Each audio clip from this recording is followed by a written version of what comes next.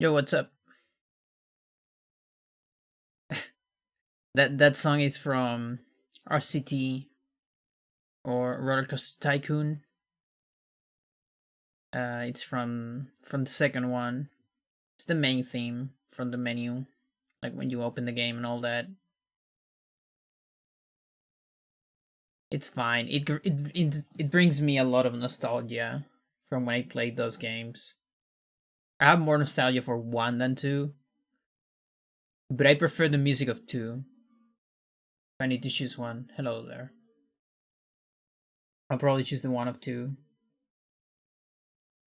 The one has some like killer clown vibes that was kind of a running joke between me and my sister when we played the game back in the day.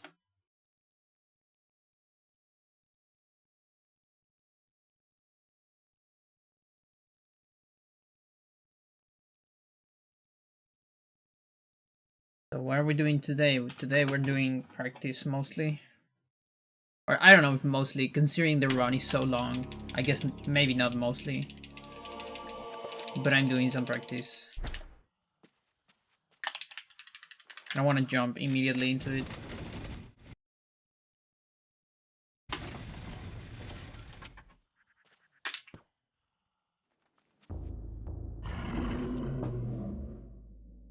Just need to remember some stuff. It's mostly assignments and some orders like this.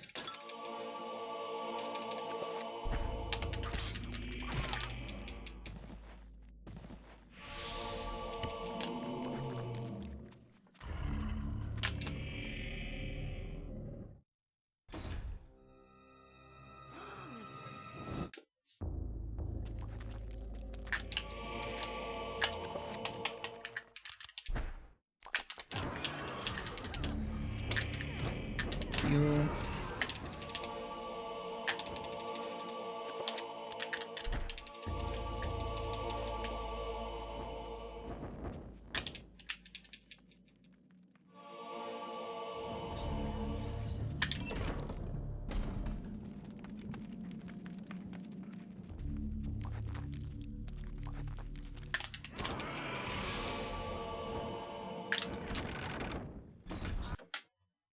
this is a room I need to remember.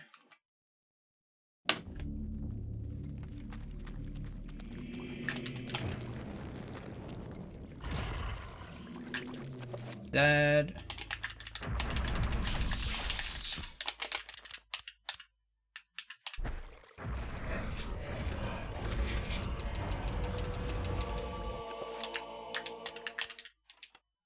Like, I guess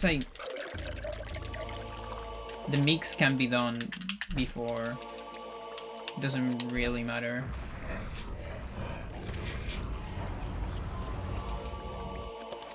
Unless I'm missing a pause. I guess I can do it before. So there's the pause. The Antabog one. And there's a mix. Yeah, I guess I'm doing just an extra one after the mix.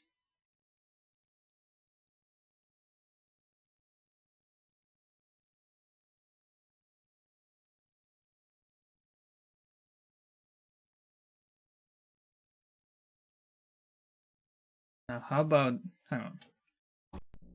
Let me come back here.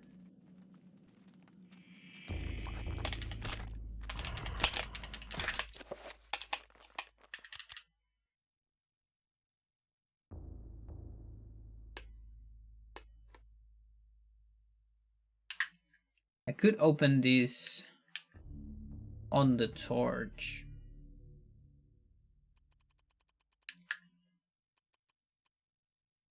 For better menu. I mean, it's gonna be about the same menu. Yeah, it's the same. It's either down or here. It shouldn't change anything, man.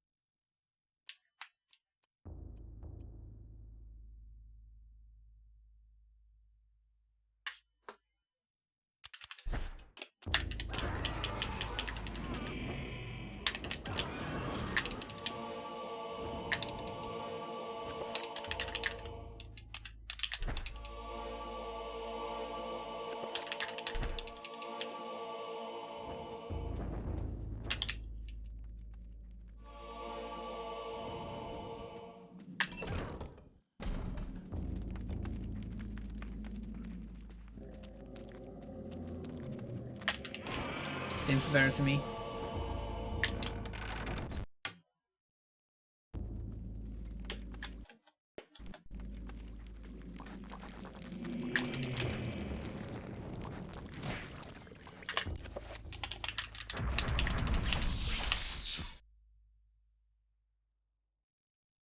I should also put the sword here.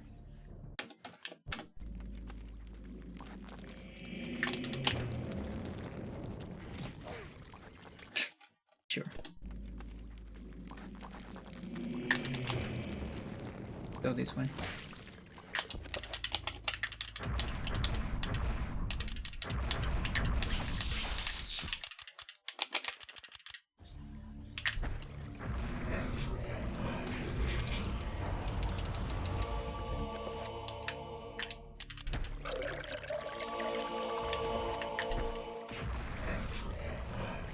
Well, that's the menu that might be different, or not. It will be different. I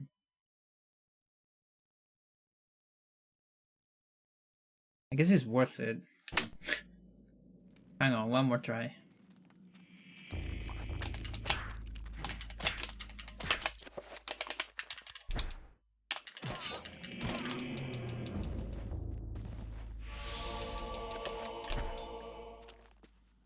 He also saves me one little menu here.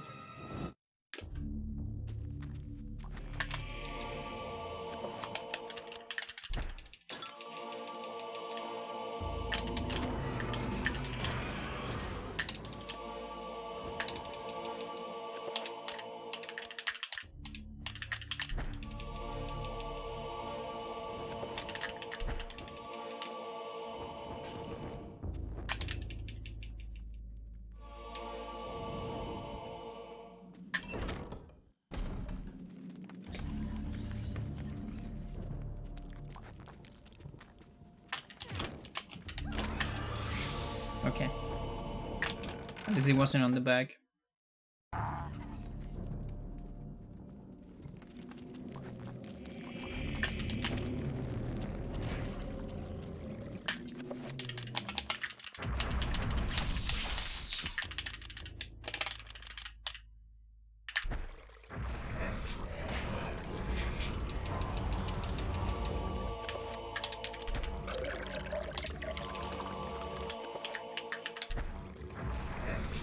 There you go. These fucker mics blowing my face. Okay.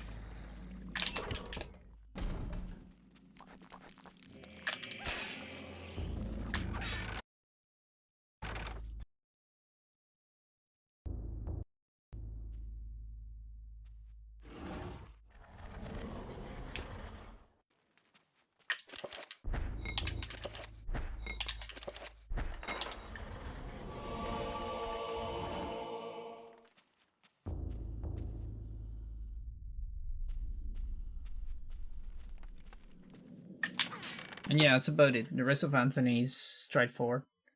After that, not too much.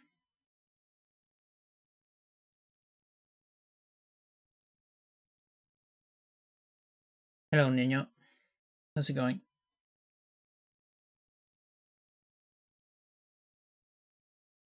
Randall. I'll have one for the horror. That's fine. I don't need one for the horror.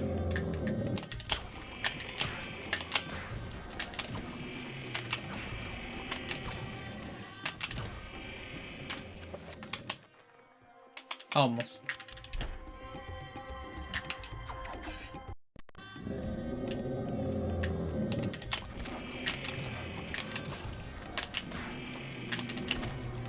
It's hard to get rid of the habits.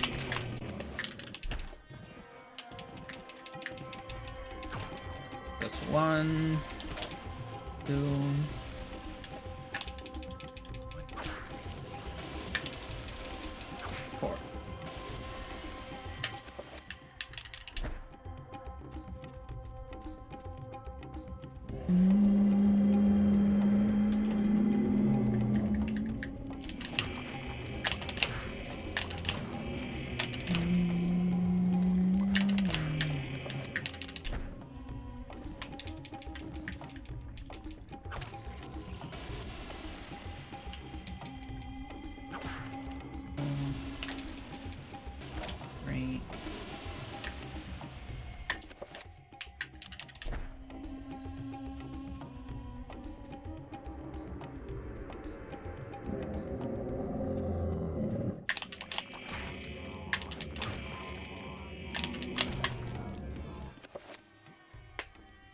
Okay, previous pause. I was supposed to do this.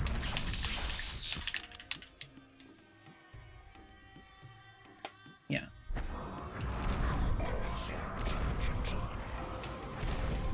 Keep forgetting about that. You alright? Doing some offline practice? Nice. I'm doing alright.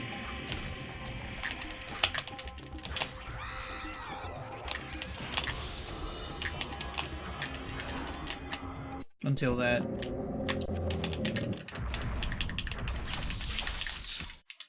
I'm not doing alright anymore.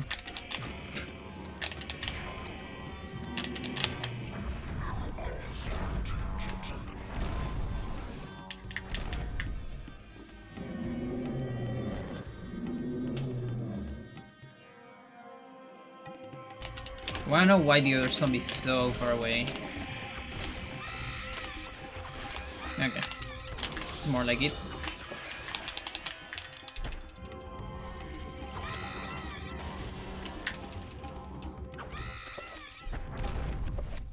Okay, that's another pause that I missed.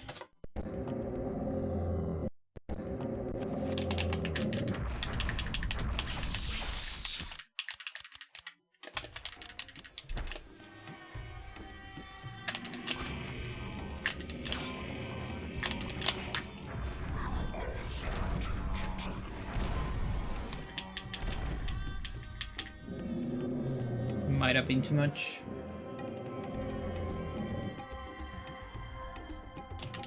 Yeah, it was a little bit too much.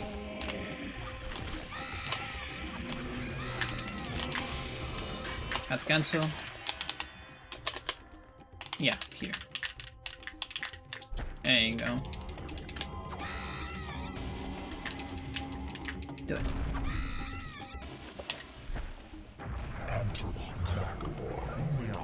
And here, there's a strat of enchant immediately to avoid this thing.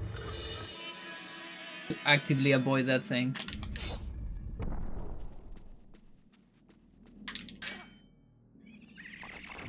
Yeah, I imagine that. I was thinking about that. I didn't think hard enough. It's fine, I think I have the barrier.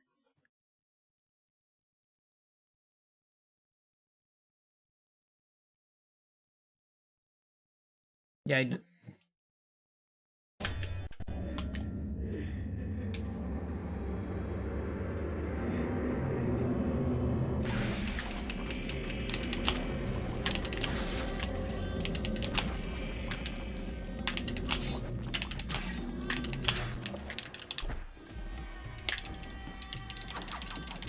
What?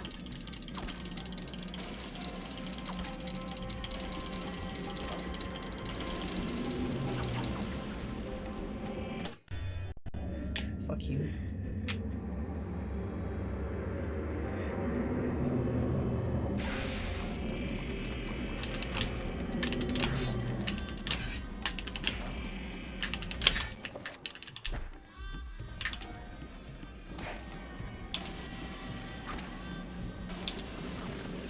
Let's stun match.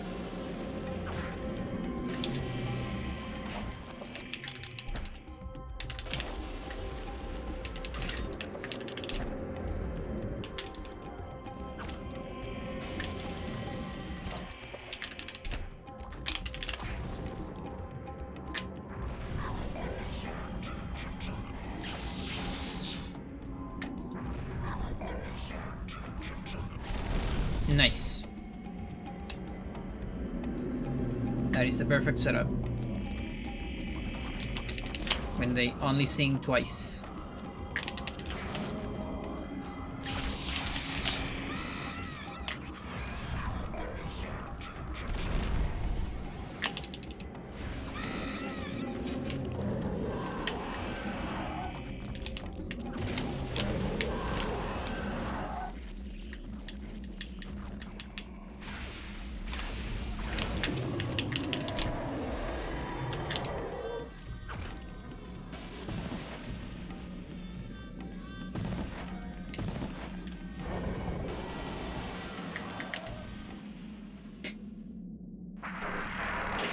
That's perfect. Almost. I almost punched it.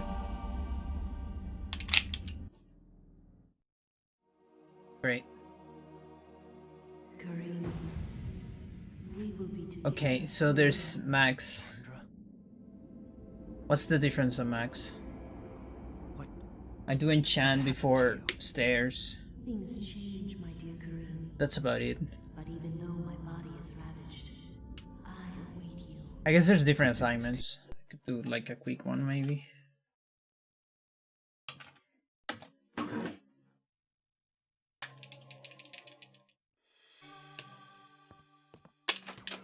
Max is pretty short. And I can speed it up.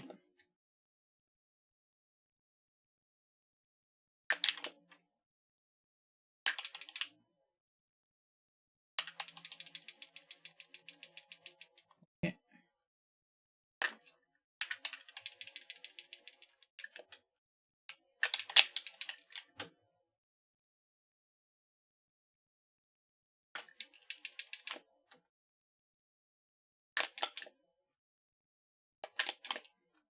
Okay.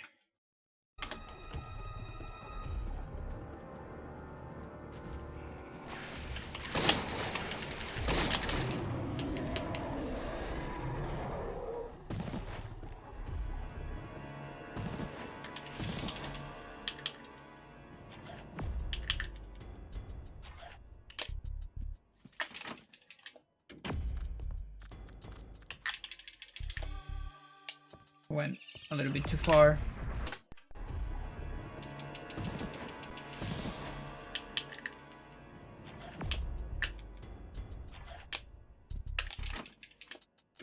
Is that 0? It is.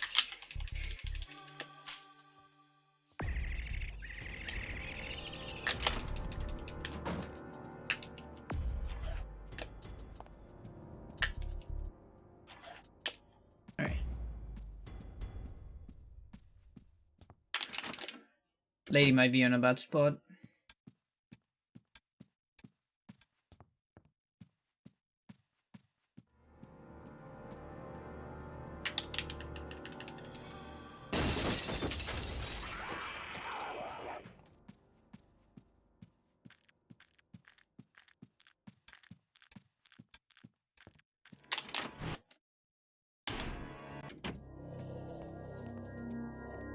Alright, so enchant here. Far away from the loading zone. So I don't hit the 1 frame enchanting cutscene by accident or anything.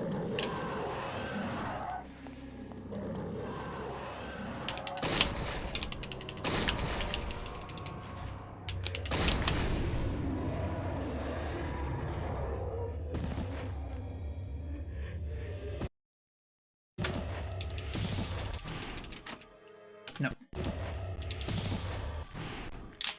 There you go.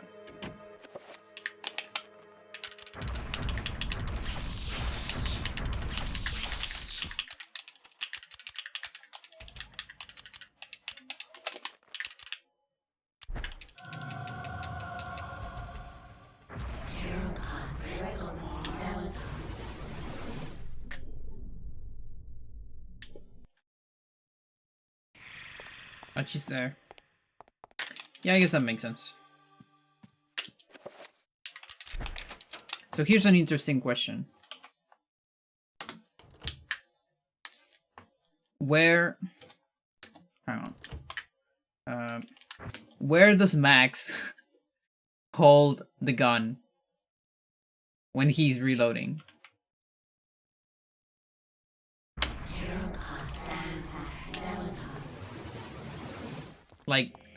Like, come on.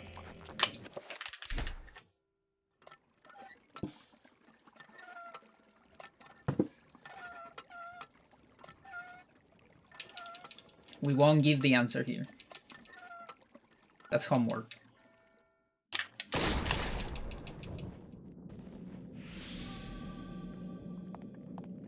Alright, that's it. So I only need 1 reload for this part. Yeah, okay.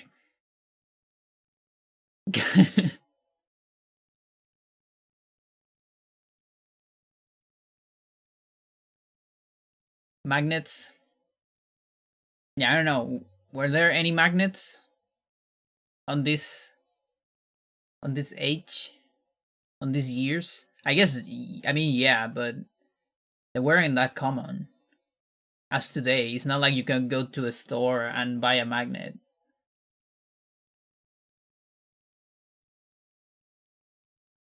It's a little bit more intricate than that. Just pay attention. Be creative.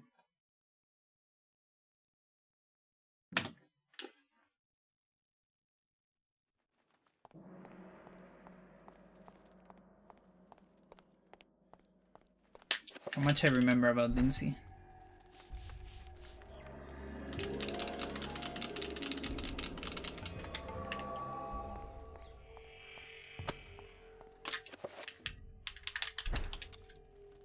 Magnets. How do they work?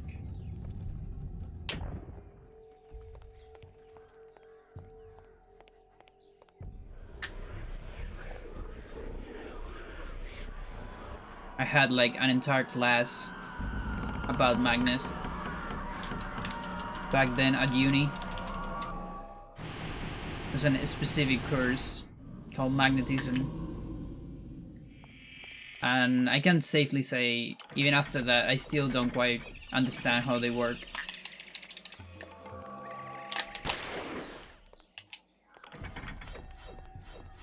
I'm talking about the natural magnets. I mean, I know a little bit.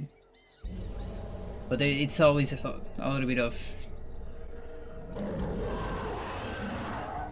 hand waving when I have to explain them.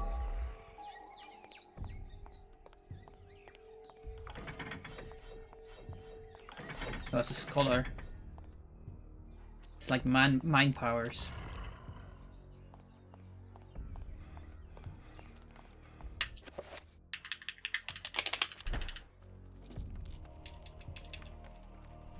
Yeah, like electric magnets, that's easy. That's easy to explain. I mean, it's not easy, but at least you have like a law, you know, like there's this, what's it called? Lens law, I think. Where you have a current and there's the magnetic field and all that shit. Yeah, sure. But natural magnets, that's more complicated because that's some quantum shit. You can't just explain it with classical mechanism. Unless you assume some stuff. But then, to explain that stuff, you need some more intricate stuff.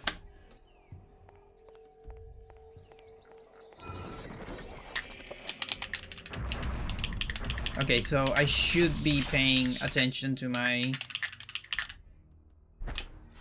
sanity. Yeah, okay, so we'll do this here. Just in case.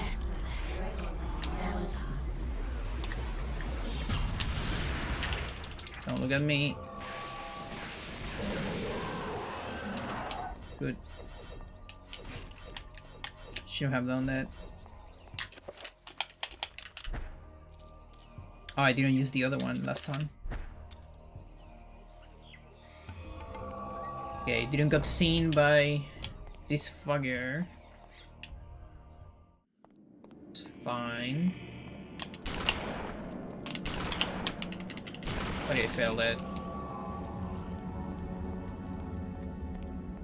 Did it too fast. Okay, sanity is pretty high. So I can even avoid the horror one. And just do a tutorial here.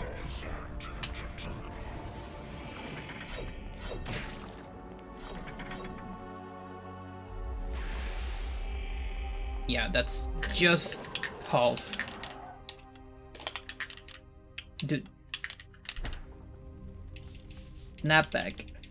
My controller has snapback. I don't like it. Try to do a record like right here, maybe.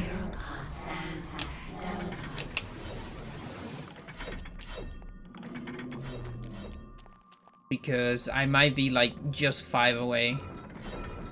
And I don't want to risk it with that zombie. Has to do with spin and such? Yes. Yes, indeed. It's something like...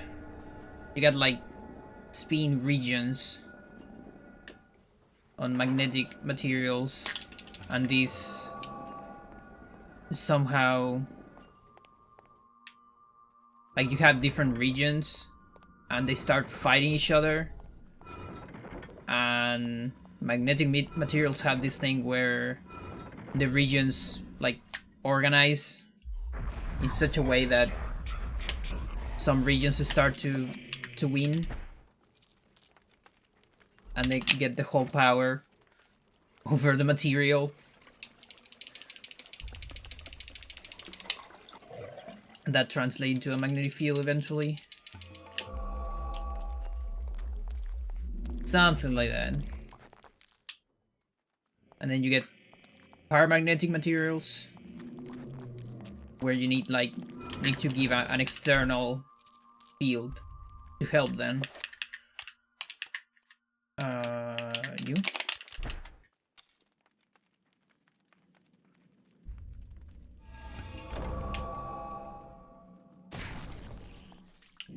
So I probably need another settle time. Remember me, Alex. Let's see, sanity 84. I don't remember if this needs another settle time. Can't be happening. Probably not.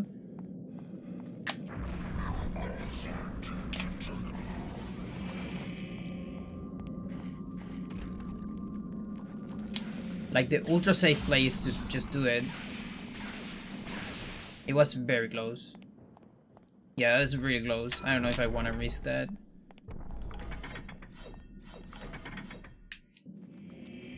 It's gonna work, but I need to think about it in the middle of a run.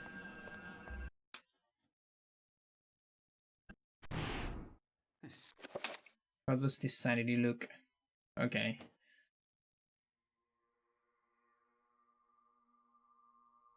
Yeah, probably doing a record if I see a sanity like this.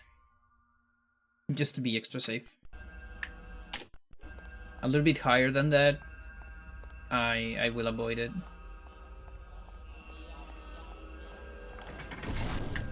Nice.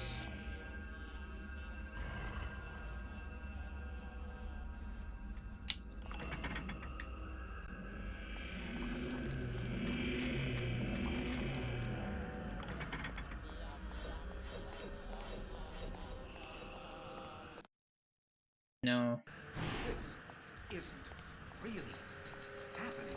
I'm not playing a CRT yet. I will. It's not yet.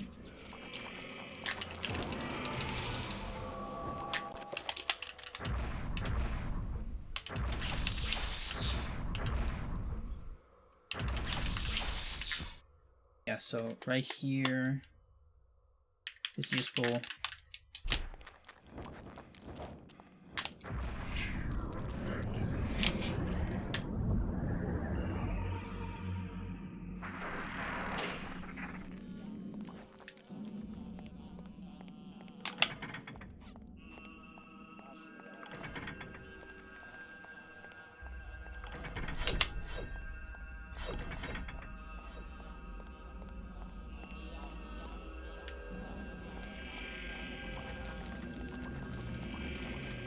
Alright, so then there's Alex 7. I already have attack, so that's fine. Paul is the same, don't grab the crossbow. Normal Anthony. The only different part is assignments.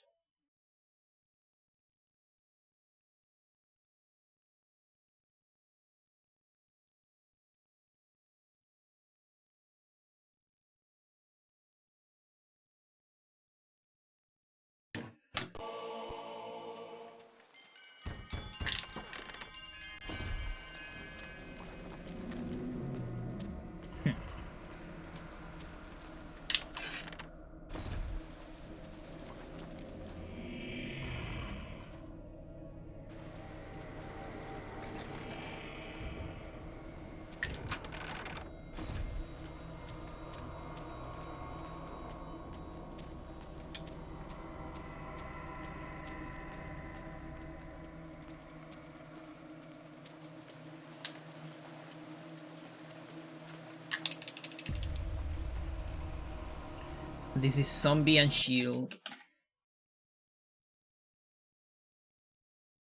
No, it's just shield. No, not even. Not even. This is zombie and dispel. Okay.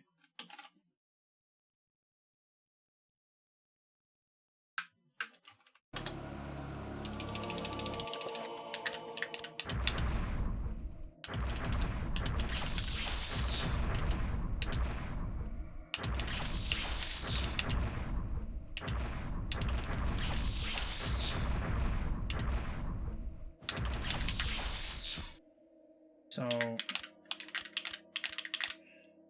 you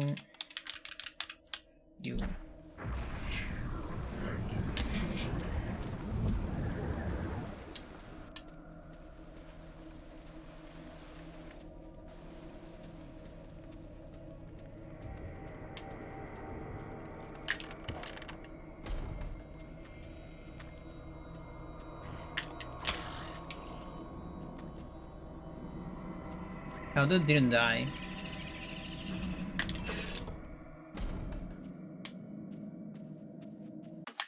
Is that it? Yeah, that's it. Alright, then what? There is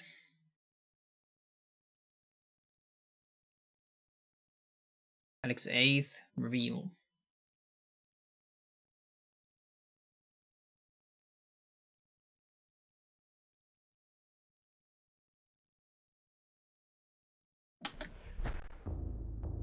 Yeah. Da-da-da-da-da.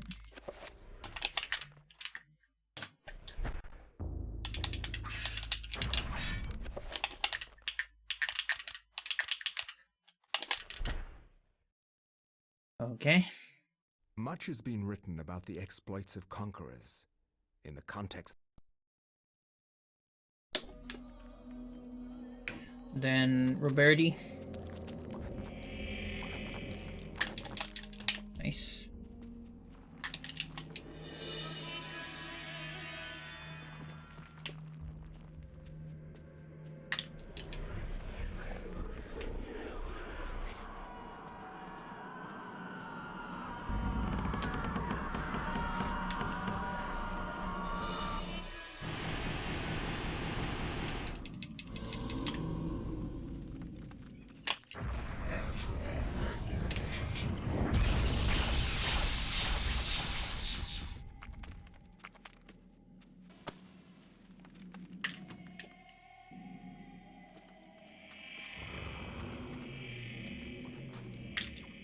We'll do a full Roberto.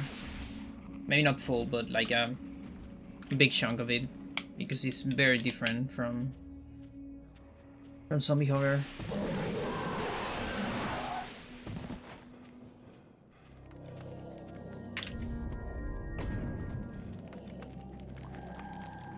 Okay, so Zombie is on top of Shield.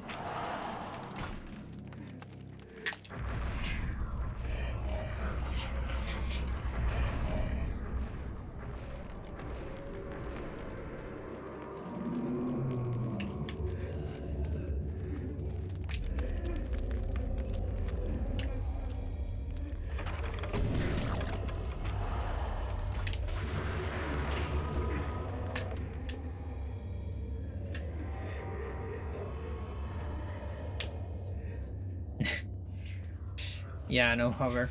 Sucks. The boring Roberto.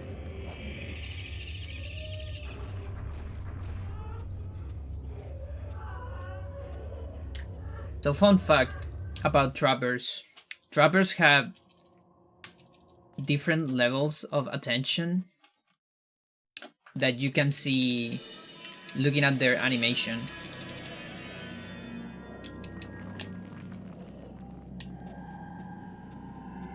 So when they're just chilling, you will see them like walking around, and that's like normal.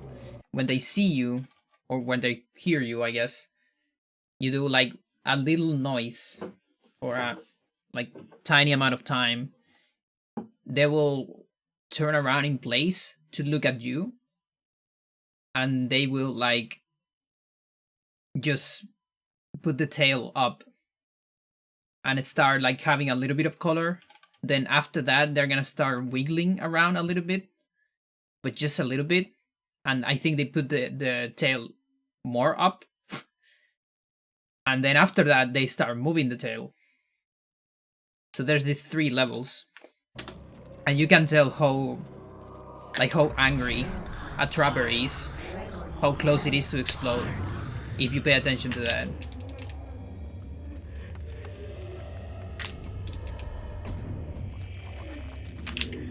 So like, you can take a look at that here.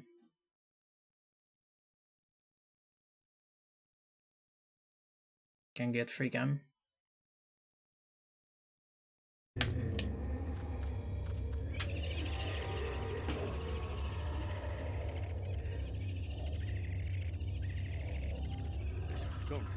So you see, that's the first level.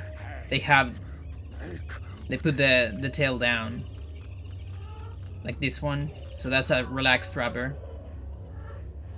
And they look around when they bonk into stuff. Then they put the tail up. Then if you anger them a little bit more, they start wiggling around like this a little bit, like vibrating. And if you do a little bit more, they start doing this. I guess this is the wiggle. This is like vibration, and then wiggle, and that's like almost about to explode. The wiggle.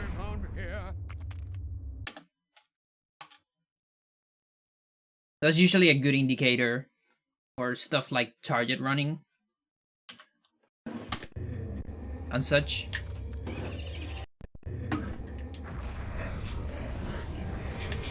And of course, if you touch them, they're gonna explode immediately. Like, they won't even do anything, just explode. Unless you have zombie hover. If you have zombie hover, you can go through them. And since you have no collision, it doesn't change anything. It's like, it's the same as walking close to them with collision. Same effect.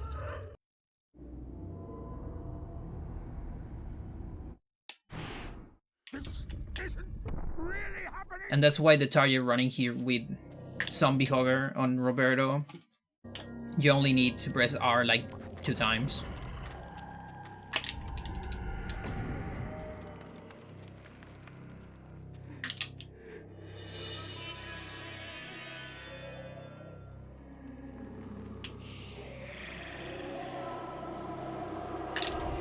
Okay, what do we do here? Trapper and shields? Yeah. Whom's first?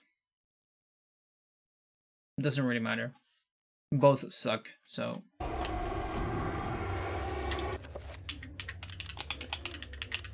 I guess shields.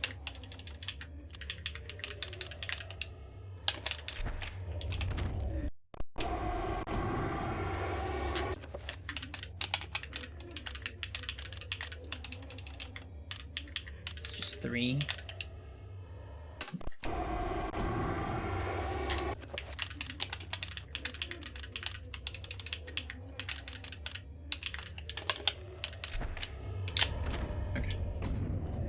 Both Uyoth. That Trapper's gonna follow us until fucking Alex. That's why it's an Uyoth. And then these shields are Uyoth to prevent magic damage from Peter.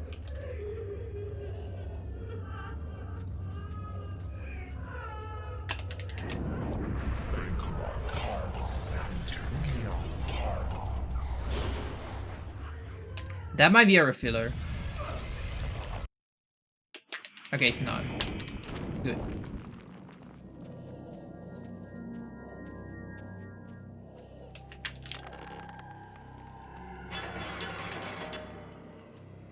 You don't even need refillers on this route.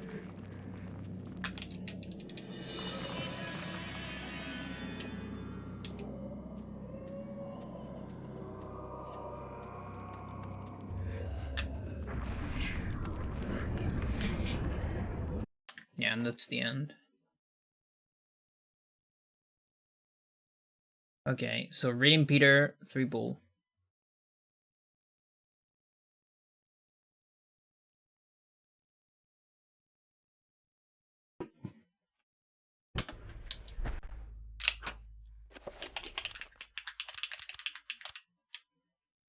That, and this shield should actually be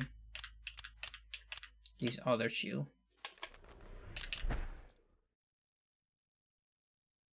What end wars we find mankind?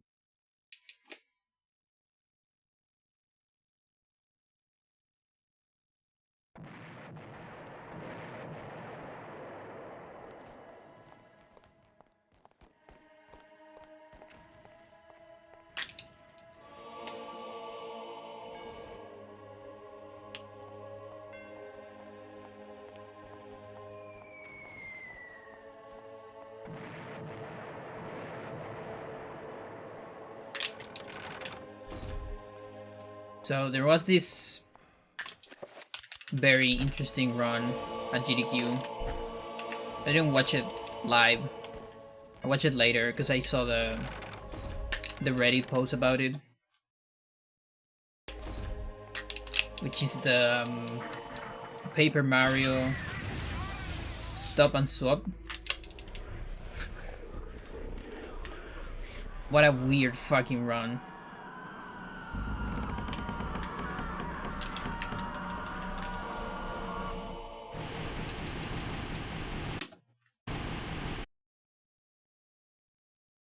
Okay, I can replace this. Yeah. Just different assignments.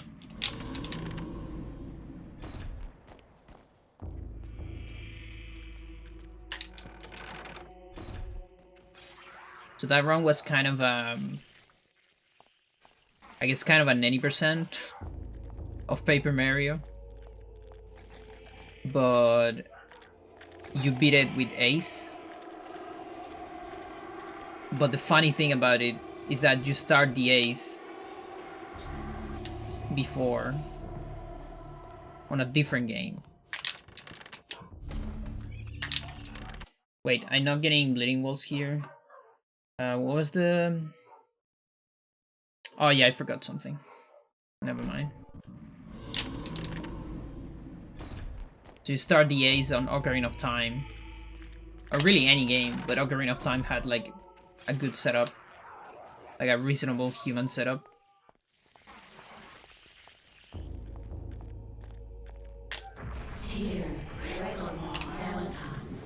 And that writes stuff in the expansion pack of the N64. And for some reason, Paper Mario, when you start Paper Mario, it doesn't like erase things on the expansion pack. And so then you do an Ace on Paper Mario, you read that junk from the expansion pack, and that teleports you to credits. Because of course. And apparently you can do that, I think, on Paper Mario 2, but it's like TAS only. Like without using another game.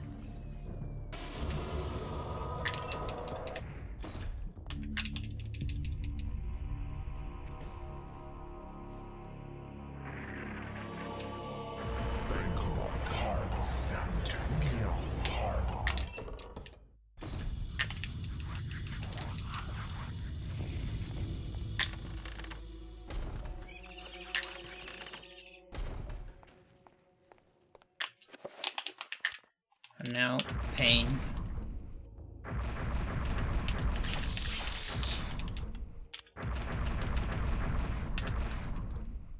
Mine. Horror. Please.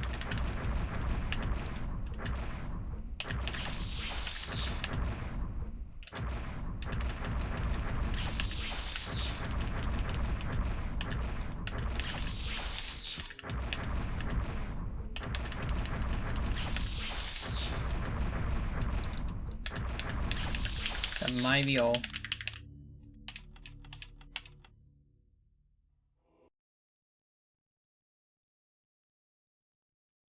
An attack.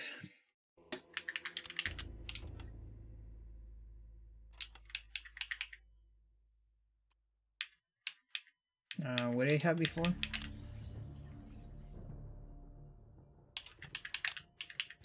The other reveal.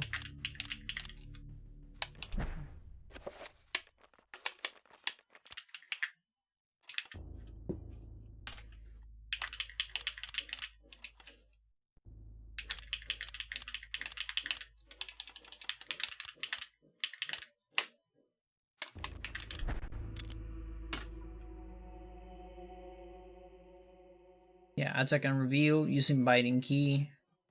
Free ball.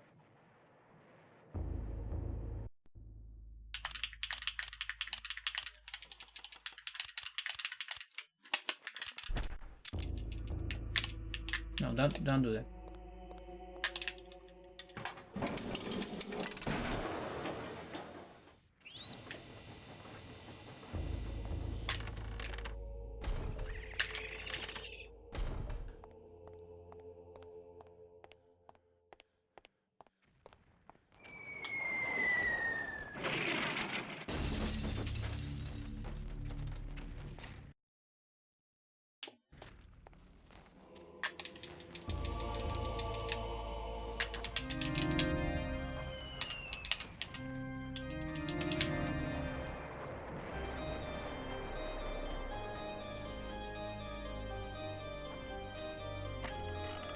The other fun run I watched was Majora's Mask.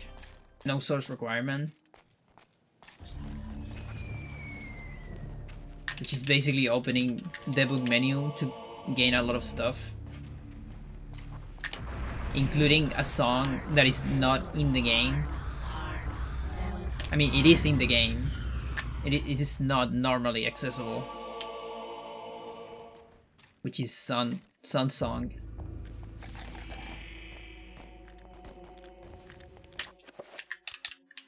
And that, like, completely breaks the game.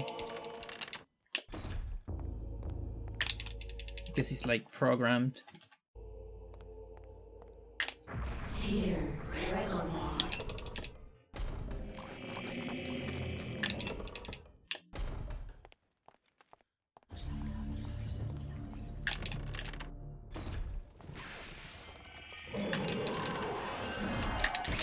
Just shoot there.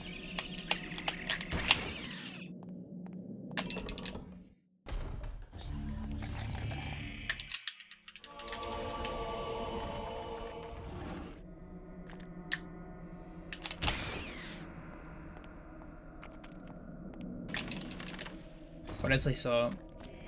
I saw Geese Game. That game's so funny. And it's pretty broken, apparently. Has like a lot of clips everywhere.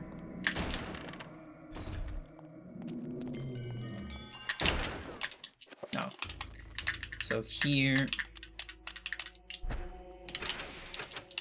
yeah, same boss.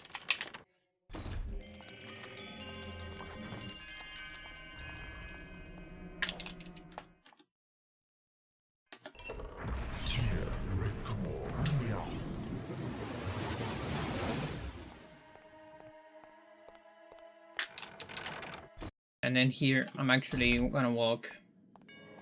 I kinda need to walk just a tiny bit.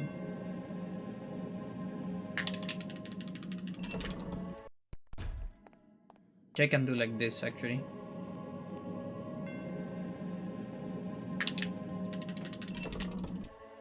I remember if that's enough. Or if I need full magic.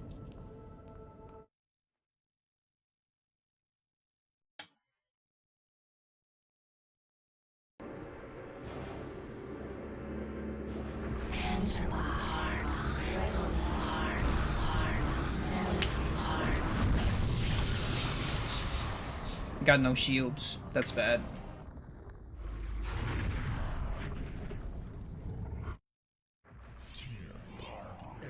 Yeah, it's really bad.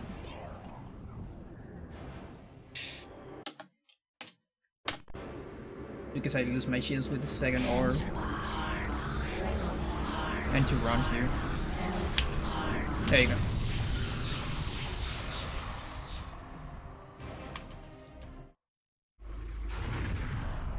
Yeah, if that happens, I'm screwed.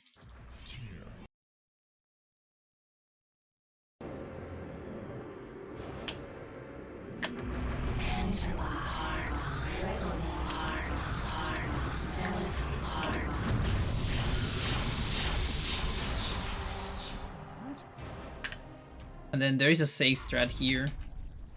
Not mandatory. Like, third phase.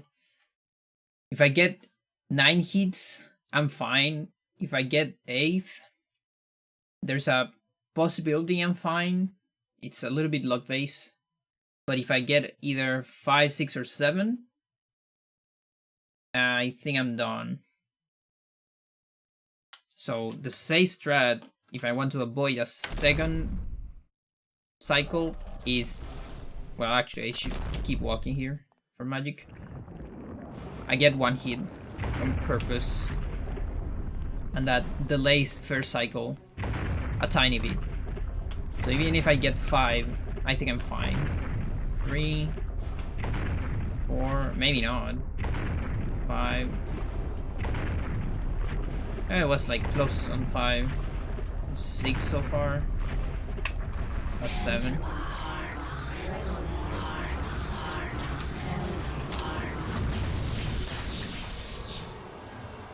But yeah, I think I'll stick with the safe strat.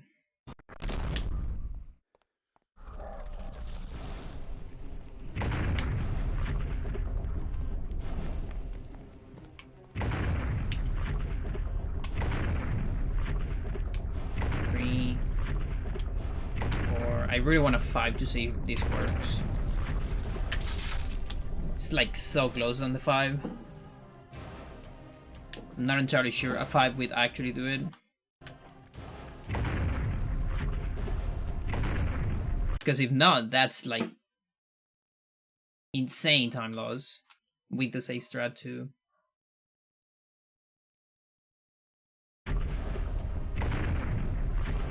I also don't know when this gets decided. I have no idea. I only know this fucker doesn't have any collision.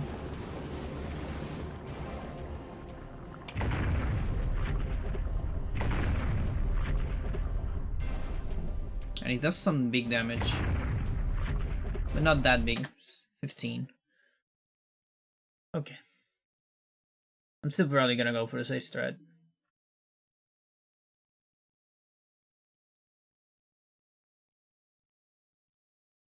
Then we keep this same stuff into Edward. I don't grab the shotgun yet.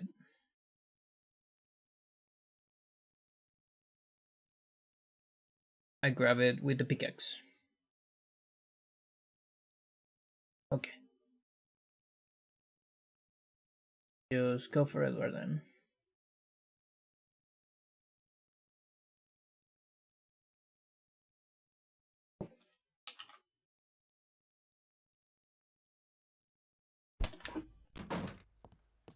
So he's revolver, reveal.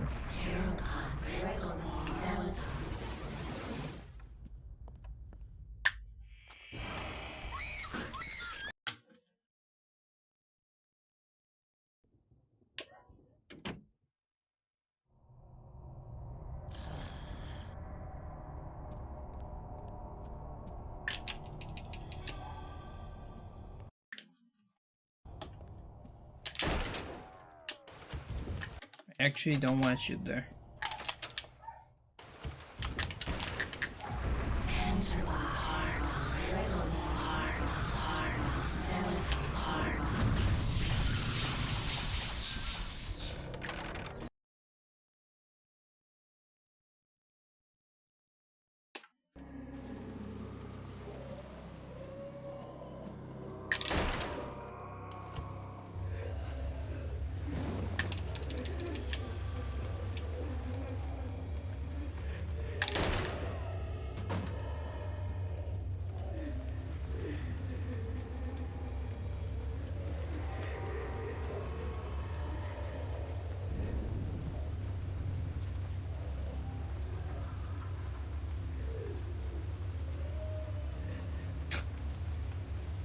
And then you walk. And then after I walk, there's reveal, shield pull, and manual enchant. Okay. Shield pull, yeah.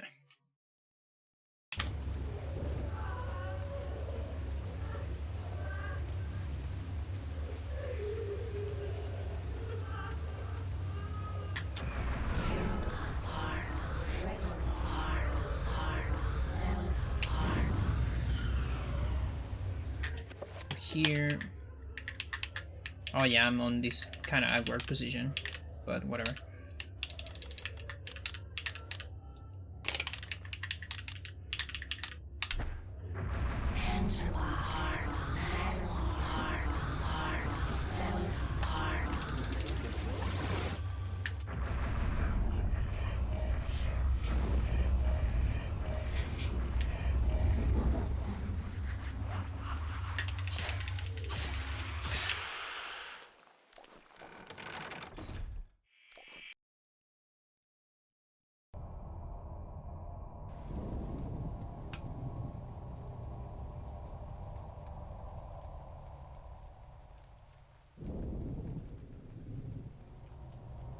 Yeah, and for some reason you can walk forever into this wall.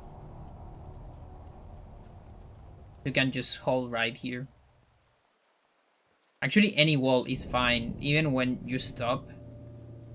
Like this. You're actually... I'm still walking. I'm still recovering magic at the same rate. He's like walking a little bit, taking its time. Still fine.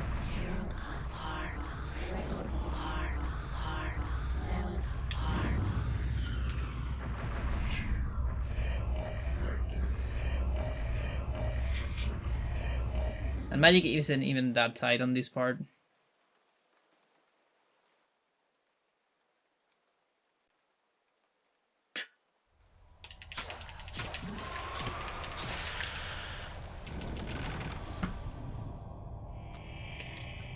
On the other route, the absolutely glitch route with freecast and all that of Edward, the one that you only see on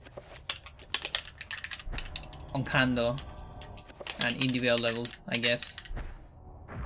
That one magic is extremely tight. It's like down to the wire on magic. Pretty much running out of magic on several places.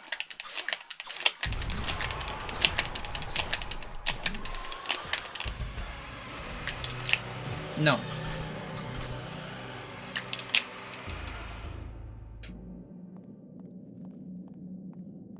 You recover full sanity when you kill it. There's no reason to finish it. Although, if you're playing on casual, you're absolutely finishing that fucker. Because you probably hate your life after that sequence. And especially hate the vampire.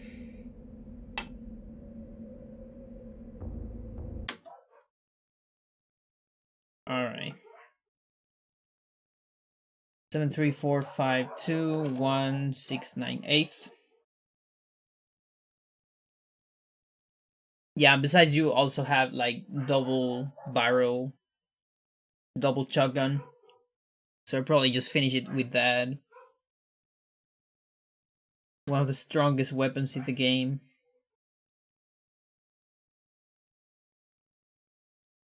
You can actually one-shot that fucker with that weapon.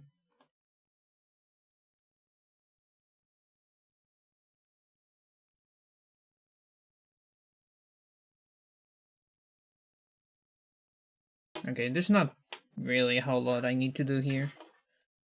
I'll just skip here.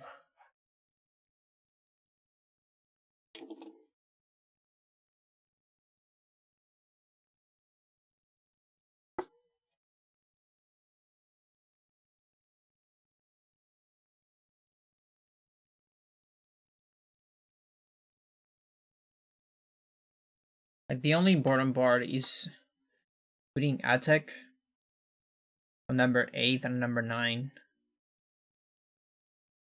So it's attack 3 attack up and preserve that attack for Alex 11. I don't remember if I have it there. Let's check.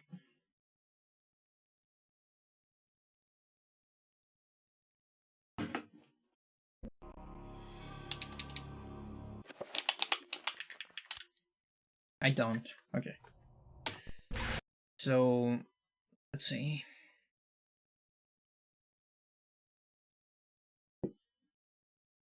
Number 8 and number 9. Okay, I have it right here. That's good.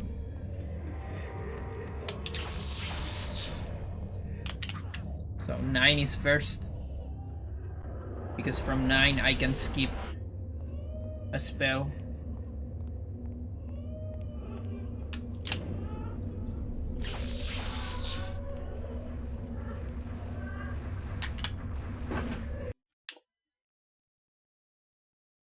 Pick this one up.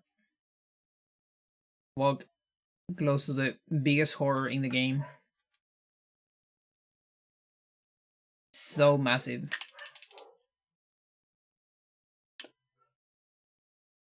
And the spider statues.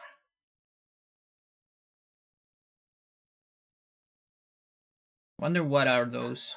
Like Chaturga. No, not Chaturga, like Mantor Guardians maybe.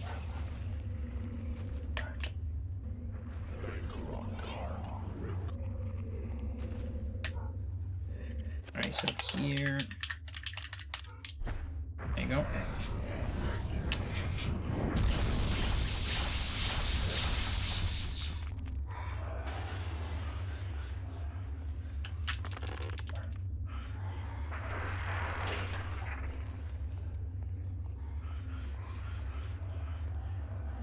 That attack, not really mandatory, but like if you don't do it, you will need to punch the guardian,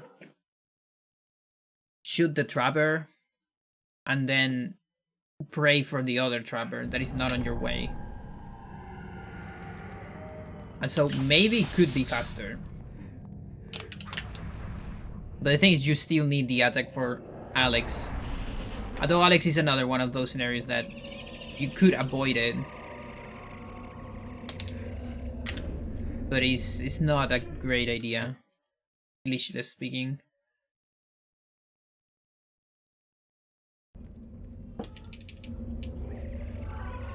You see, this fucker is about to explode, but trappers actually have a radius where they explode, so I can walk around it.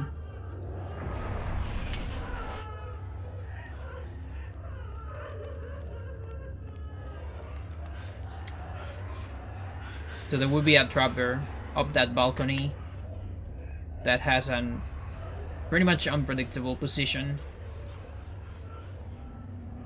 And that's why the attack is handy.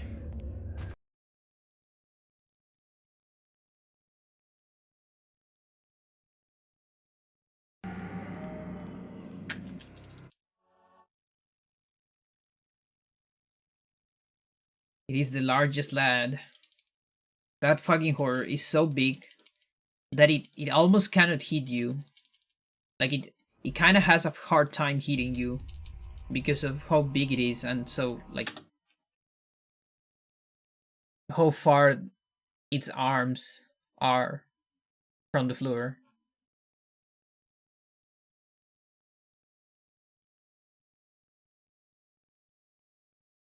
X11.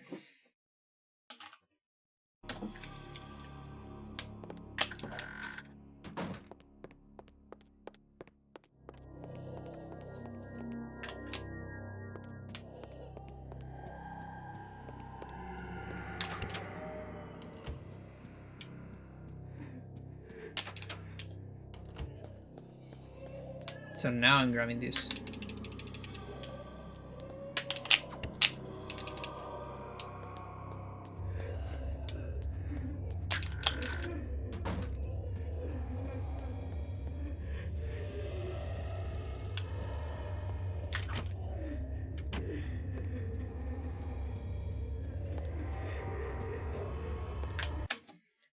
And then here, I think I do a manual dispel.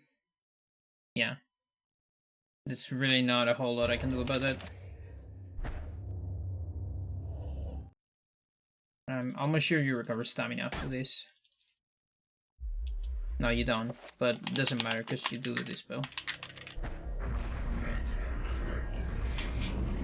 And then here, you can always come here during the dispel animation. Although you kind of have to get rid of the B-prom twice. But it's fine. And then here's the attack that I did a little bit late. I should do it as soon as I get into the room. And then I need to adjust that part too. Let's do that whole dot again. Oh my god, a bot? Bigfollows.com? I'm starting to miss those. I haven't seen you in a while. How's it going?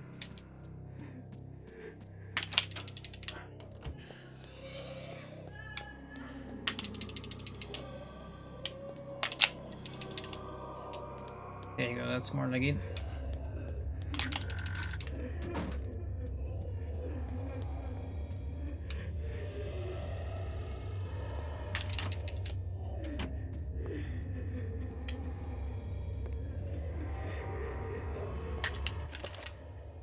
You barely have enough stamina until this part.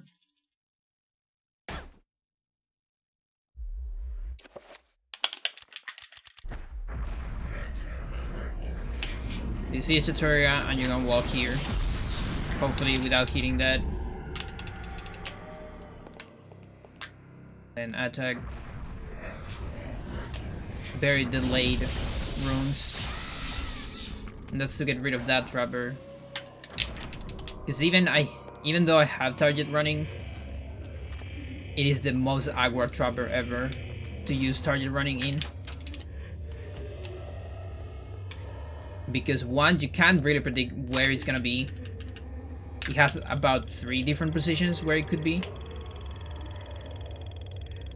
And on top of that, well, the corridor is I don't think this is gonna work. Yeah, fuck. There you go. The corridor is very narrow and unpredictable with the camera.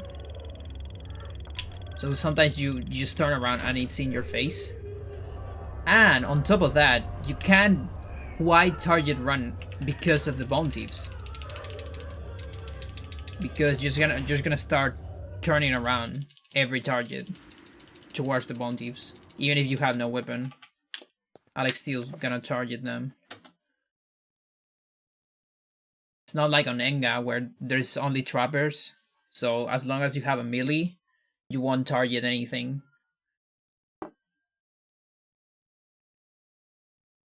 Okay, so here, reading Michael is just 3 ball. Good.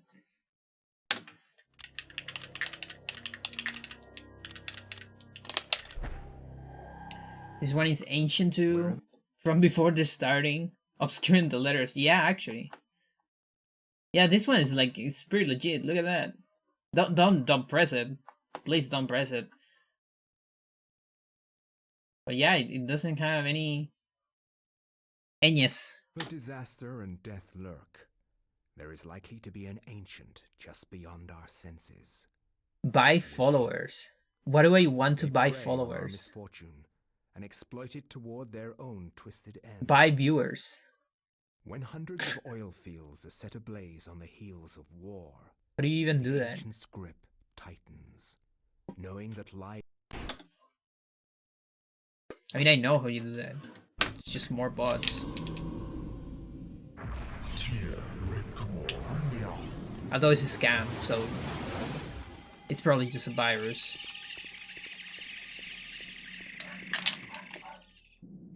But there is these things called like, it's like click farms or something like that, which is like some computers or sometimes people, maybe on like poor countries, just give like views to some random video. Is that a thing? Like I remember hearing that somewhere, but I don't know if it's really a thing. I wouldn't be surprised. It sounds awful though.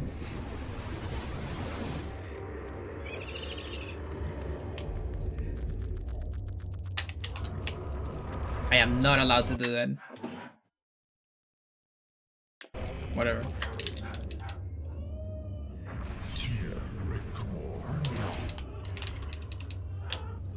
You know, nice. Yeah.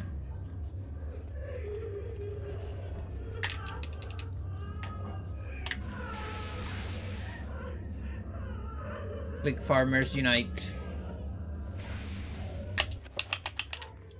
So what do we do here? 3 ball bind. Because I still have the 7 shield. Yep.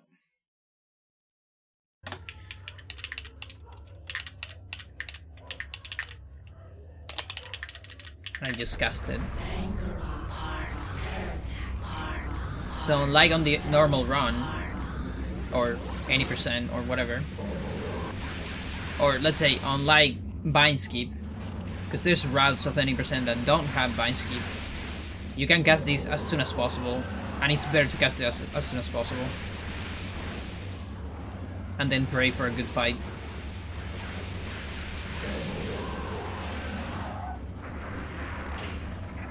That's reasonable.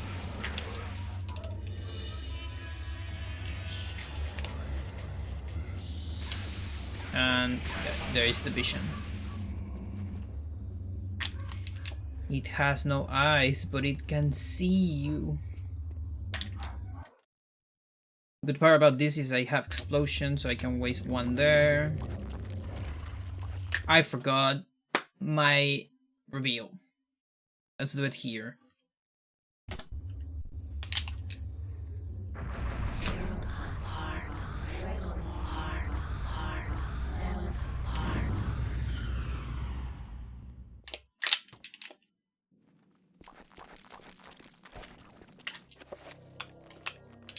I don't need a key here.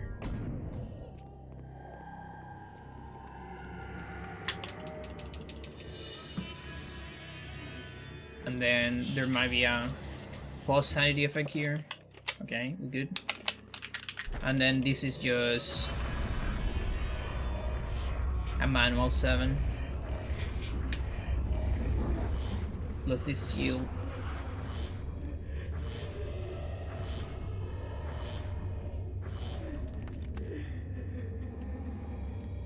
Probably gonna need it around here. Barely enough.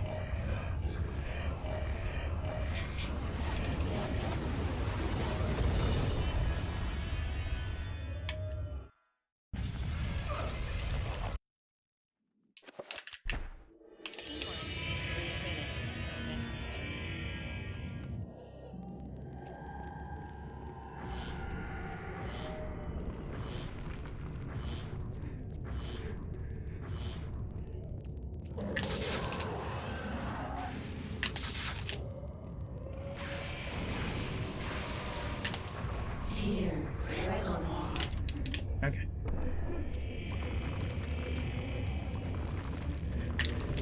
No shields, low health, but enough. This guy actually has a lot of health, so yeah. I couldn't find a way to skip this Edward cinematic. As much as I tried, I couldn't get an empty sanity effect here. It just didn't happen. Probably something about the escape state.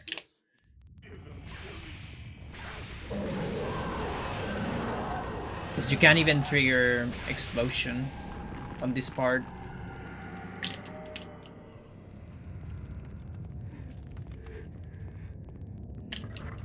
I also had trouble with Roberto. Couldn't get an empty sanity effect on Roberto. So far it works for Kareem and Lindsay. It's still a gamble. You don't know if you're gonna get it, but you can go for it.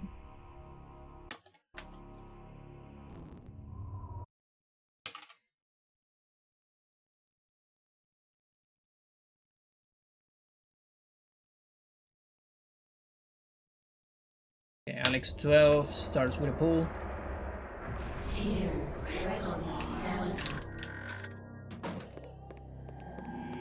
Oh yeah, and then there's this. I keep forgetting about that. Okay. Yeah, so that.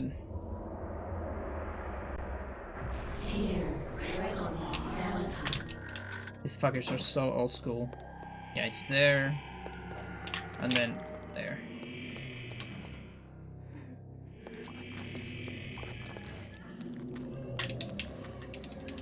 Come on.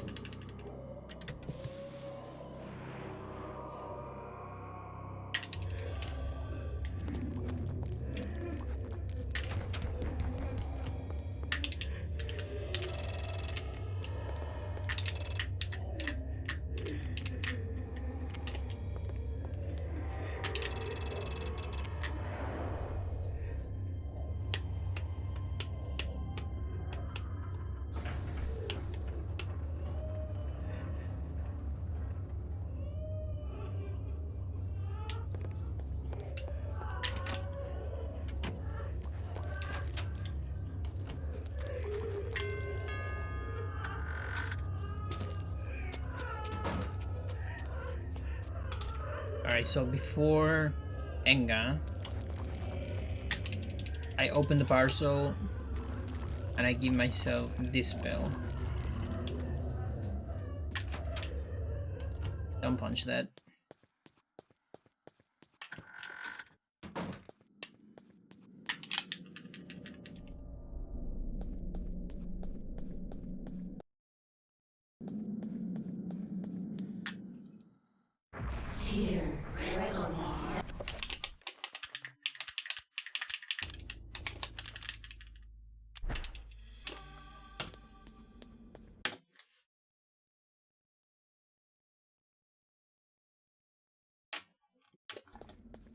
And then shields. Here.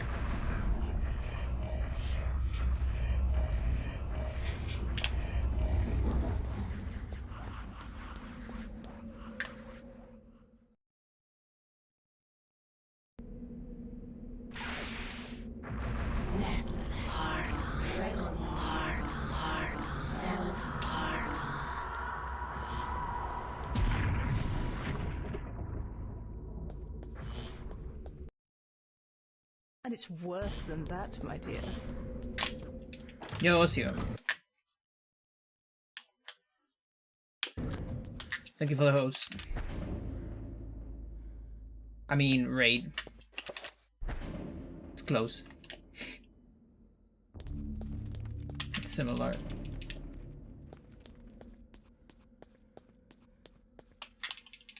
How's it going? How was your stream?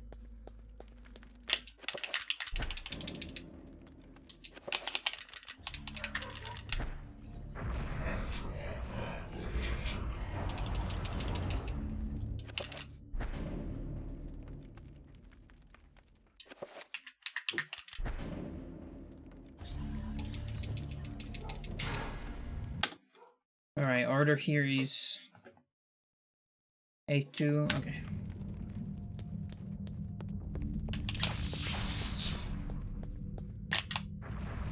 Four hours doing a math problems? Interesting. And you were streaming that?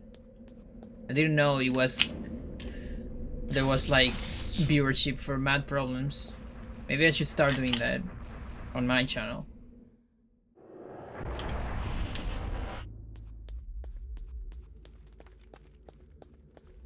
This bill.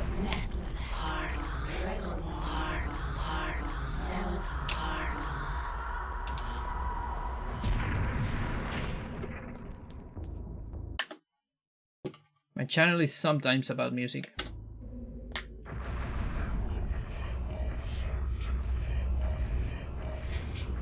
Mostly doing the BRBs. Although I can play music. You see there. An acoustic guitar and a fretless bass.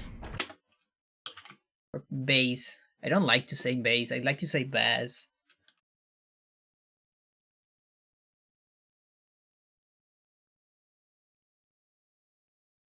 Yeah, I don't know what I could solve. It would be like teaching something, I don't know. I mean, I used to be a teacher.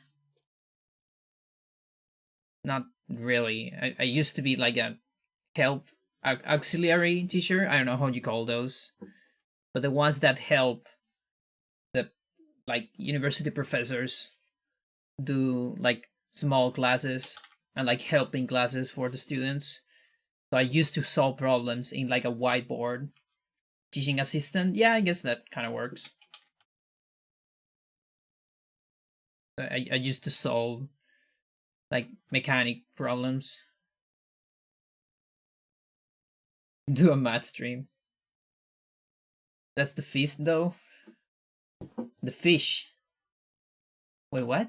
What are we talking here? The bass? Is bass a fish?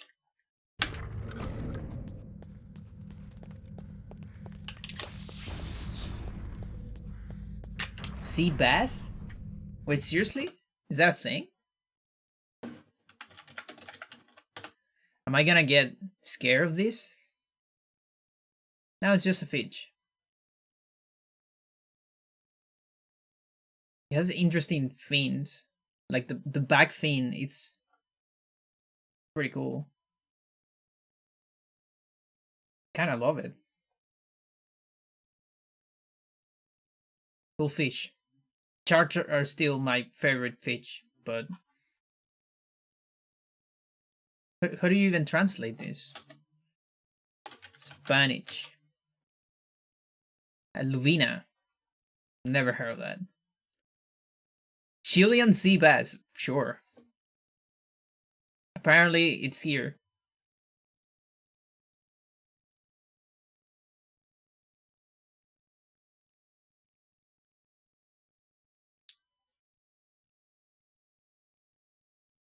Bacalao, maybe. Let's see. There's some here. So salmon, yeah. Cake is merluza. Swordfish is albacora. Makes sense. It says bacalao. Bacalao makes sense for me. I've heard that.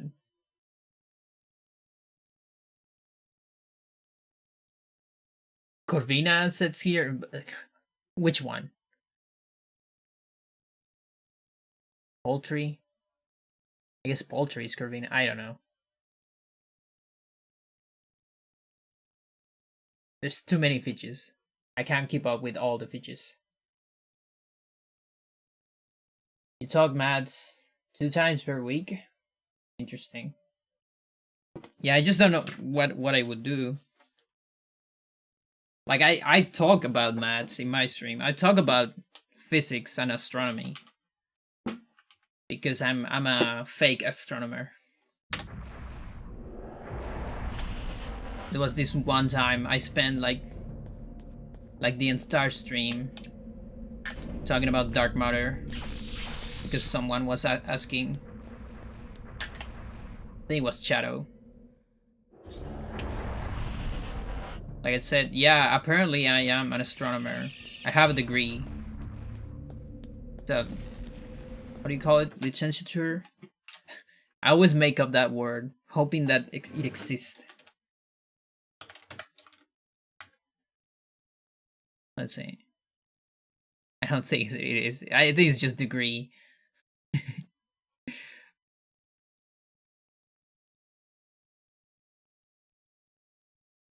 But yeah, it's a basic degree. It's not like master or PhD.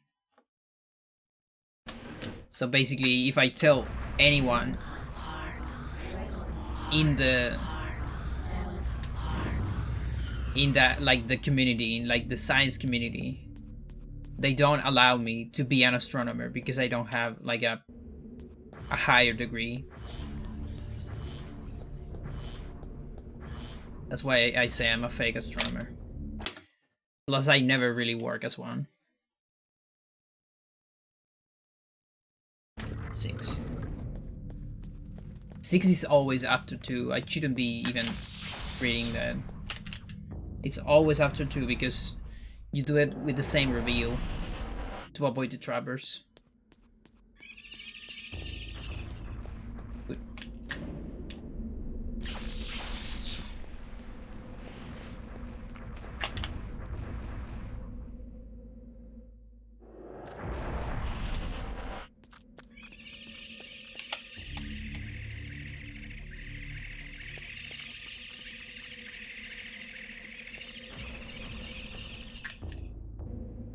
Cool.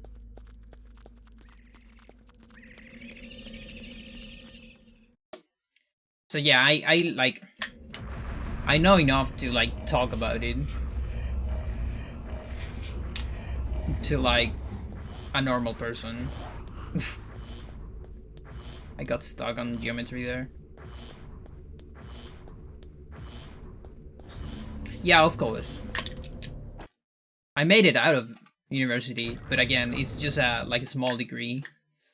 It's just 4 years. 4. Plus, it doesn't have a thesis or stuff like that. You just complete your classes and call it a day. I think that's mainly why people expected you to have more like a post grade.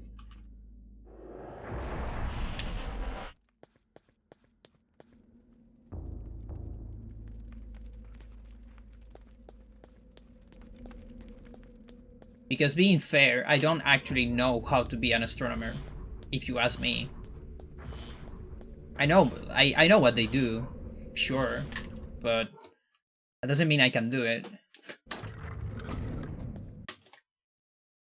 Plus, a big part of being an astronomer is like having the data to do something with it.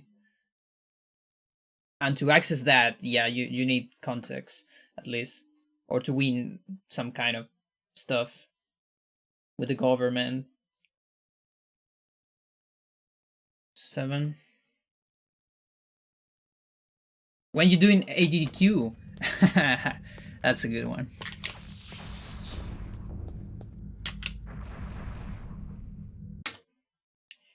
This is wrong.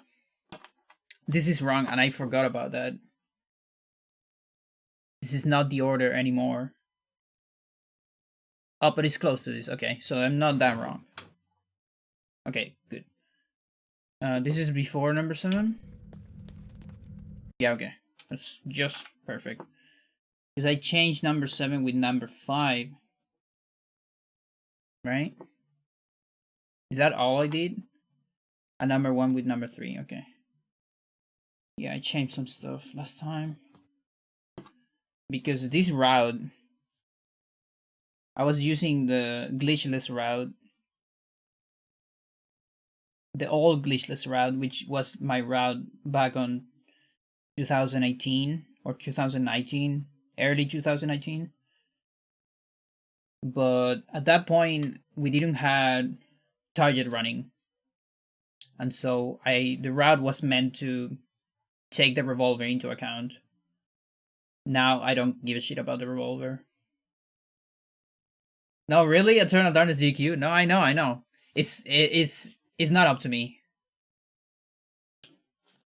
It's not up to me. I've submitted Eternal to GDQ, ESA, and like Power Up with Pride. The former one only once. ESA 2 times. One with Hando, the other one with 80% of Hando. GDQ last time with Hando and 80%, and then 3 other times with 80%. They don't care about this game. So it will probably never happen.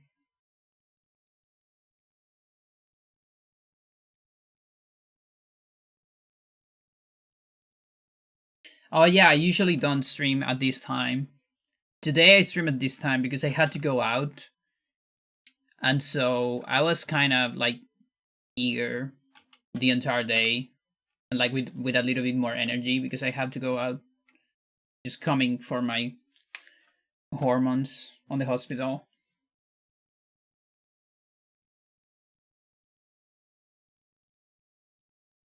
And besides, the day is not that cold. That's another reason why I'm streaming, like, at all. So thank you again for the raid. Caesar wants to know, which god do you prefer in Eternal Darkness? Probably Zelota. Because of the double personality.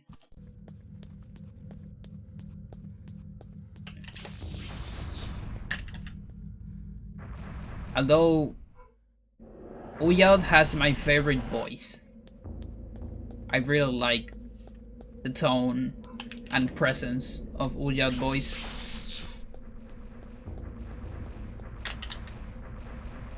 But the cosmic jellyfish design, it's probably the weakest of the 3. Dude. No. No. Okay, I'm always taking the other path. Because it's the second time that fucker grabs me. Yeah, no, Mandrake's great. I kind of love each one. Like, it's a hard question for me to just choose one. Because again, I like Zelda double personality. And like better agency. Like, it's chaotic evil, kinda, in a way. She's like very chaotic. Whereas Uyald is like more collected and all that. But I also like that. And again, this very big presence with the boys. And then Chaturga is like just raw physical power. I also like that. Like, I like barely being able to understand what it's saying. And then, of course, Mandrake, you know, plotting everything behind. and having this weak, very weak voice you can barely hear. It's like whispering, which makes sense because he has no power. Or like its power is not like the others, you know, it's like weakened. A different kind of power. And that's why it whispers when you cast the spells. It barely has any energy to make the spells.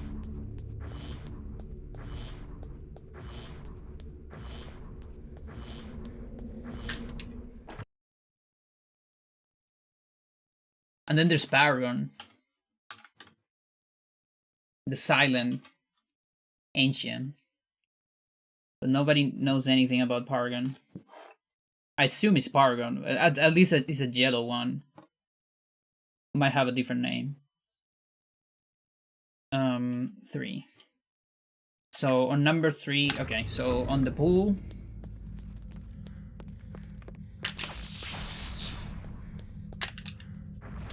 I do the assignments. And these assignments, do I remember these? These are hard assignments. These are the hardest assignments. It's attack, down, this here, this up, and then that.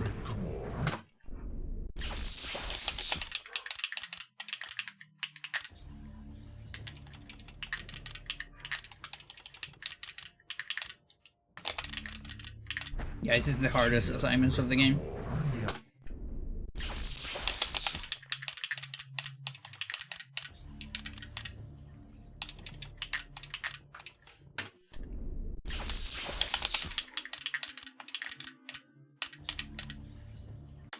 But yeah, if it depended on me, I would have gone to the EQ like 3 years ago. Or maybe not 3 years, but like 2019. That was the plan. But it's never up to you. At the end of the day, they decide who goes. You can submit, but it doesn't really matter what you do. Like, it really doesn't matter. It is full RNG, I think. I personally think. Some people say otherwise, but I'm convinced that it's full RNG. Whether you make it or not.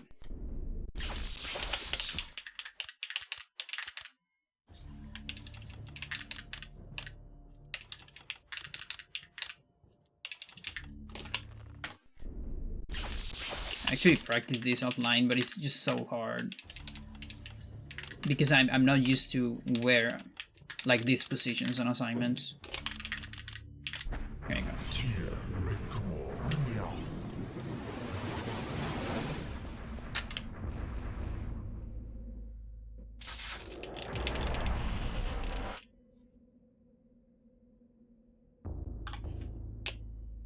For who isn't RNG? No.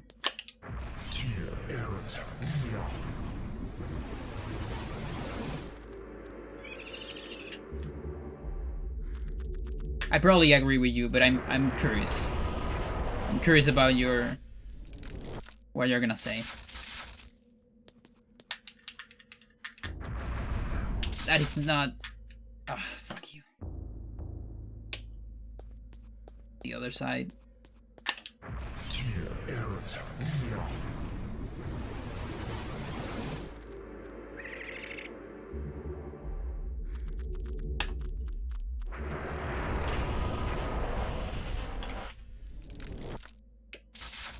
Like, I think it's not RNG if you already made it in on a previous year. But doing that in the first place was RNG, you know?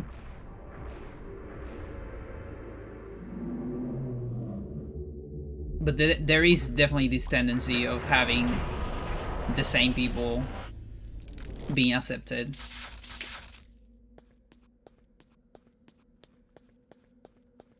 Which makes sense. I mean, it's because they know it's gonna work.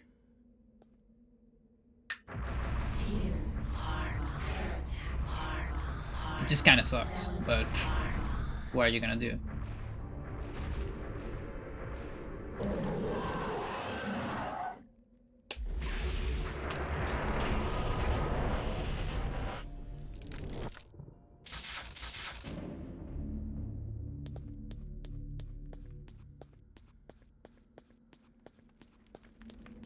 Alright, cool. Now, go 7.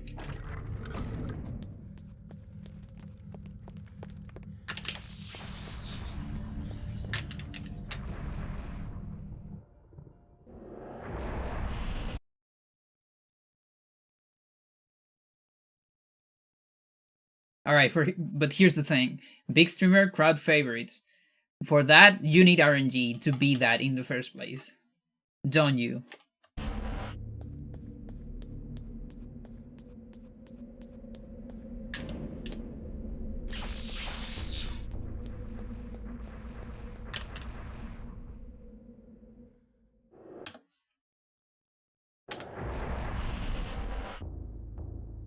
And then people who run super popular stuff, okay, but for people who run super popular stuff, you need to be close to the top. Kinda. And for that, you need RNG. Because it's super popular stuff. Which means it's probably optimized to the point where you actually need a whole lot of RNG to even be on the top.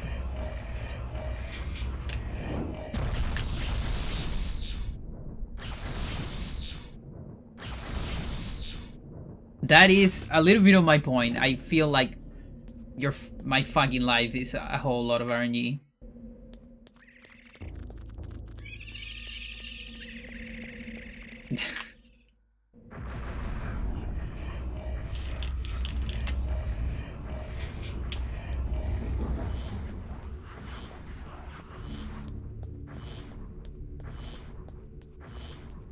The biggest problem of real life is that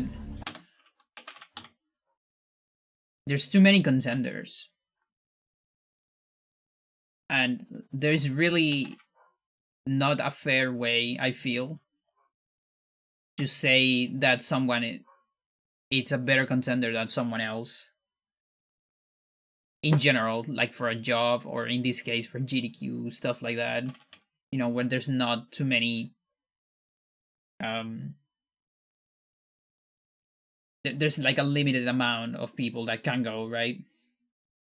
And so at the end, if everyone's worth and everyone's amazing, because you can say all what you want about me amazing at this game or whatever, but so it is people on pretty much any other game, you know? Like, you are the GOAT of Yakuza, right? And so you can't keep making that argument for everyone. And so at the end, there's the most fair, quote unquote, way to decide is at the end is RNG or luck. And I feel that that happens in many levels.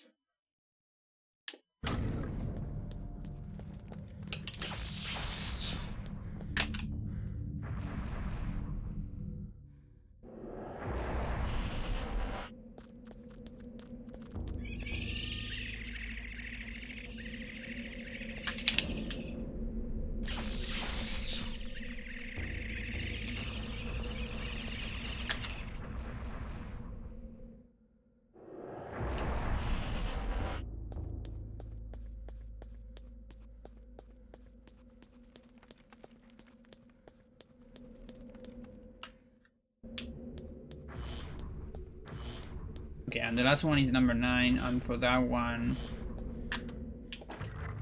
I sang during the bind. So the cursor is on pool. So I sang bind where? Probably down. Yeah, down is fine. The bind down. Reco up. Shield Y. Not shield enchant.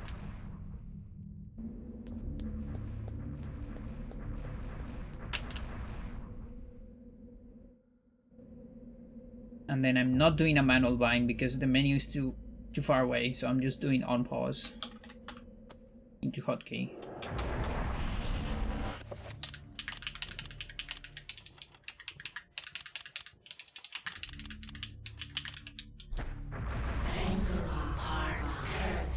One more.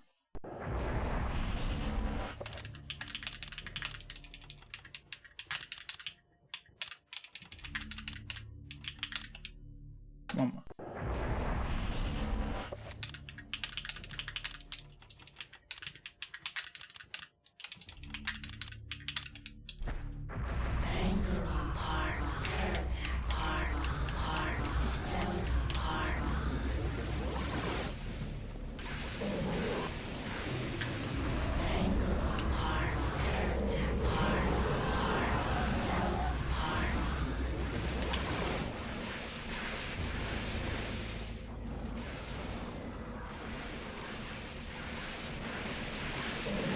I am walking. Doesn't look like it, but I am walking. To recover magic.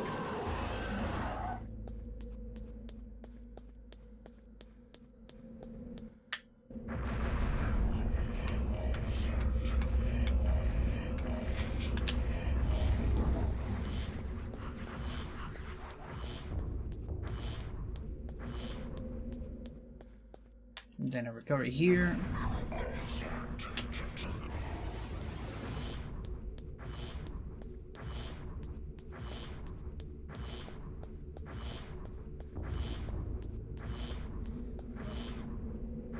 Not the best health, but that's fine.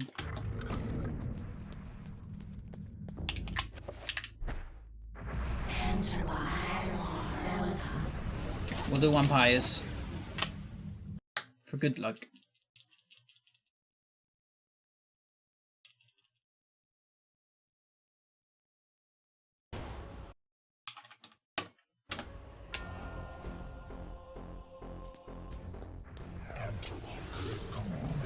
This factory is doing so many attacks. I haven't seen a single attack less in a while. Which is worse. Because Spy's position kinda sucks after that. Really wanted an attack there, but whatever. Okay. It's gonna cancel the spell.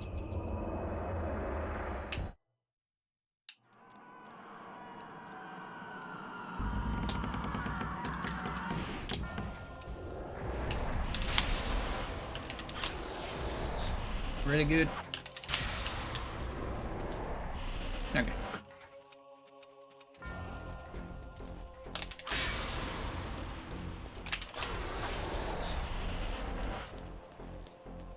So on some scenarios there's actually like middle ground artifacts like around here on the center.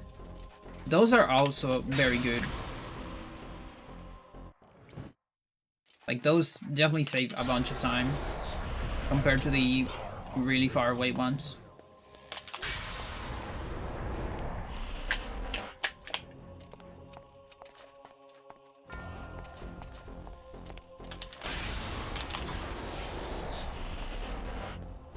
That couldn't be a fast one. Got unlucky. Which means we won't get any fast ones probably. Because it usually happens on max. He was very stuck there. Spell? Yeah.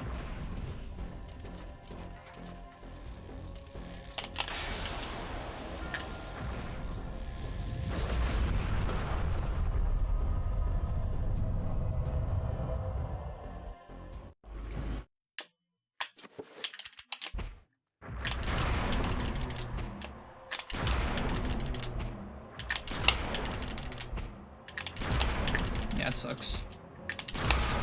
Okay, good. I think he was teleporting. But I'm almost sure with animation cancels you can keep shooting. Even after that. Ah, that's the ticket. Probably.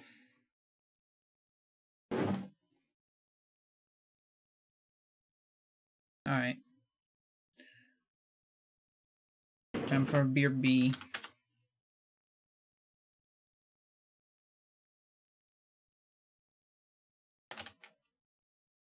And then a run. Why not?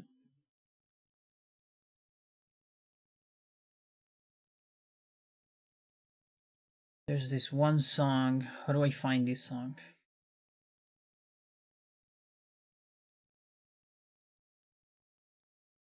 Really want to find this song.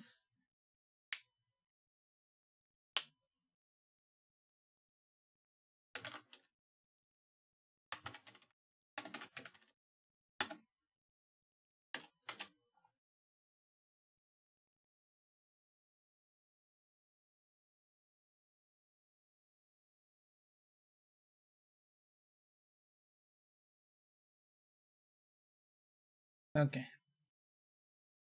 A little bit short, but try to do this fast, I guess.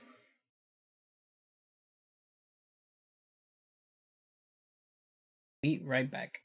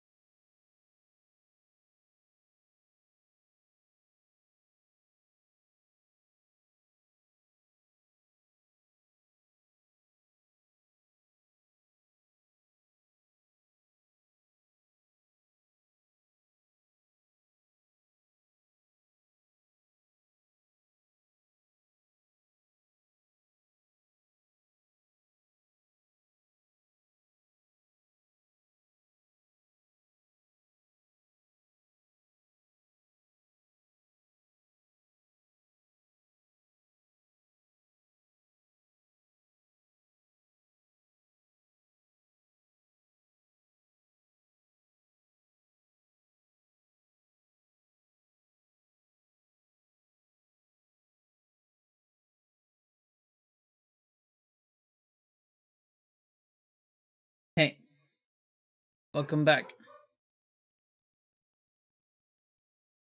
So I don't know if that song actually has a name. Is that the video just say the theme from Better Call Saul? It probably does have a name, unless they just made it for the show by Little Barry. So I'm not sure, but I like that song. It's pretty cool. Good to hear the full version. You never get the full version on the intro of the show.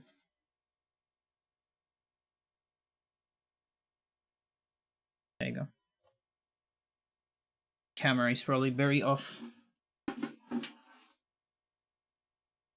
Yeah, Alexa, how's it going?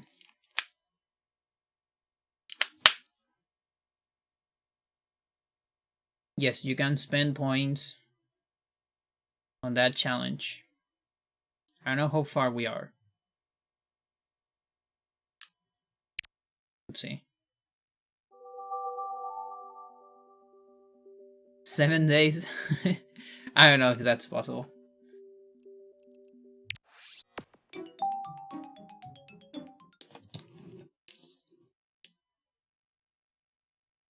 Yeah, the Scissor Blade usually helps me with the camera. If the Scissor Blade is on the frame, that usually means the camera is fine. Fearing, doubting. Okay, how about you? I'm alright.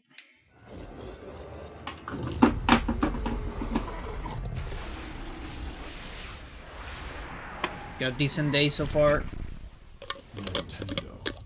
I went for some hormones in the afternoon. You too will come to understand fear as I have. Okay, I need to get my assignments here, because I'm probably gonna forget them. I just get that there.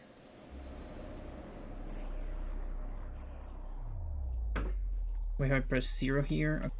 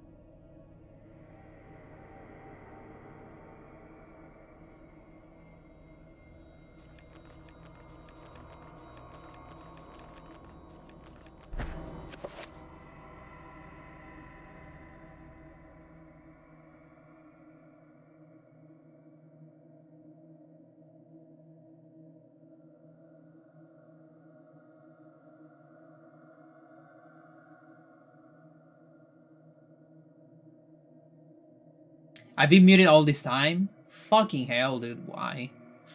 I've been talking so much. Oh, shit. I hate when that happens. So stupid. Thank you, Nono. I reveal the secrets of this world. You're never gonna know. I'm sorry. You just lose the opportunity. Okay, I'm gonna give a little bit more this. Tiny bit more gamma. Like there, maybe?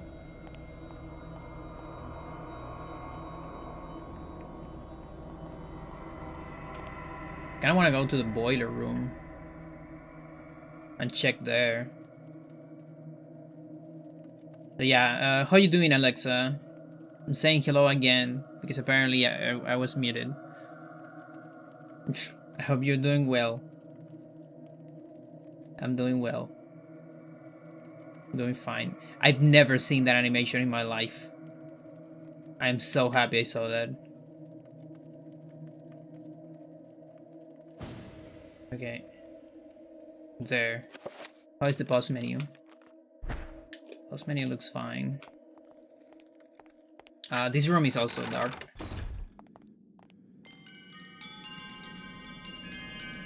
Give it a tiny bit more.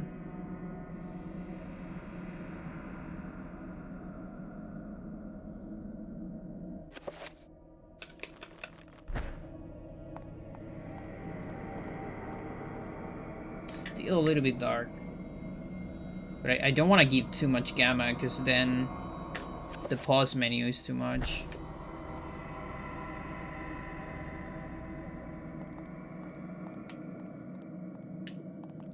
I'm also gonna start getting artifacts.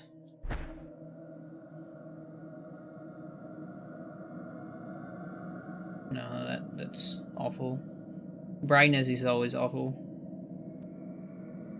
Maybe less contrast.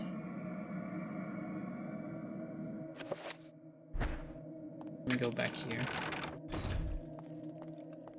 Yeah, I already have some big artifacts. Sucks.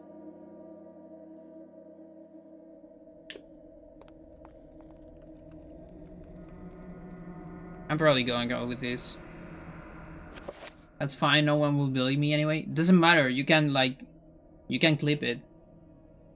You can clip me saying the secrets of the world and then send that to them.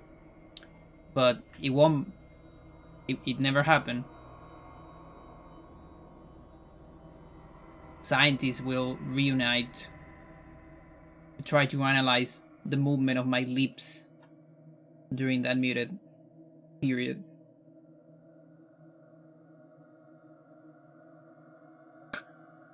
Yeah, I was so okay. I'm gonna repeat everything I was saying.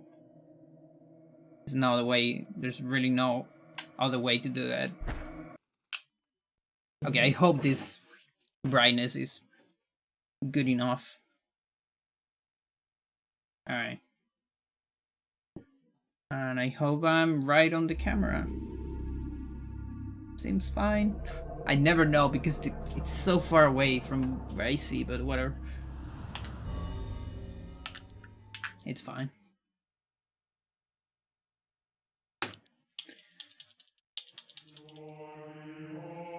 So yeah, I was talking, yeah, like I see what you're saying, no.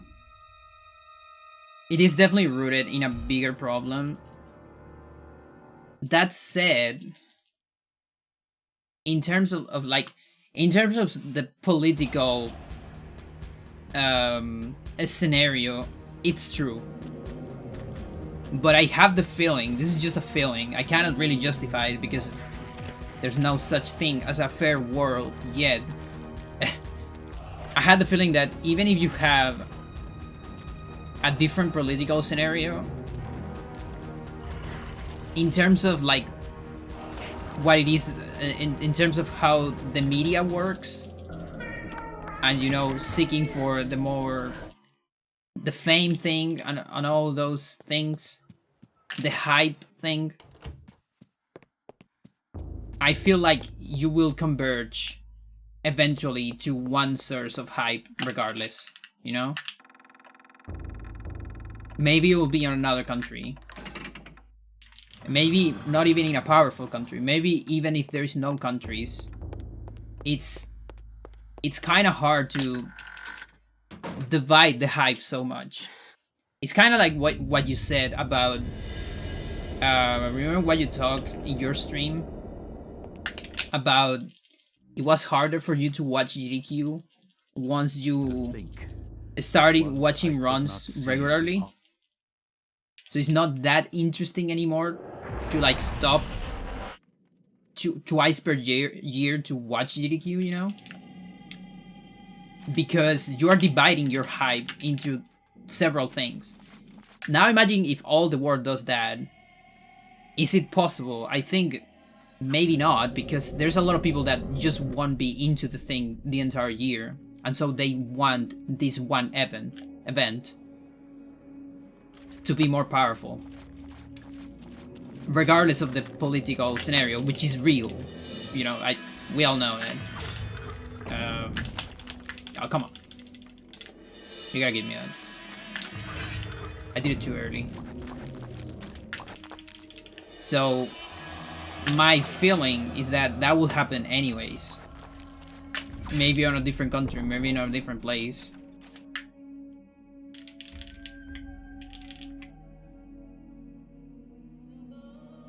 But not extreme dominance. Yeah, for sure.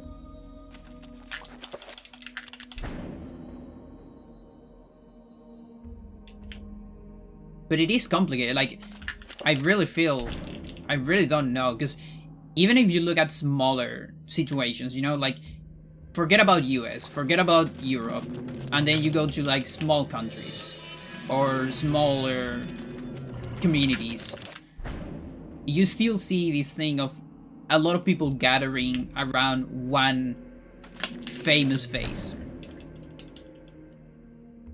And, okay, maybe then you can make an argument about the algorithm or something like that. But there's this mass, you know, the mass behavior, or the behavior of masses. Because it's too hard to, like, again, divide the hype.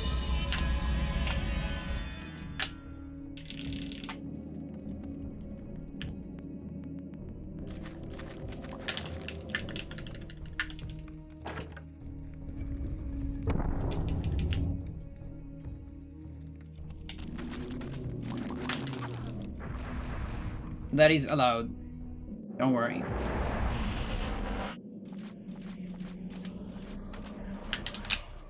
I pretty much decide what is allowed and what not.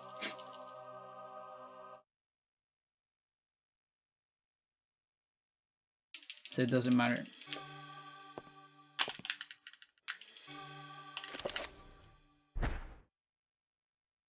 But yeah. I cannot say what was the true beginning. We would need to see, like, how different it would be with a different scenario, of course. Just speculating.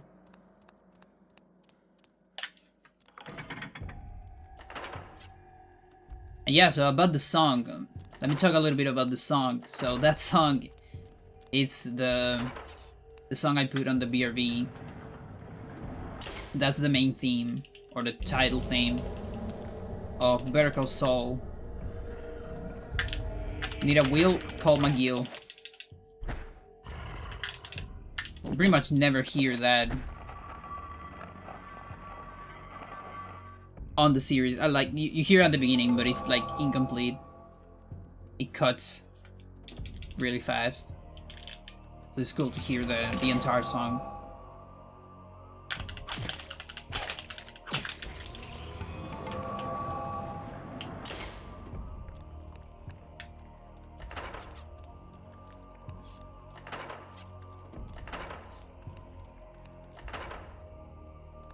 Yeah, some people say it's better. It does some things better.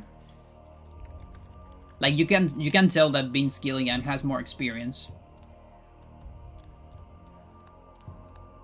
After, you know, making Breaking Bad, you know. Just getting cut in the face.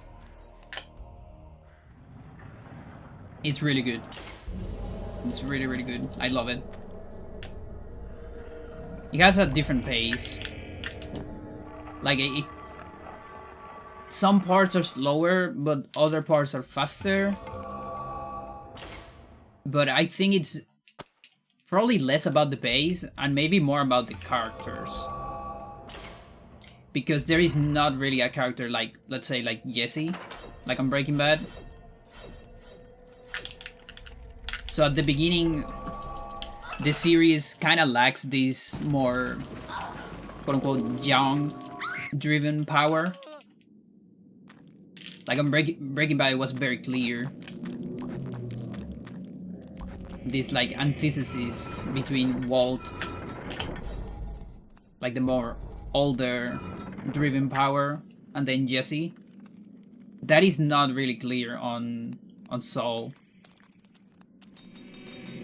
on Better Call Saul. Instead, you get many characters with different driven powers and stuff. So I would say the character development it's a little bit more dynamic, and the power dynamics are also more dynamic, much more than on Breaking Bad, I think. But it also has this same feeling or this same thing about the anti-hero thing,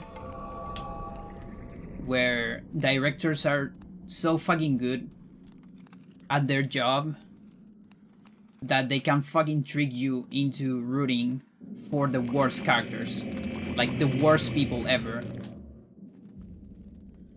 They're so good at writing that you still want them to win, even while they're like the biggest assholes.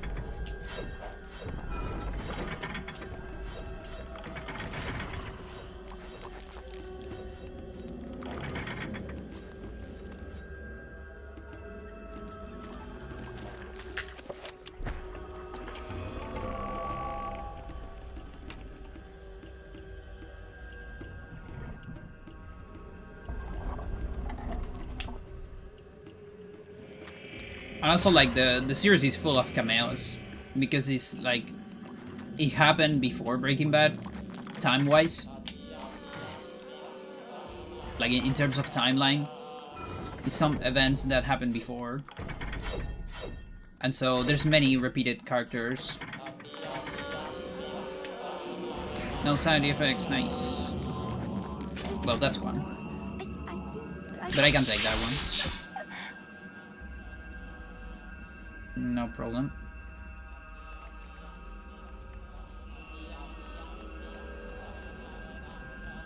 Forgot to sneak there. You can actually unequip the blowgun when you use the staff if you want, to avoid that slow effect. Because that way you will get it with an empty attack. Like an... how's it called? A fist punch. It's way faster.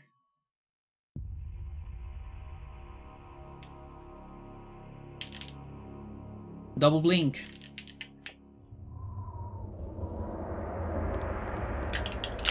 I was never fucking aware of that shit, that feature of this game, until the analysis made me aware of that.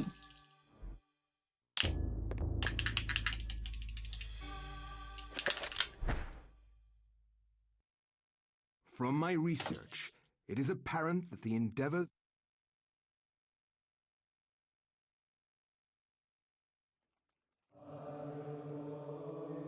And yeah, so far it seems completely random. I can't really predict when it's going to happen. Maybe something about the sanity, I don't know. Or the sanity timer. Oh my god, what is it? And also, like, We should get out of here. my guess is You have it is proven extra loading. feared the most.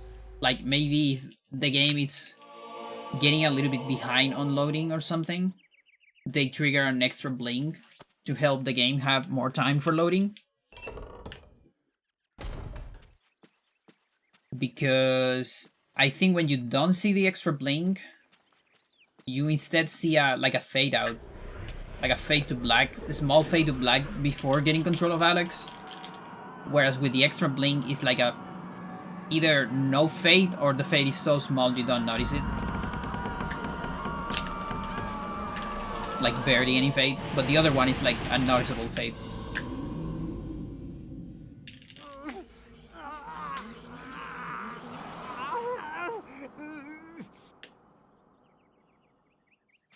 And it's like a second, like the extra blink is about an extra second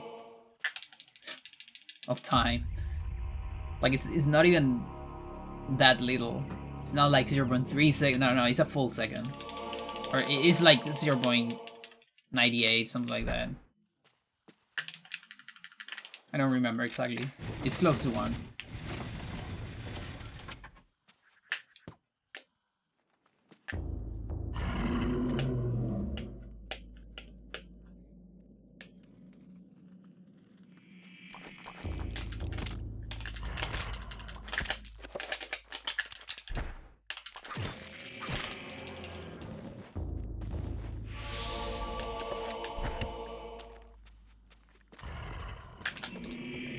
But yeah, also the soundtrack of Better Call Saul is really good.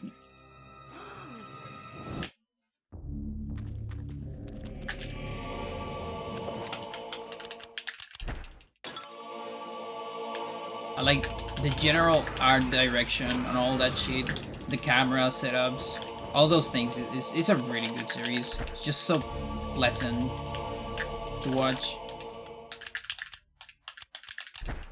I'm so bad at that menu. Pressing down.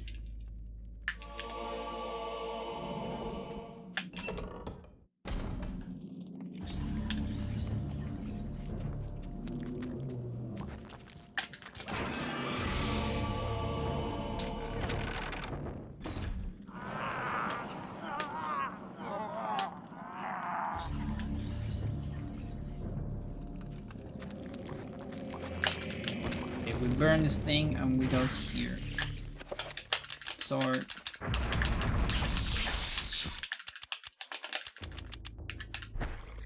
And then repair stuff.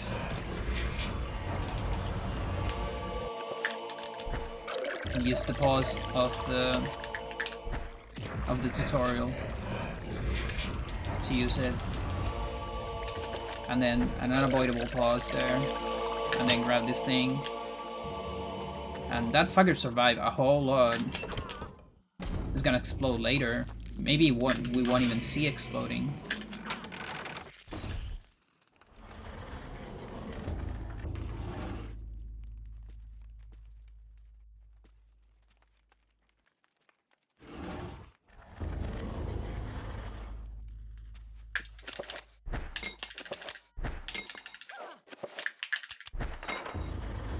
I think that was a sanity effect. Kinda looked like it.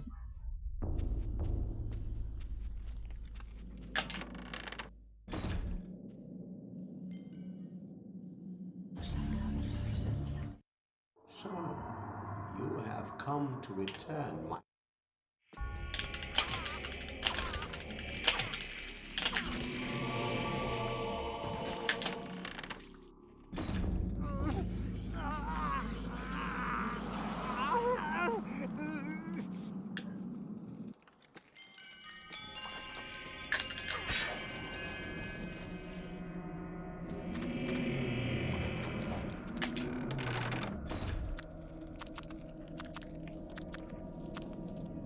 So we're gonna lure this trapper into rotate there. And then we're gonna watch this thing.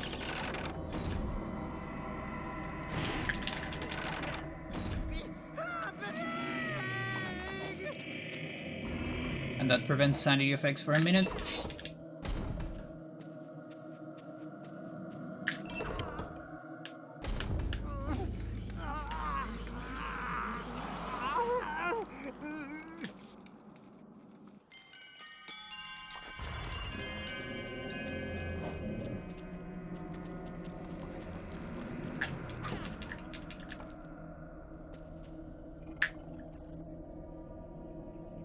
And then our horror fight.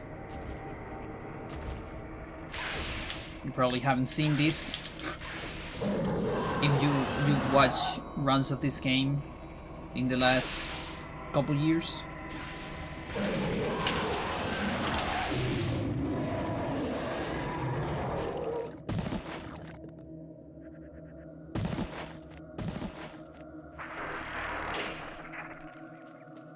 Can two-shot that horror, one head and one arm, the left arm in particular.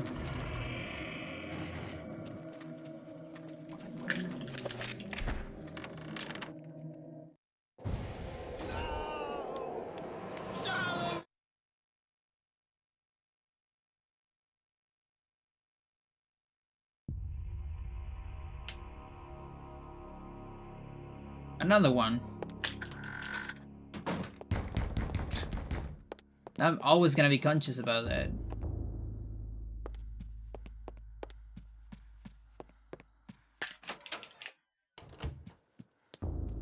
You see, if you ever get one of these segments or splits where it pretty much looked like it was a gold, but somehow you lose a second. You know how to blame, what to blame now.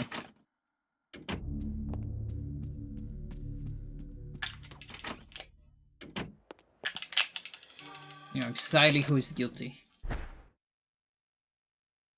Dreams. Modern psychology of Okay, 3 recovery when equipping Ramdao, or honestly any of the equipments of the Ramdao fight.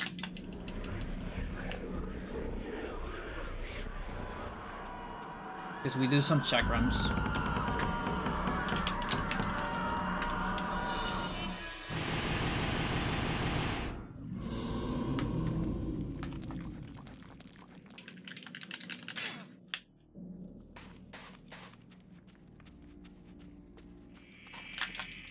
No.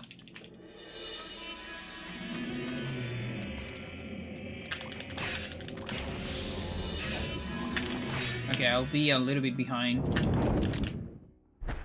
Hopefully not enough.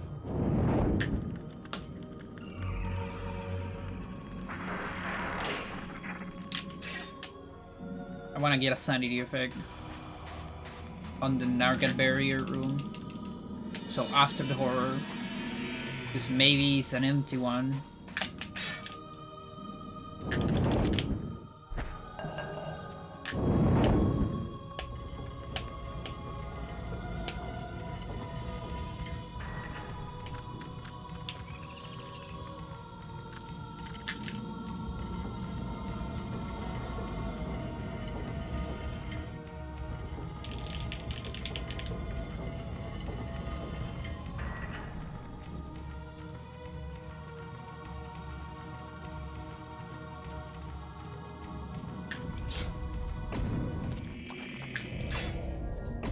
Lure this fugger, and go.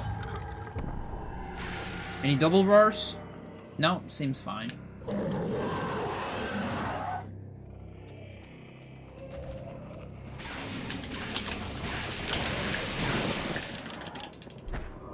Yeah, that was too early.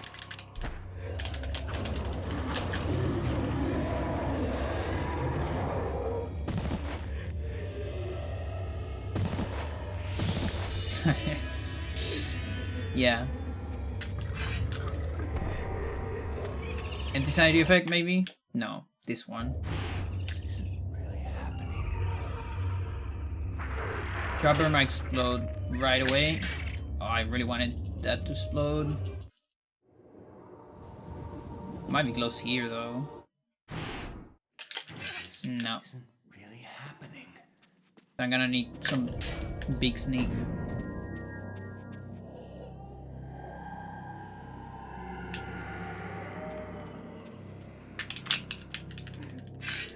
I'm doing Japanese threads.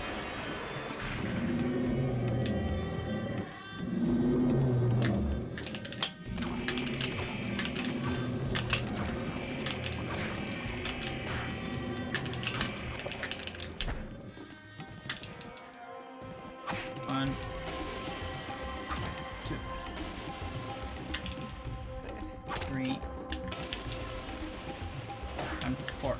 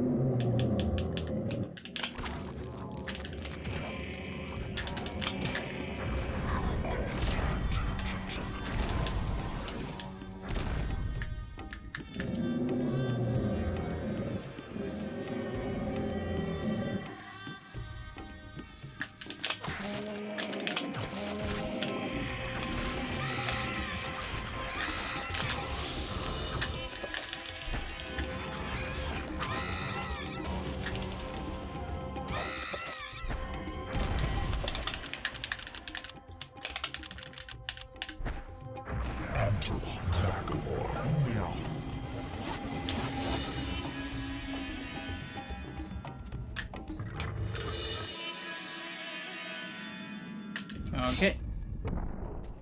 That was clean. Oh, he actually exploded. Look at that. Frame perfect explosion. Nice. I was wondering, because he was so fucking close to explode. I was surprised that it didn't explode, but he actually exploded. Sometimes that happens. It actually happens a lot on Roberto when you do zombie hover.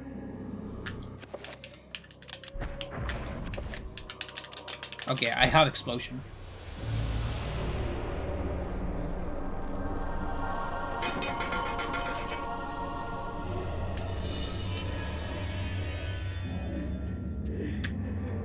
It's gonna be important later.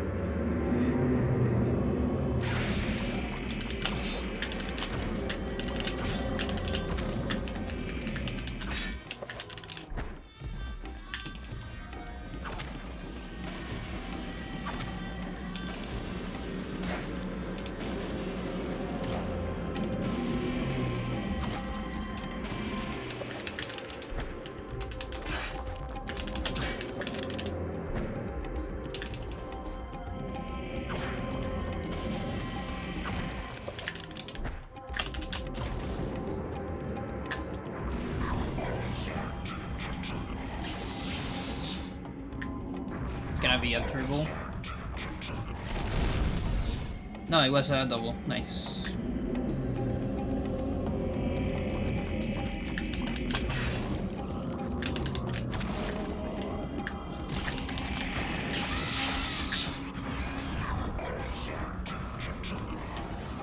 You can actually finish up this bounty like immediately for the horror, but it takes about the same time to get finished than to just waiting for the other fuckers.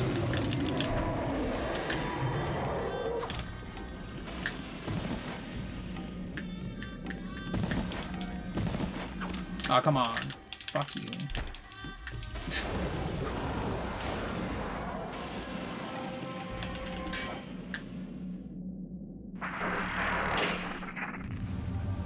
Yeah, fuck the acrobat.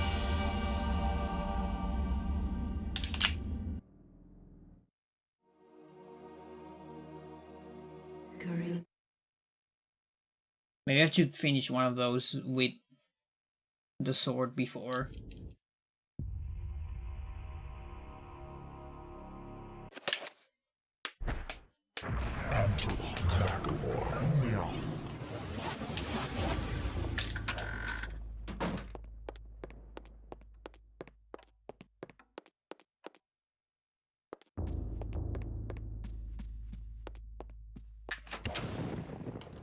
These bleeding walls.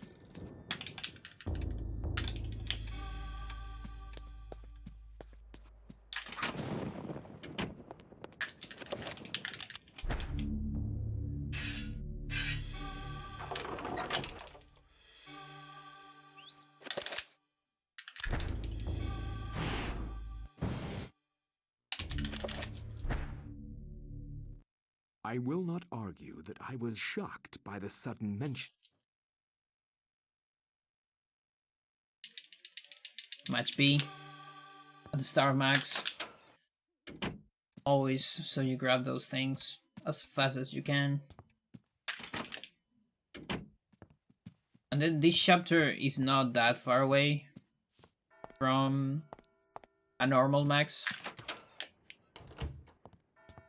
depending on how many tricks you are doing on max.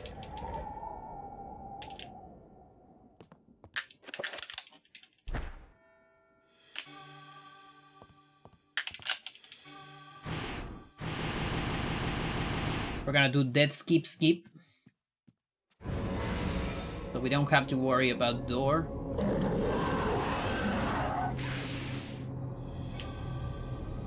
And of course, no freak ass setups.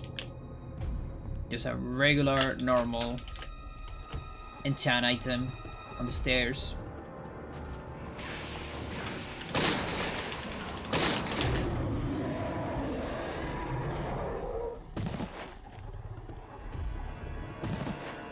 That's actually a very bad angle for skip, so that's good.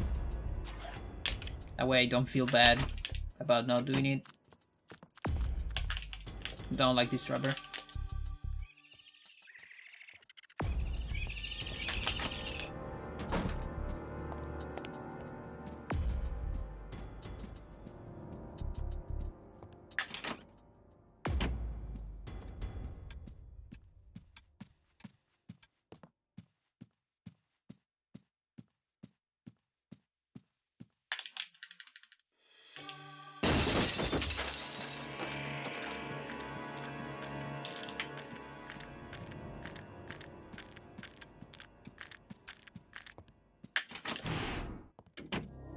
To the enchant around here.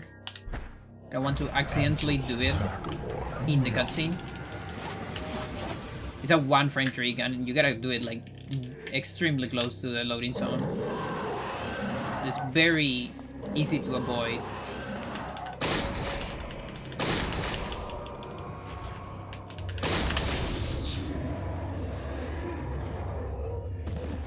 And that one is technically faster than the freecast setup.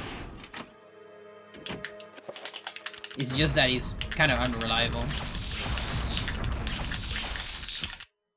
Like if you are brave enough, you can go for it.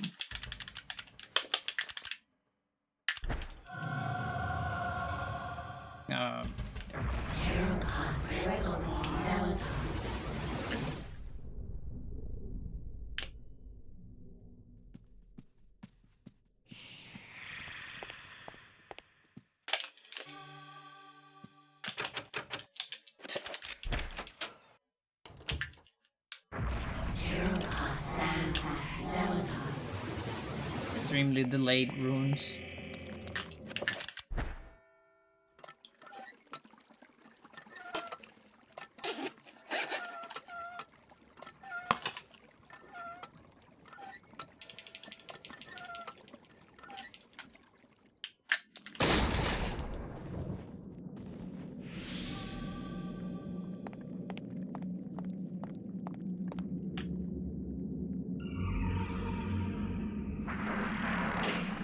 Reload.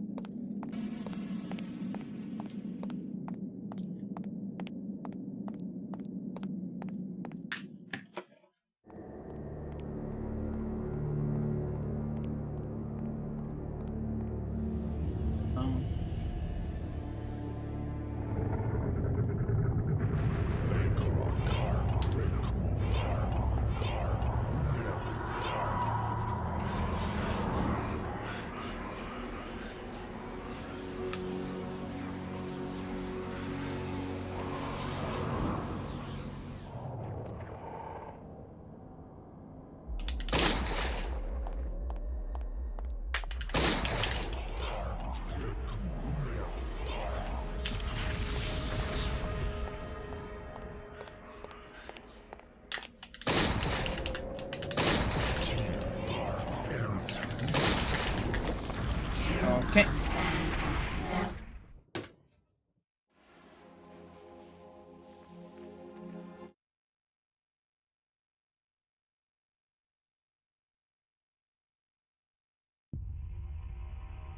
Now it's where the real shit starts. So you see there, that was no extra blink. And you see, as soon as you get the first blink, there is this fade to black. That is like significantly more pronounced than the other when you get the extra blink. And once you are completely conscious about it, it's so much faster. You know, like, it's a full second.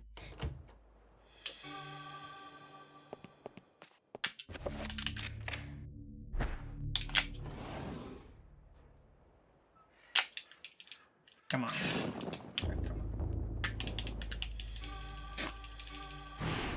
That's why I should match A and B alternatively there. Just like on the Roberta page. Was incredible. I always forget to do that on this one.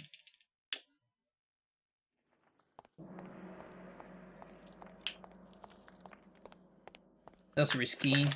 Okay.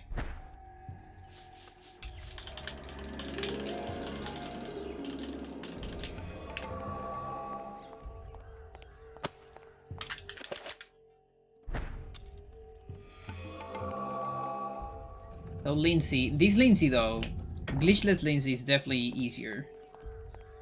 It's not as bad as Glitch Lindsay. That one sucks. I mean, it's a challenge. It doesn't completely suck. It's just kind of the hardest chapter, in a way. Unless you're doing like GIM on Paul, then that might be the hardest. Yeah, I didn't like the movement on that trapper.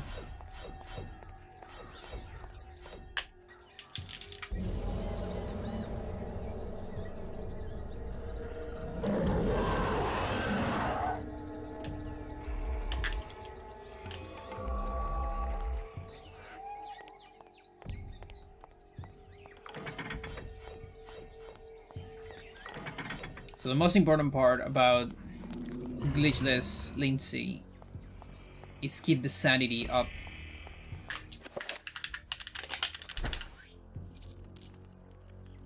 Over 50%.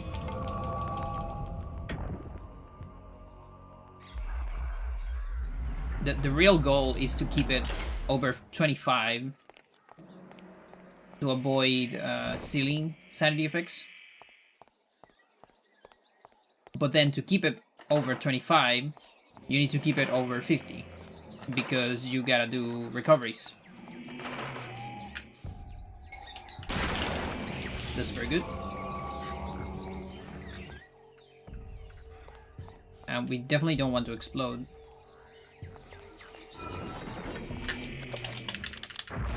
Fuck. Of course I would forget that. Okay. Should I go back immediately? I don't know. Yeah, I'm just gonna go back immediately. It's fine.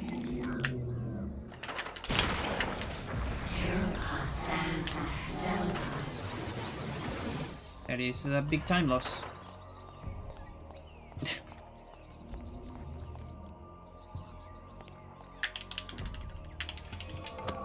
Just not used to this.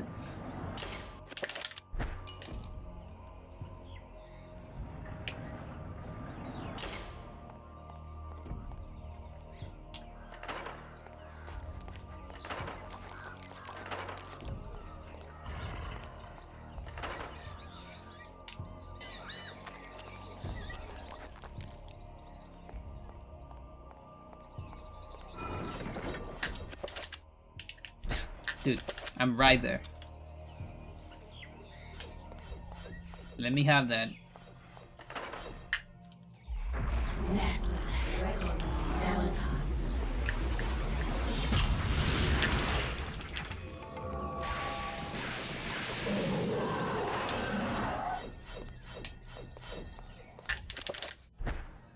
So that's a setup right there that allows you to skip the sanity damage of the horror. It's semi-guaranteed if you do that setup.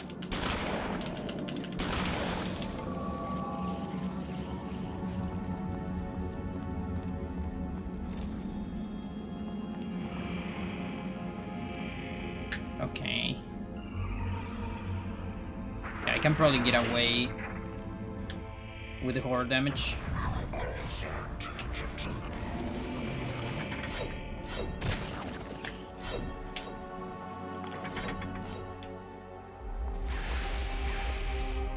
It's really close.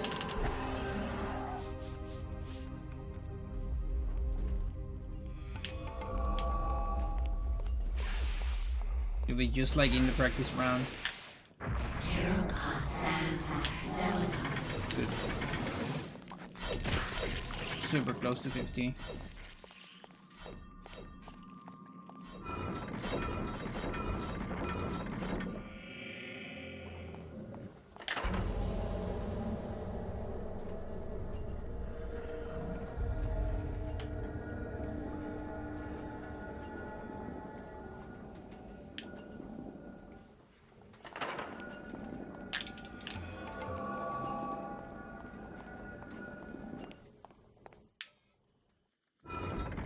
The reason why I forgot the silver thingy and I had to backtrack a little bit. It's because I'm not used to even go for that in the first place.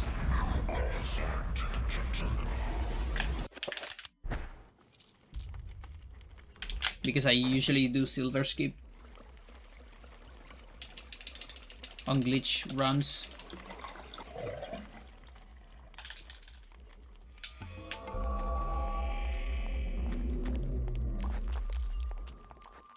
Okay, I'm just gonna do this for safety here.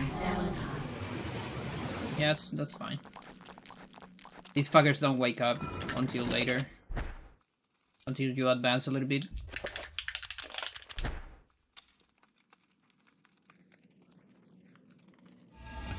And with this height sanity, it should be alright. Remember me, Alex. Like, this one looks pretty high. Can't be happening. Can do a tutorial here then.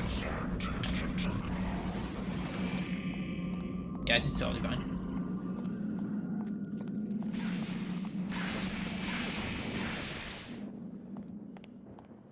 So no more recoveries. Because now I'm below 50. But I'm just over 25 for this room. Which has a walking ceiling. Fixed one if you have less than 25% sanity. 30 seconds loss if you get it. Never want to get it. And here I am activating every single trap. Okay.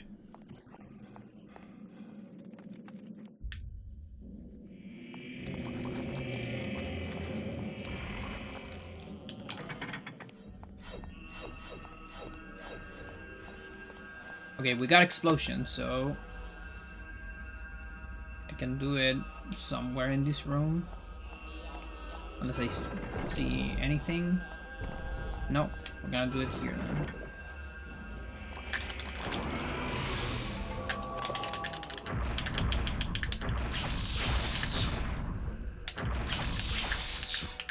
This is just cool.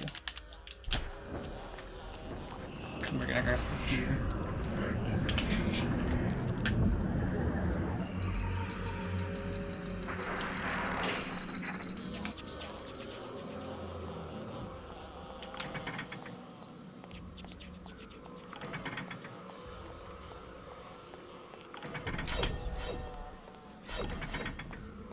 Cool.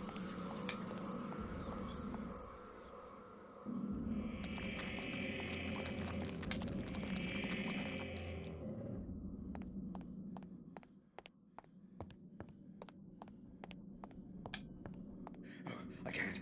No, no. You can do it, you can do it. No, no, you can't.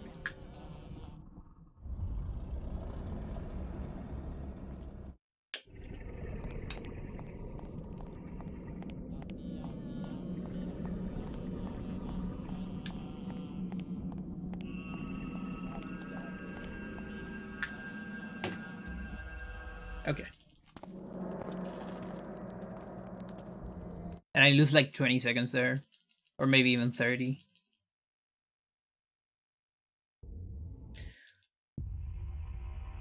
Okay, there's nothing on Paul. I mean, before Paul, rather.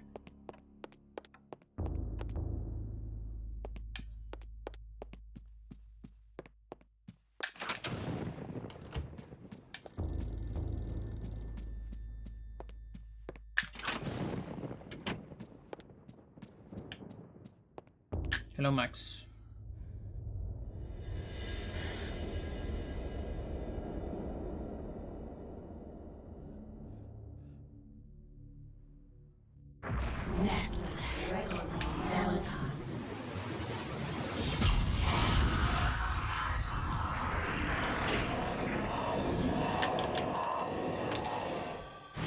So we can just read this page. I have attack already.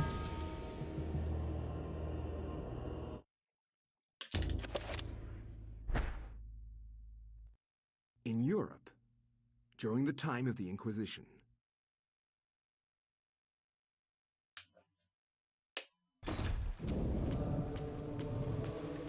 And it seems I only have one split for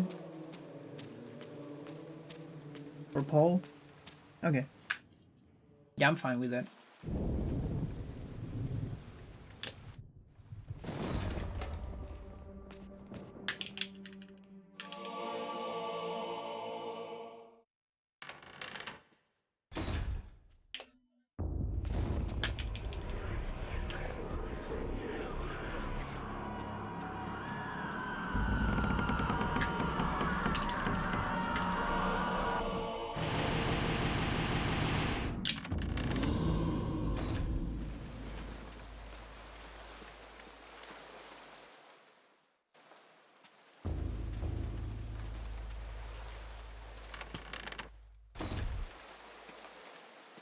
Okay, we just watched this cutscene.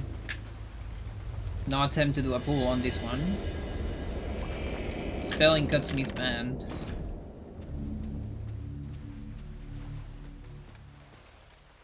But I can cast my pull here. That's normal. And you will cast it there if you miss... Either if you miss the pull on the zombie, or if you're just going for that strat. The pull on the zombie doesn't save that much time. Just because doing the pull on the zombie means you need to sneak a tiny bit after the podium. Like, it still saves time for sure. But you need that tiny sneak because of how early the pull is.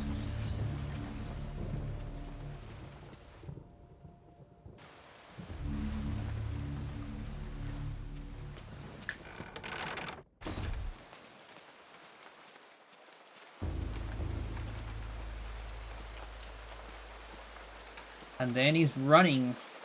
Paul is just running around.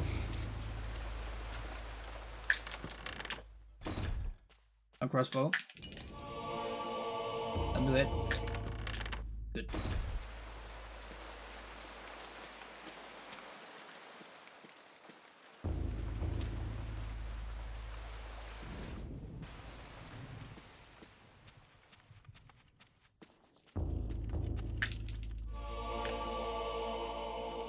We need the mace to fight Anthony.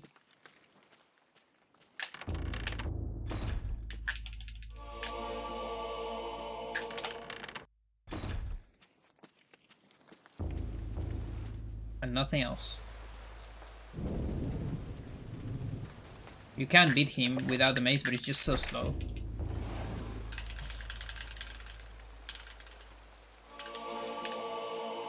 It's still faster to just get the mace before.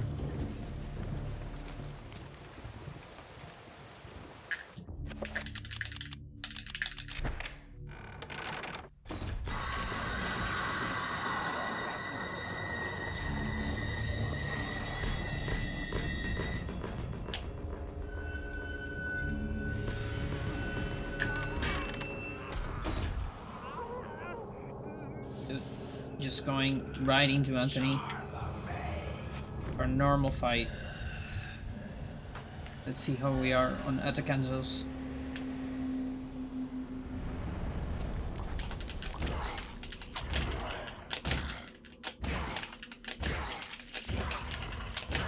Nice, that was pretty good.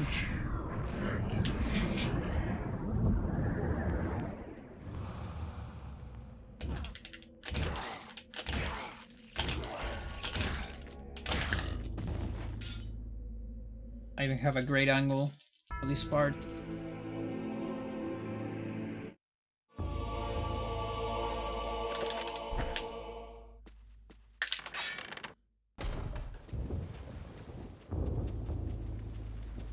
And I equip the sword there because there's no other pause before the horror. And it actually helps a tiny bit with the turnaround.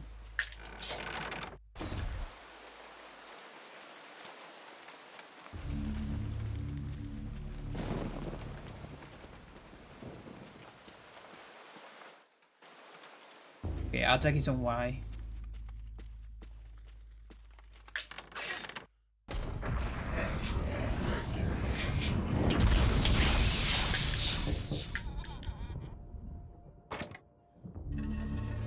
always be ready to input a speed storage there in case one of the trappers is too close. The attack takes some time to land.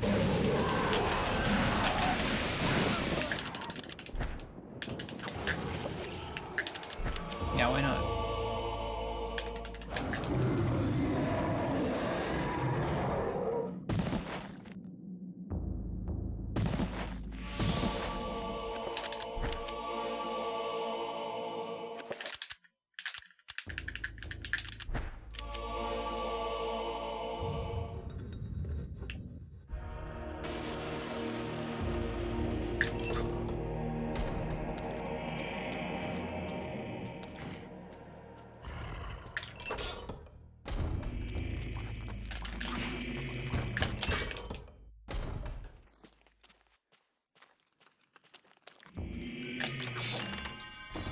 I'll do the safe strat.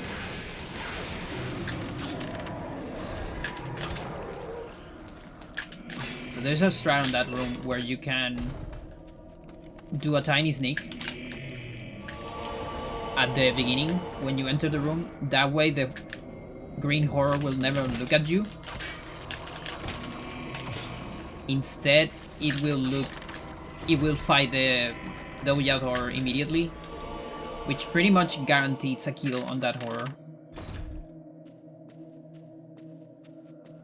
That way you do two things: you avoid the sanity damage, although I might get seen here, which is kind of bad. It could happen, we'll see. Barely. I'm gonna get that later though. That's fine, because I'll get a pool later. But what is really cool is the Ouija horror doesn't exist. That makes the dagger part easier. I now have bleeding walls, by the way.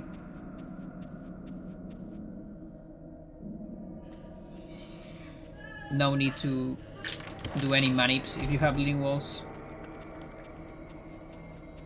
I always pay attention to the walls on this part.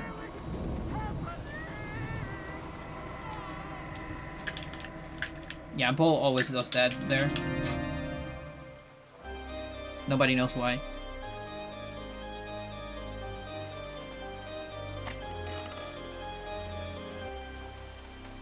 Well, I guess it might be the bleeding walls.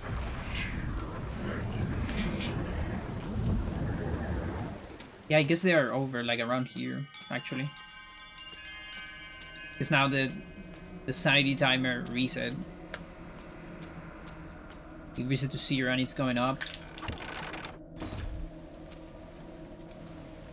So it's about a minute until the next sanity effect.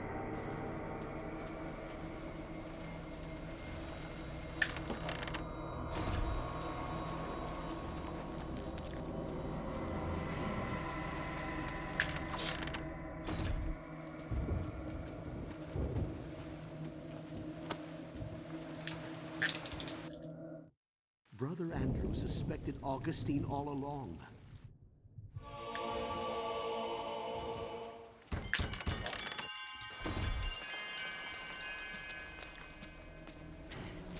And so the manips will start in the middle of the hall.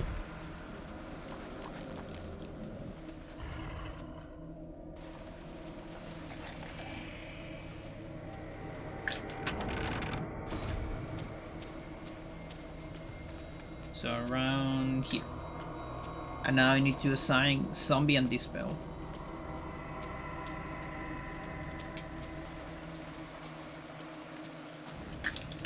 Zombie's on the usual spot. I mean, Dispel's on the usual spot, Zombie on the other one.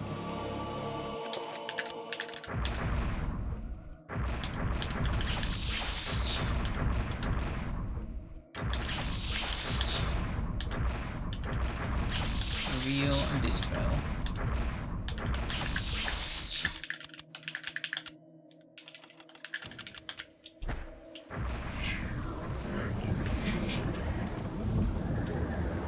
Good.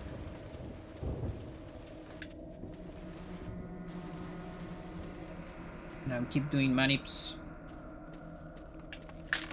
Cancel recoveries. You will never see a sanity effect on this room. But also on Glitchless route, you don't really care about magic. You can just keep doing manips over and over. As far as you don't get a no magic message, you're good.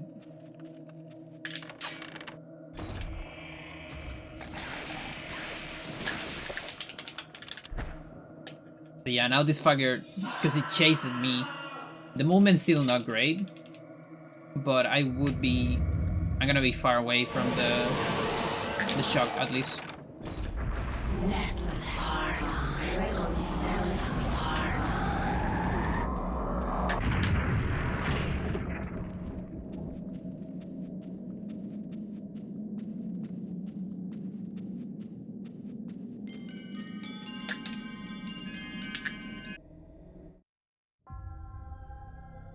You are a clever man.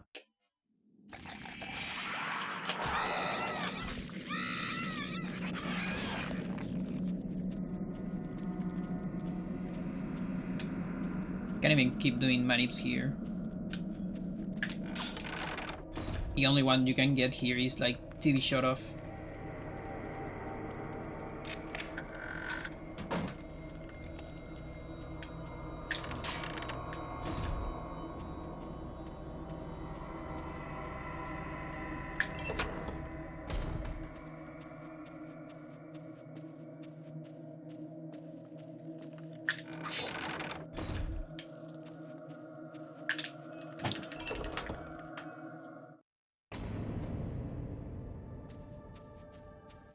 Okay. Alex 8th. I need a reveal before Roberto.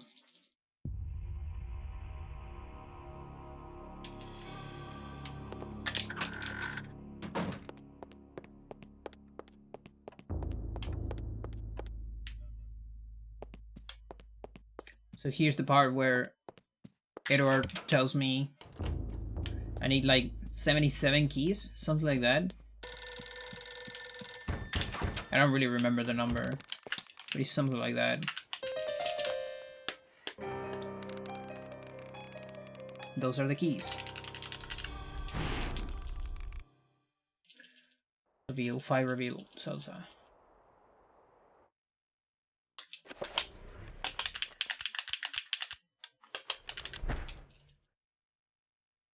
Much has been written about the exploits of conquerors.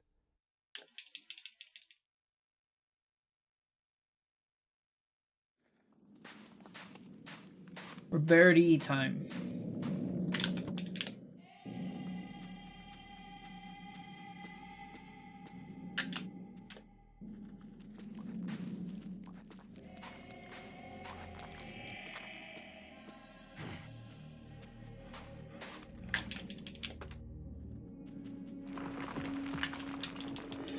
'88th? Okay.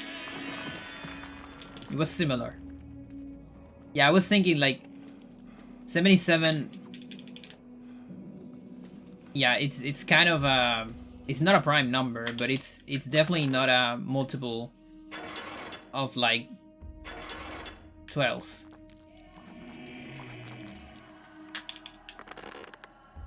I don't know if 88 is 1, but at least it's closer. Like at least it's even.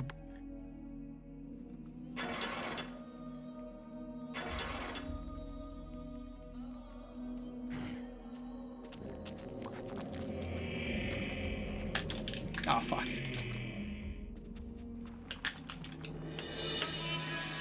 It went far enough for the ladder. Okay, so no bleeding walls. Got to adapt.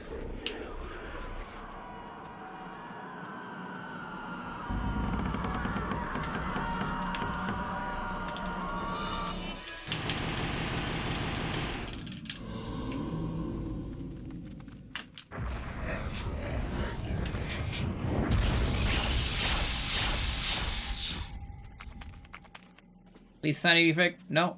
Fuck you.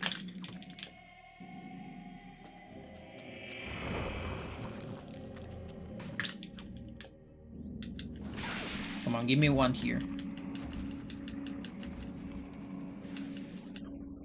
Mute, volume, anything. Low sanity. Oh, he didn't even look at me. Come on. Look at me, look at me. Nice. Give me a pulse sanity effect. Can do it. Okay, it's... Whatever it is a good one. So, we're good. Might be a pulse one. Although the sanity damage was pretty late, so it's probably not a pulse one. I don't know what it is then. What else can it be? Because I didn't see anything.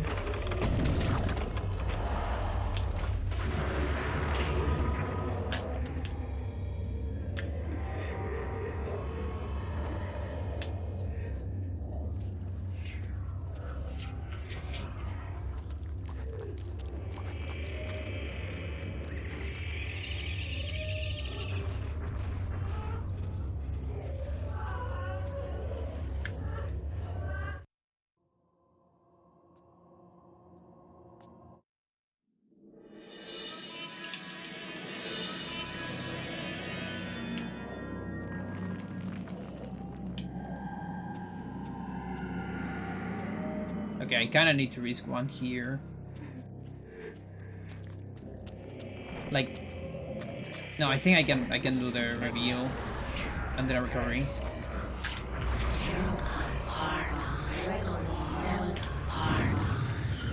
And pay attention to magic. Okay.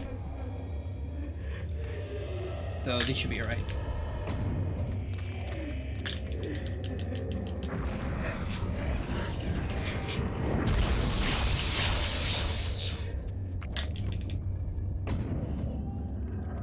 Good. No effects on Roberti.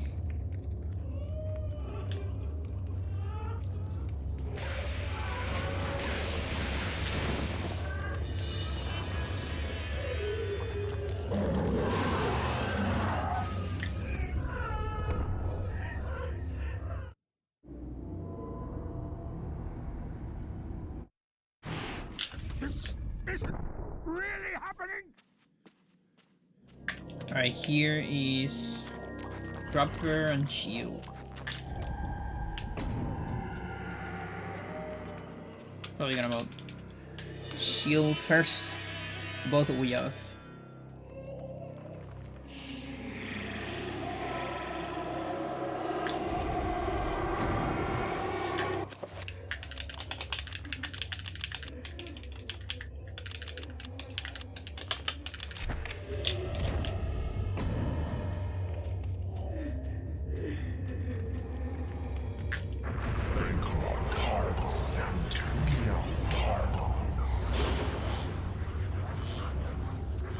So you might think these shields are the same as Chaturga, but they have an extra property. They prevent magic damage.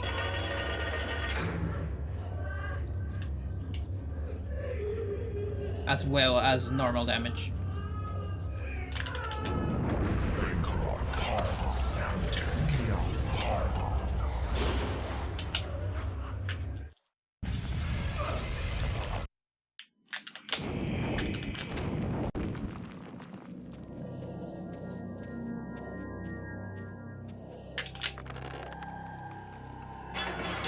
And that's gonna be handy later for Peter. Shields also have this thing about... I think they defend more depending on alignment. Like for instance, a 3 shield takes like... It gets destroyed on one shot, like one attack from a Chaturga horror, if it is a Chaturga shield. But if it is a Uyauth shield, I think it takes more than one shot.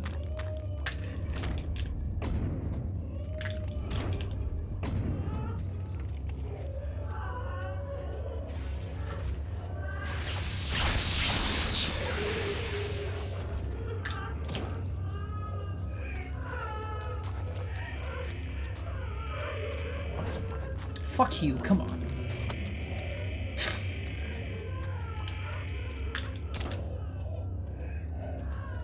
fancy, yeah. Some details. This game is full of details.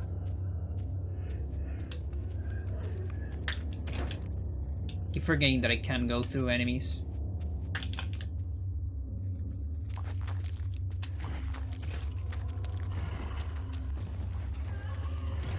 So that's on top of the normal or the other extra features of shields.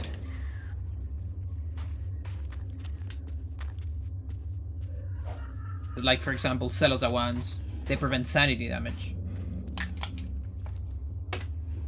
So when enemies try to look at you,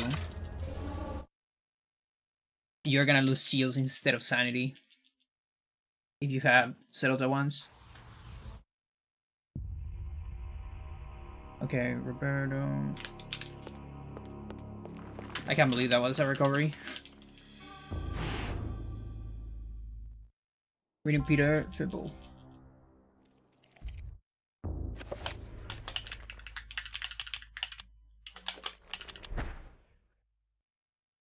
And then Mantork shields. The war to end all wars redefined how mankind... Those, I think, have all the 3 features. Like, I think they defend from magic and sanity. And also they either poison enemies or just do, like, a little bit of damage to enemies. I don't remember. But when an enemy hits you, if you have shields, Mantork shields, they get some sort of damage. They get at least a Mantork color on them. And I think it's also when they look at you. So that probably means it has the Celota effect too.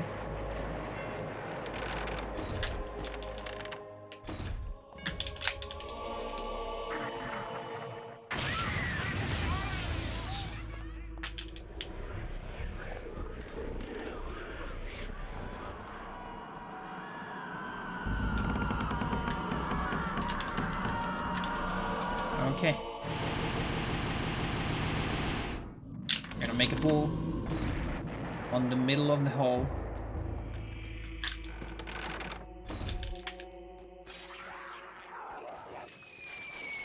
Which helps for stamina. But its main objective is to give me enough sanity. 50% sanity on the first sanity effect. Over 50%.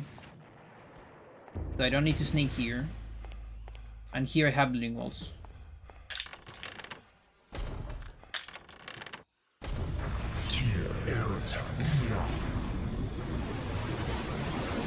And that's because doing manips is way too expensive for Peter. Even while, like, Peter has so much magic, you still need to, like, spend so much on this chapter. At least Glitchless.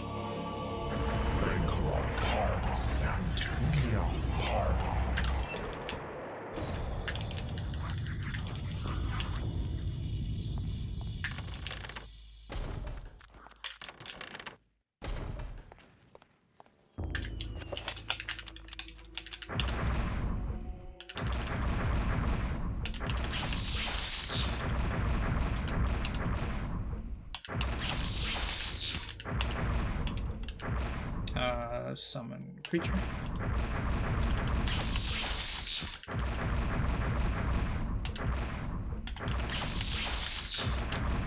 Summon area. Nobody knows why summon area is cool. So be it.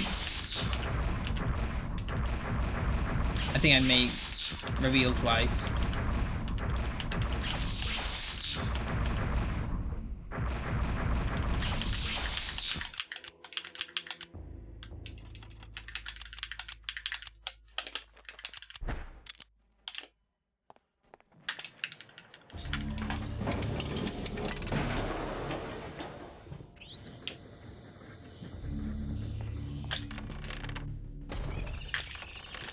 So I have my 7 reveal, I have my 7 attack. That's good. I only need an oil pool, but that's for later. Don't need to worry about that yet. I first need to worry about sanity.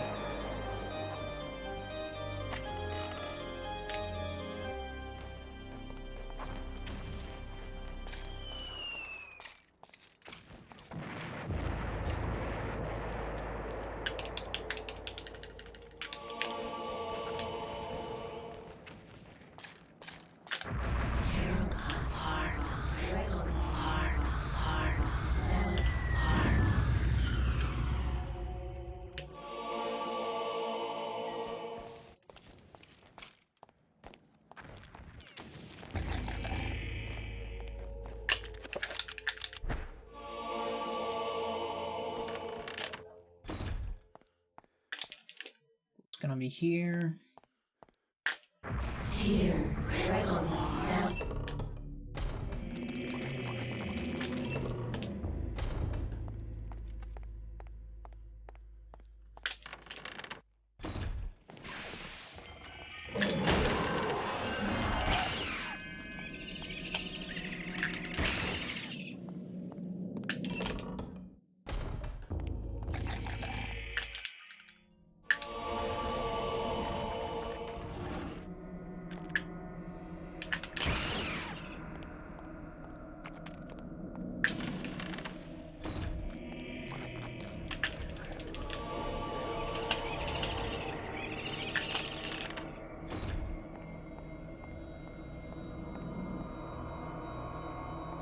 Alright.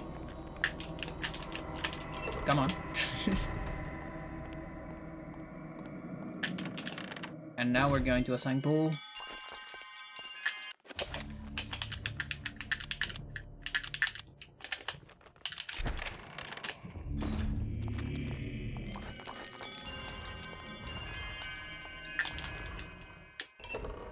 And we'll cast it here.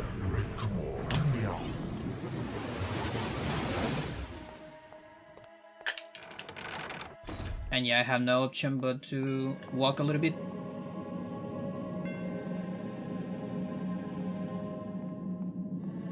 And we'll make it fully safe.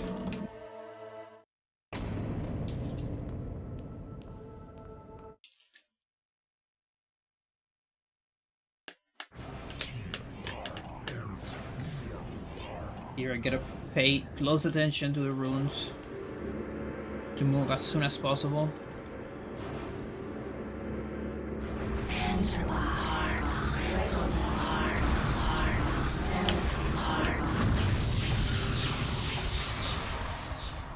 That's really good magic.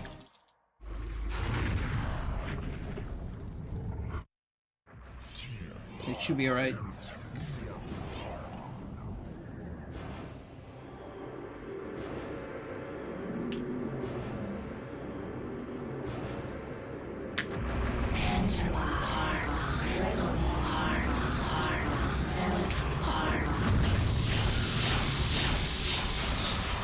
Let's go. I don't know why I stopped there. Shouldn't have done that. Okay, we're gonna do one attack there to guarantee magic on first phase.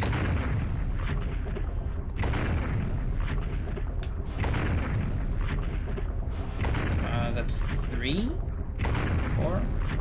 Oh, it was 5. Yeah, just 5. Magic just died. So that's the best result. So that definitely wouldn't have worked without baiting the attack. The best guardian I can ask for.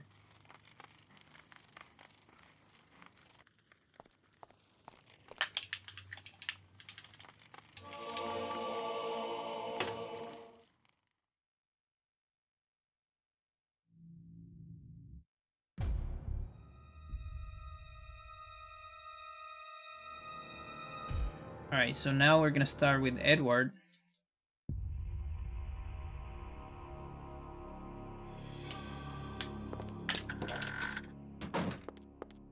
So no assignments yet. Yeah, until Edward. Help me! Please help me! That's waiting for second phase, so we're fine. I just need to remember to don't grab the shotgun.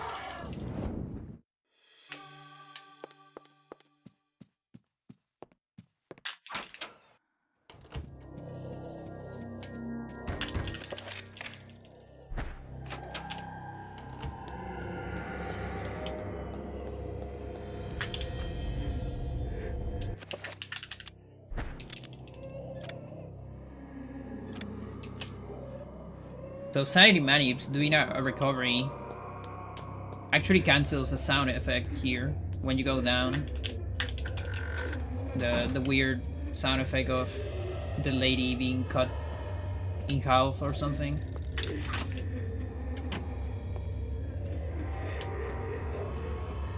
And you get the same result on with other sounds.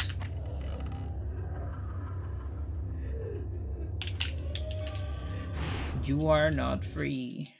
You are not free to leave this place. Eh. Not yet.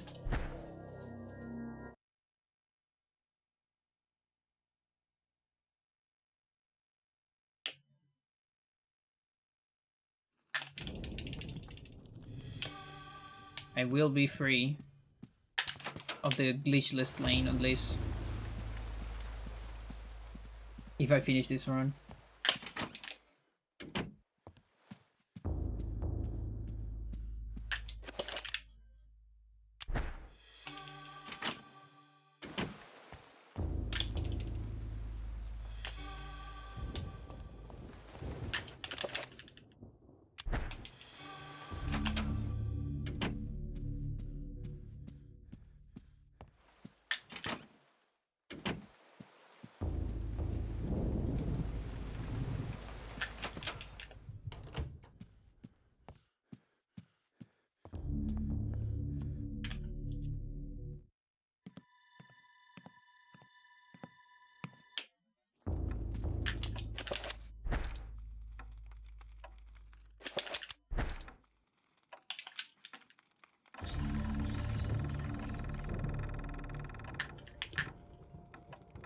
Jeez.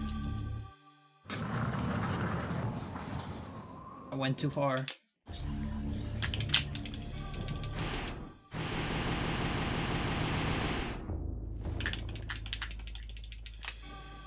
Alright, so here, quick revolver and a reveal.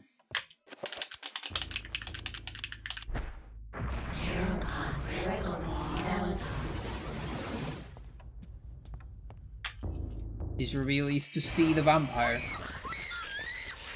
You only need level 3. I'm still gonna do level 7 later, but that's more of a time queue. And because I have that assigned already.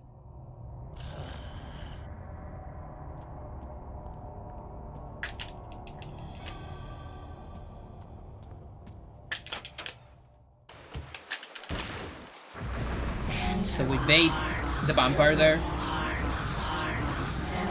If you shoot the vampire from that side of the room, it starts aggroing other NPCs. Like the NPCs instead of you. Just some weird AI. And that allows you to cast an attack, which one-shots the vampire on these phases. This vampire has like 48, I think, HP. 7 attack must be like 16 maybe. And then we're gonna walk here. We are walking, don't worry. You have to believe me. I am totally walking. And you can actually see Edward like vibrating a little bit.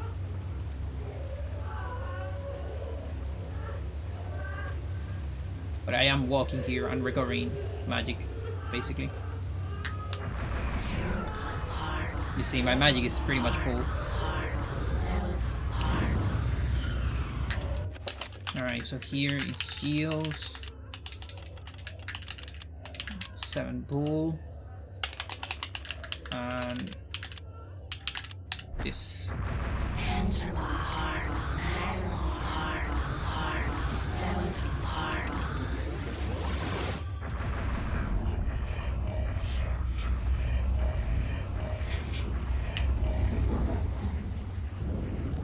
And you see that's timed perfectly for this fucker to appear right after the shields. And that's kind of a cool thing about the 7 reveal. So the visual cue is you wait until the reveal ends, the first reveal ends. Then you cast a 7 reveal, and then once that finishes, you just do your normal other spells. And that is the perfect timing, so you don't need to think or anything. Here, it's gonna be something similar. It's until this reveal finishes, then I do another one, and then I just have enough for a pool.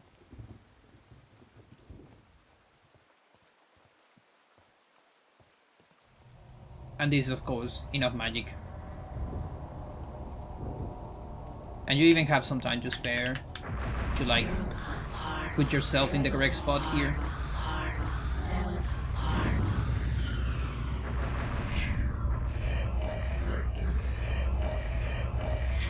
And this is because I want to do this pool as close as possible to this cutscene, without being too close, because this cutscene will actually cancel the pool. A normal pool will be cancelled. A free pool will probably finish. Yeah, that will definitely finish. But we don't have that, so you have to time that perfectly.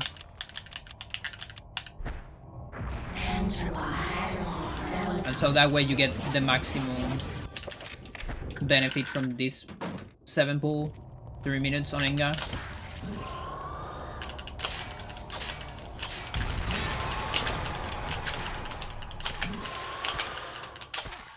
Not the best at the cancels.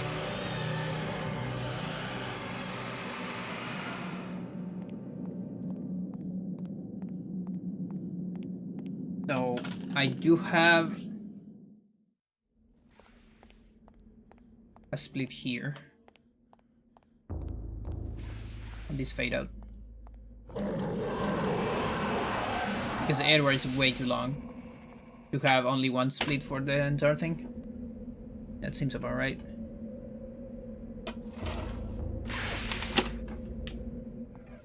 Alright, 7.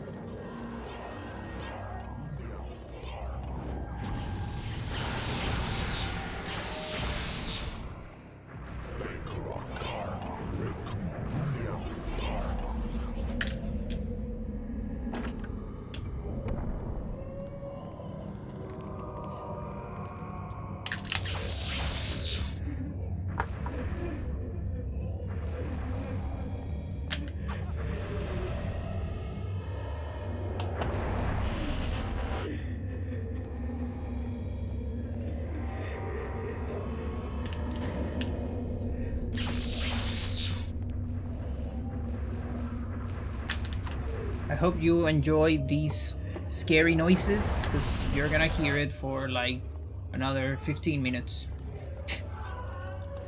Or I guess it's less than that at this point. The full Edward is 20 minutes. But the Yenga portion, I don't remember exactly how much it is. I am not hearing those though. I just silence my headphones. No thanks. I'll get volume on a trapper section or something when I actually need it.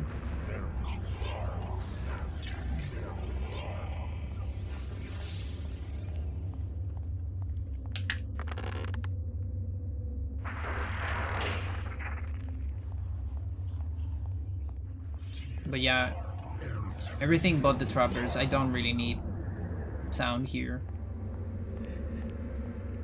Could be useful on like number 9 maybe, to pay attention to the horror attack. That's about it.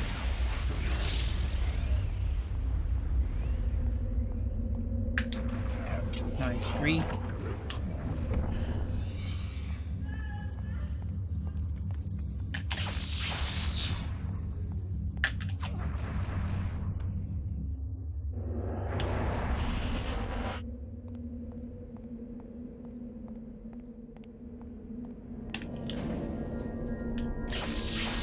Droppers on number 5, so I can rest my ears a little bit actually.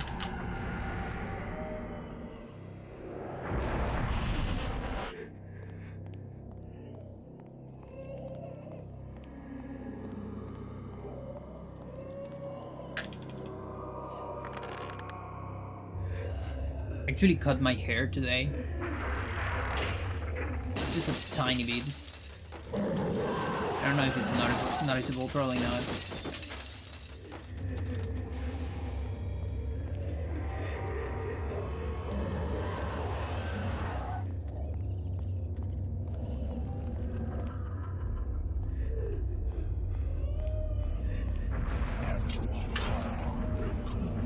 Okay, 4.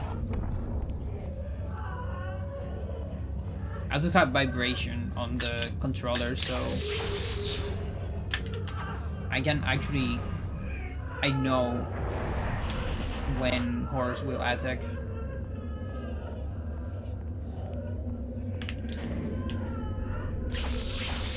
Plus the screen shakes a little bit too. So here at the end of number 4, we get a pool. Looks more evened out, yeah. Yeah, makes sense. My hair is usually a mess in terms of being even. It grows at very different pace. And it also doesn't help that I cut my own hair. Always. 5. No one else has touched my hair since like 2nd middle grade. Which is like... How many years you have there? No, that is not it. You have like 16.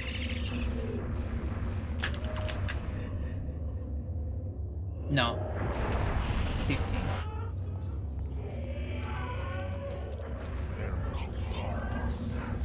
Or not. I'm not sure. 14.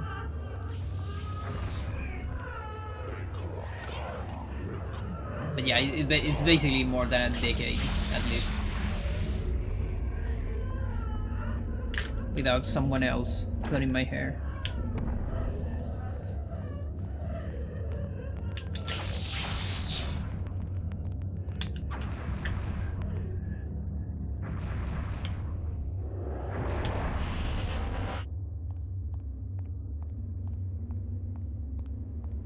Two is here. Completely wrong is the other side. And all around.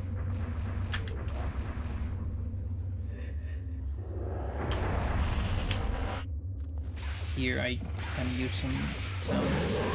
Dropper is far away. I don't know where the other dropper is though.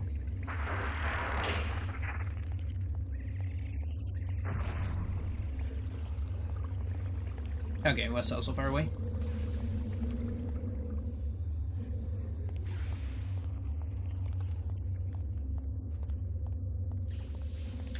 Also, no sanity effects on Enga. Edward Enga doesn't have sanity effects normally. Only if you use glitches. We don't do that here. Not today. Come on.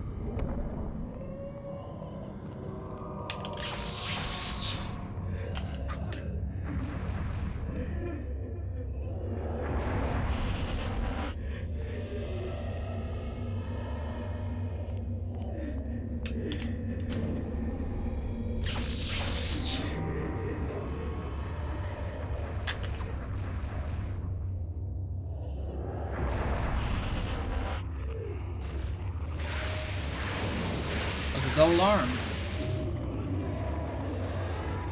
You didn't got me.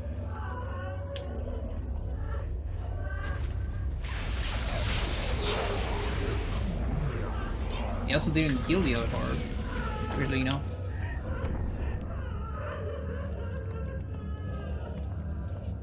Right, 6. Time to renew the pool.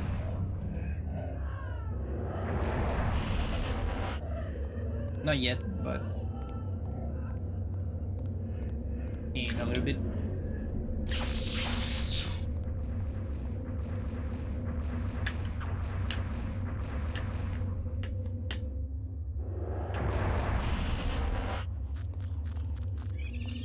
Okay, there's that fucker on that side. I don't remember if I see it. No, I don't see it from here.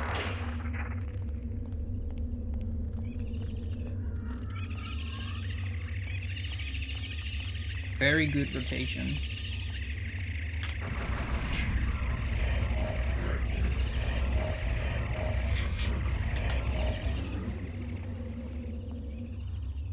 Was an awkward place to do the pool because I couldn't see the last room.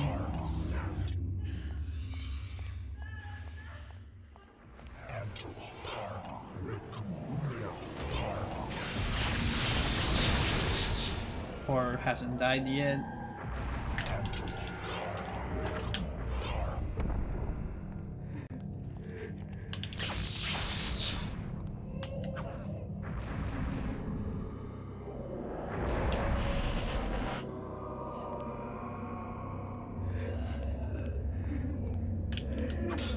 No.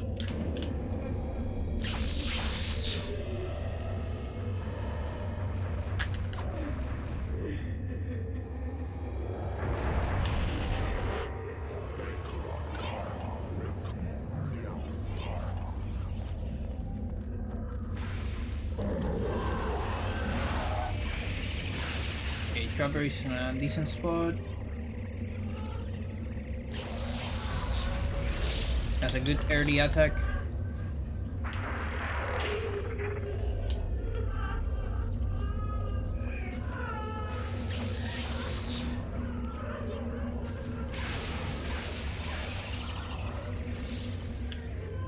Hello, Guardian. Goodbye, Guardian.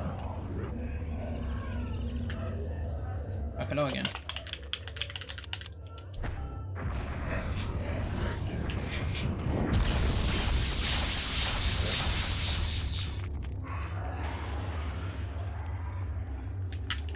So that gets rid of the damage field the Guardian is casting. Because for some reason, you cannot cancel it. Like, you don't have enough time. Either that or it's uncancelable. I don't remember. I think it's uncancelable. But if you leave the room, it just disappears. I mean, it doesn't disappear, the spell doesn't finish.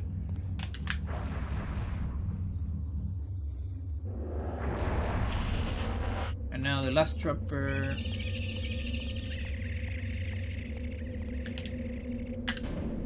And the last rune.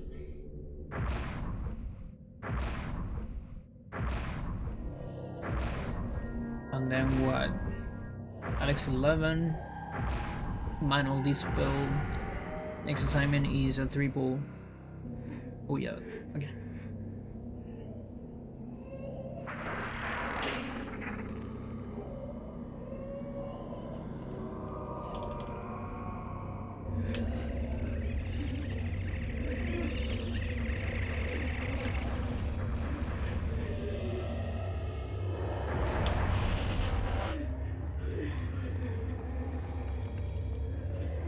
Where is the Guardian? Field teleporting.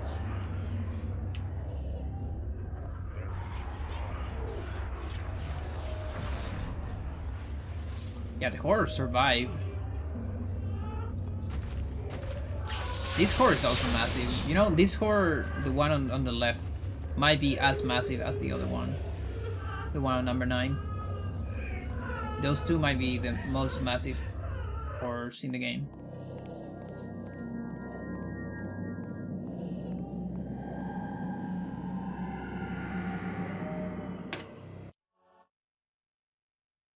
Good.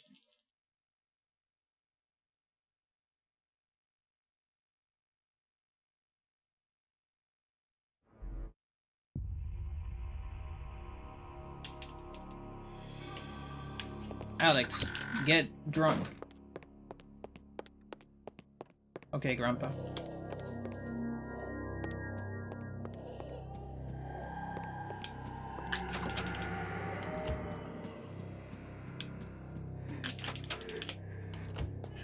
It's for humanity.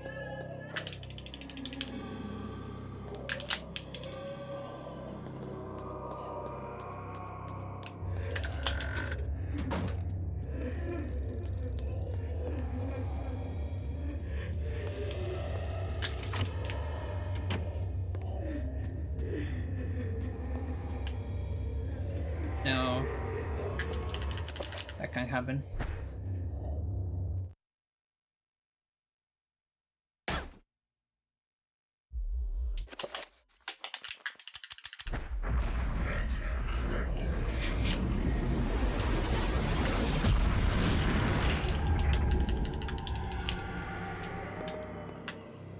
Attack.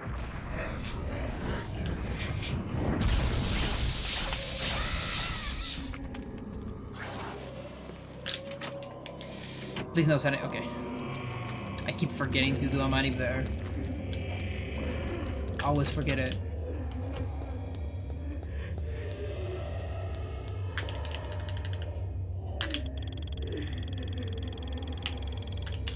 Stupid snapback, I hate it.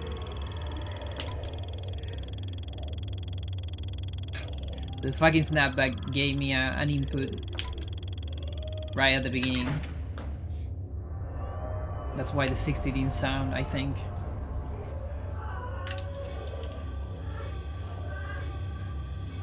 Okay, 3 bull. Nothing else.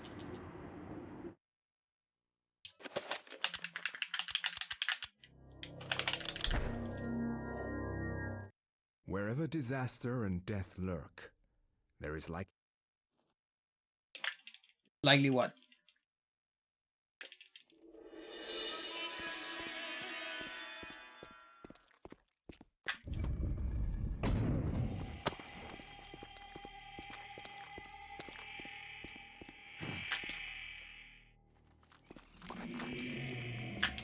Oh, that was close.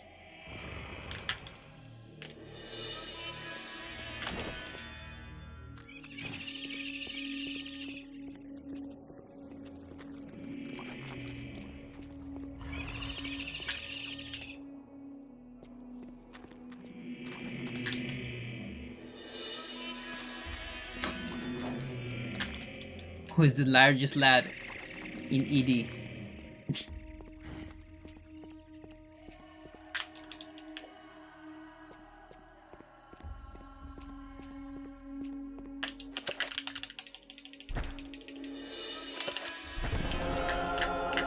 Yeah, you know the Guardian, like normal Guardian, not Black Guardian, on Enga, on the manga, it's the main Enga room, so the manga room, it's pretty big. I think I'm gonna call that Guardian the manga from right now.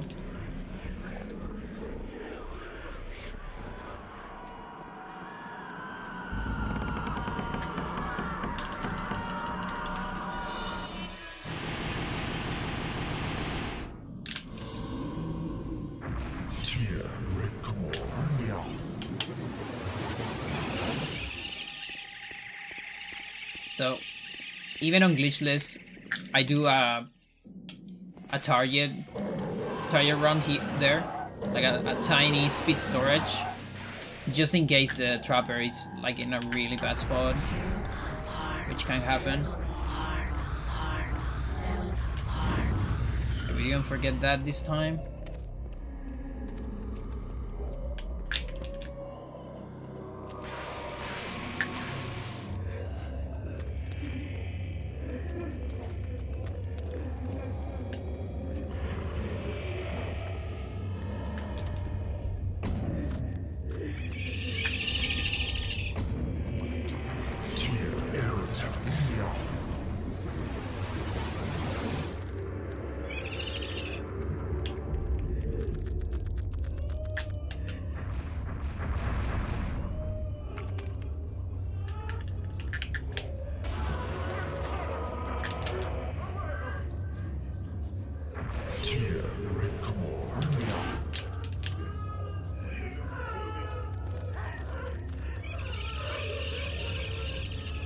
Nice.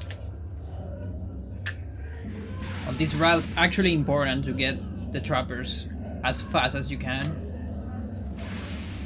So you can do this as fast as you can.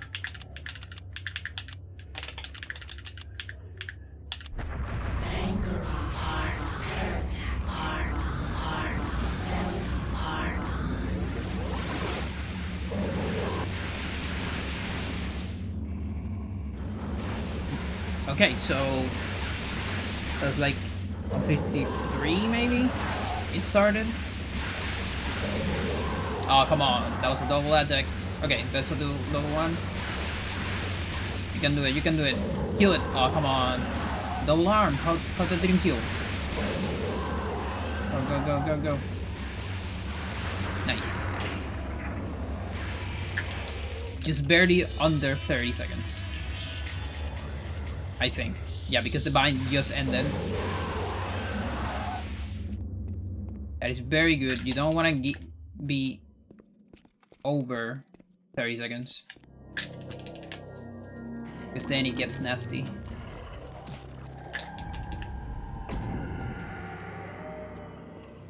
Okay. Let's pray for no post sanity effect. Because I don't want to waste a pool. I mean a recovery. You... Oh, I already have you. Oh yeah, I don't get assignments here. At all. It's just a 7-chan.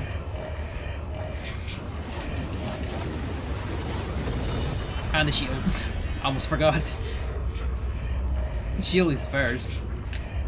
You think I have magic for both, otherwise it wouldn't be a time loss.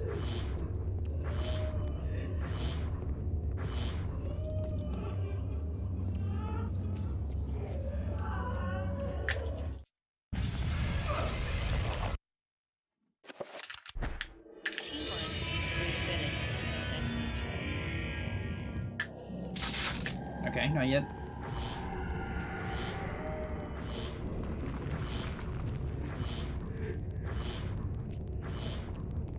And do it here.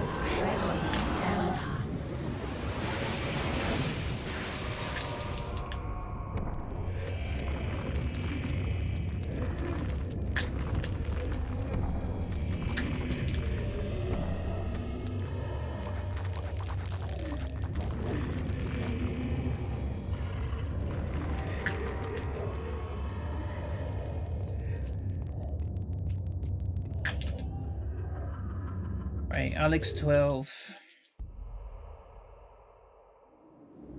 Opening the parcel is where I get the 70 spell. So I can keep doing magics until that. Explosion is still in my power.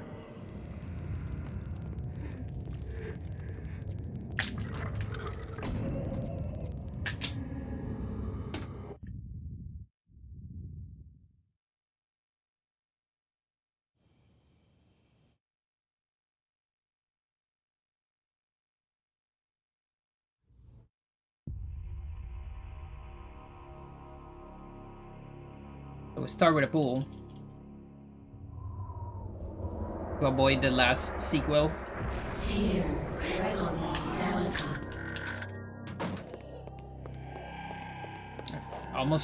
I actually forgot about them. Just got lucky with no body block because my movement wasn't great.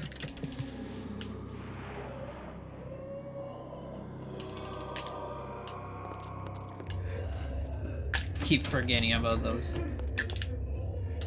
Again, just so old school to get those here.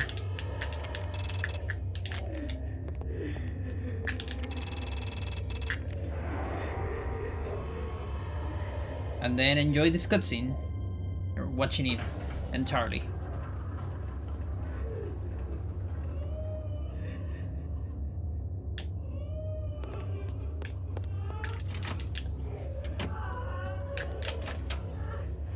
Some interesting mechanisms.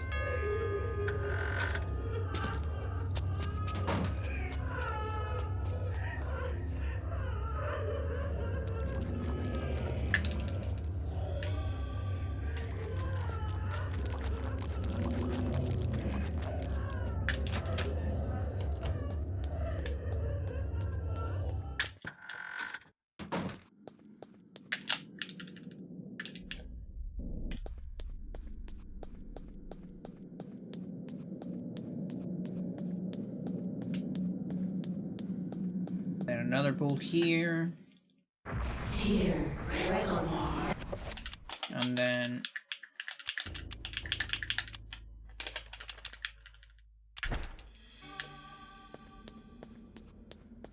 Dispel. Because I don't need Reiko anymore. And then a shield.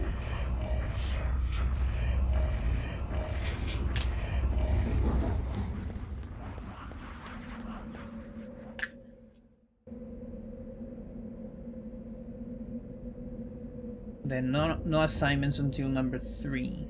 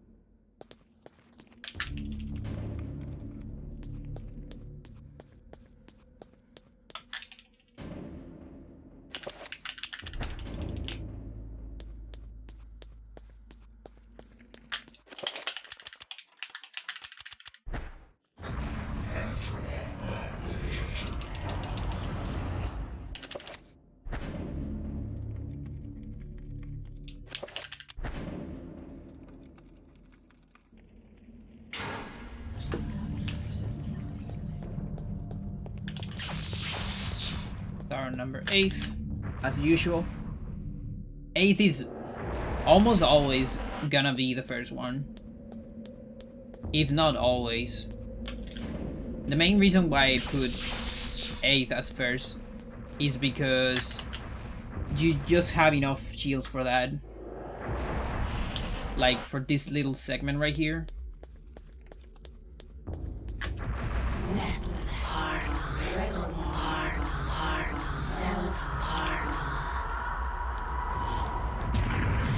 The only other one that gets this safe amount of shields would be number 3, which is really close to the main entrance here, the closest one.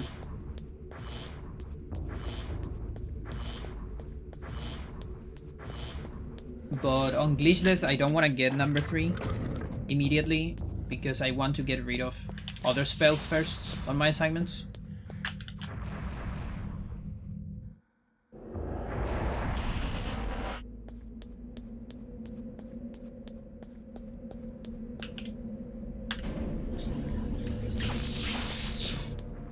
And on Glitched, I think it was, there was another reason to don't do number 3 first. I guess one reason is because number 3 gives a very good time and a good time queue for Warm Warp.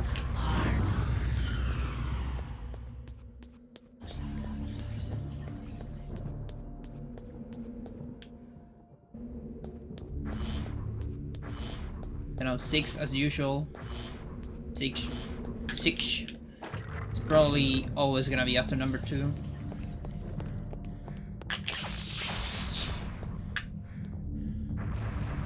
Or at least both are always gonna be together to avoid the Trapper cutscene.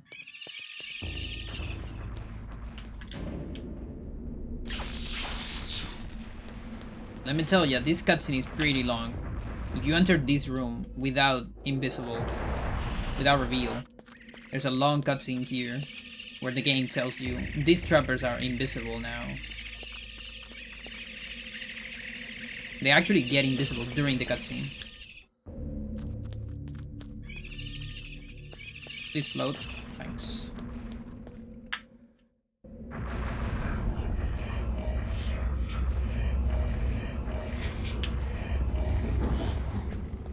And of course, this also showcases my Zero Pool route for Glitchless Alex. Number 4. Which probably was like maybe my very first contribution to this game.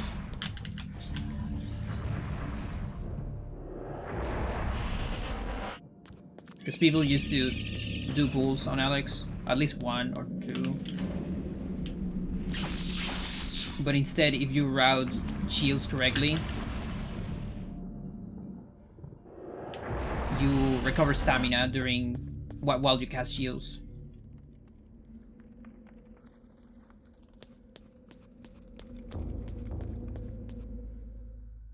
And you do the short parts where you don't cast shields. Almost. Alright.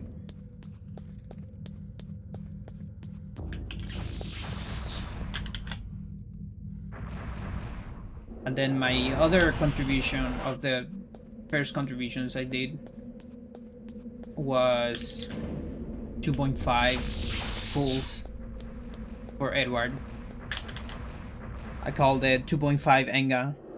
2.5 pulls on Enga.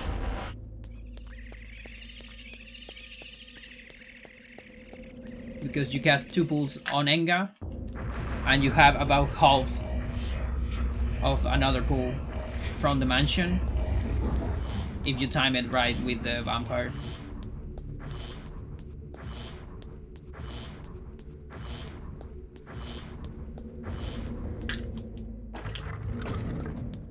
Okay, so it's time for number 3. Hardest assignments.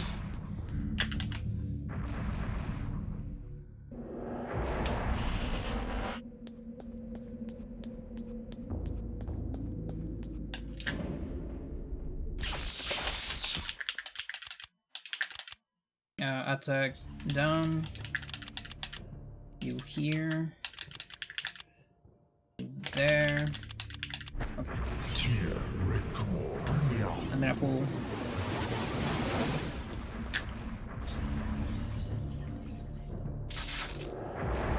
So gotta clean this room normally.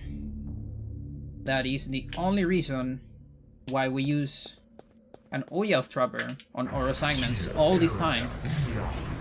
Was for this room.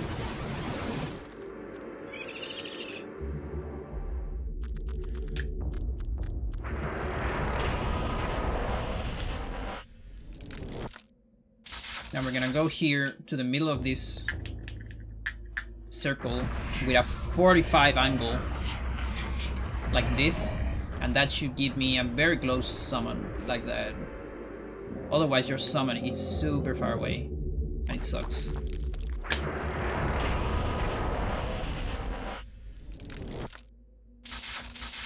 Then there's just 1 left. So the horror, you can see the N64 models in the background.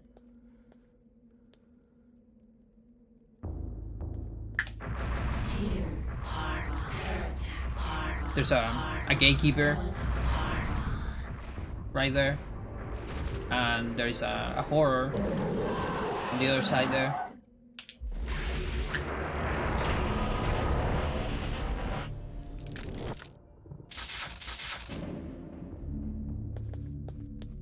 There you see it, it's probably a Oyelth horror, that one. There's some zombies too.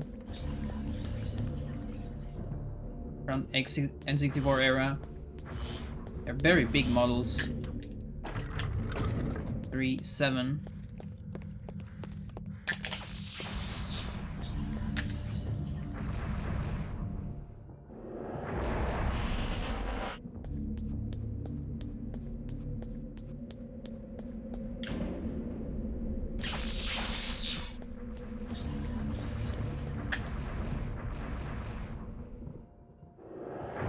I have my 7 attack here.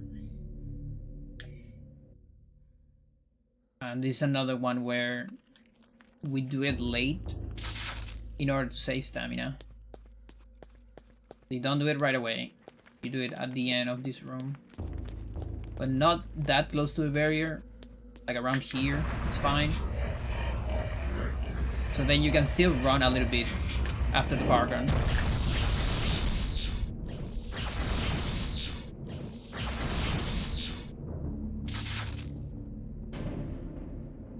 Just remember, you can walk as soon as everything's completed. Okay, just checking if 1 dropper was there. Like down there. as soon as the last rune is completed, you can move. That's true for every spell. But then the effect of the spell usually takes a little bit of time. Depending on the spell, of course. 1. And here's the hardest target run in the game. Probably. Depending on how they behave. I can't believe they didn't explode. Okay, there you go. I wanted them to explode on my way in, but whatever.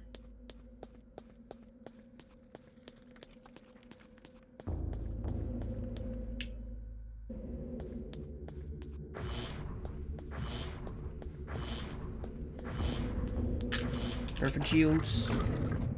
Now number 9 for the last assignment too.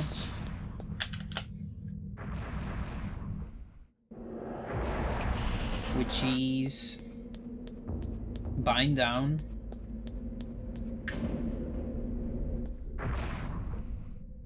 Recovery up. And enchant Y. And then cast a bind. Not from the menu because it's too far away.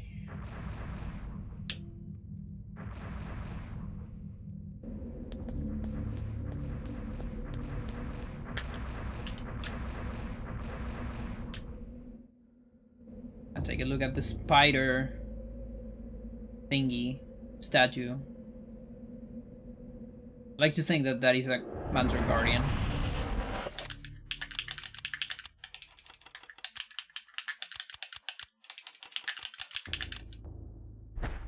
Okay, bind.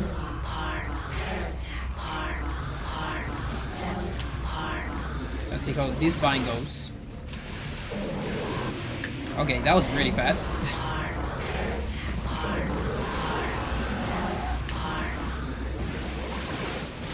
What the fuck is this? This might be too fast. This is actually too fast. I won't have enough magic for shields. Holy shit.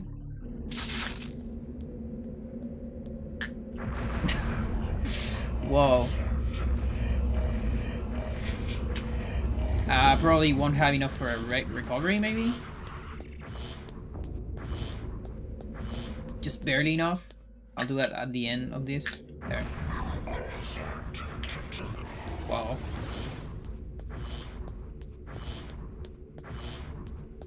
Yeah, that's probably the fastest bind you can get on Alex.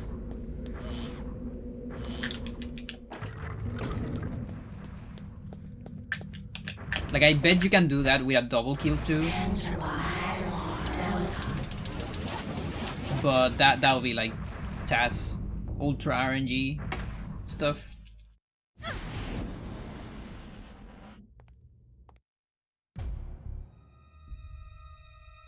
Okay, I'm ready to lose a bunch of time here in Pious. My previous Pious was insanely good. Pass artifacts until like Paul, I think. That never happens, pretty much.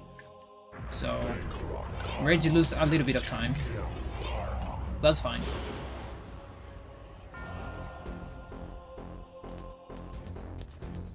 And he's walking.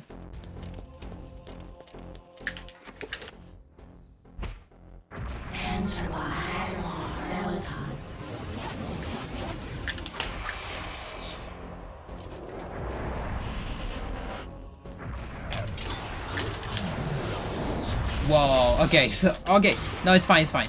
I thought it was a very far away one, because of the direction of the electricity. I was ready to whine about it. So it's fine, even if this is a far away one, I'm okay.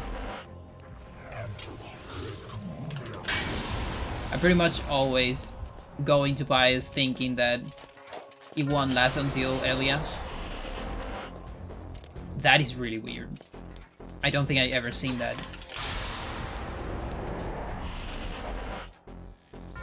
Or wait, Yeah, what was that? Holy shit. I don't even know what's going on.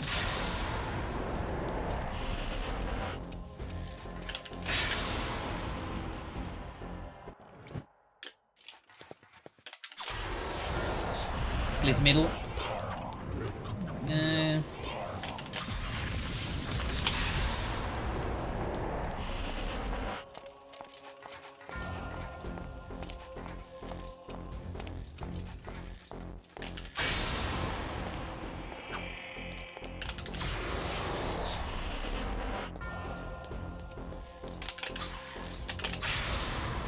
Paul is really fast.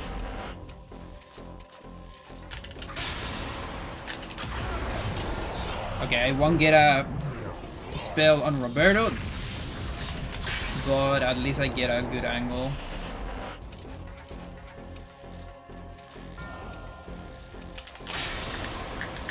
Okay.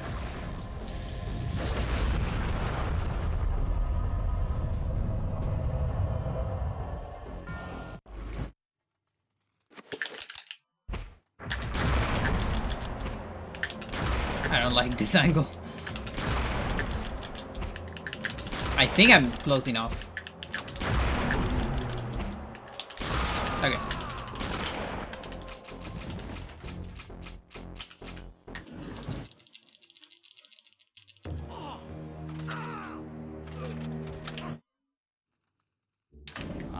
That's the All right. Yeah, makes sense. Nice. So, like I said before the other day, sub 2 hours on Glitchless, probably possible, but extremely hard because this run was like, despite the Lindsay part, it was a pretty good run. Ancient's plans are finished. For now, at least. And I don't know how much I lose on Lindsay. Incredibly courageous young woman. Like, I don't know if the Lindsay part will give me the 2 hours flat. As I am. I'm sorry it had Maybe. to be like this. It's not quite the inheritance I had in mind for you. But there was so little time. And so much to do. Thank you for the G's. Goodbye, Alex. I will miss you.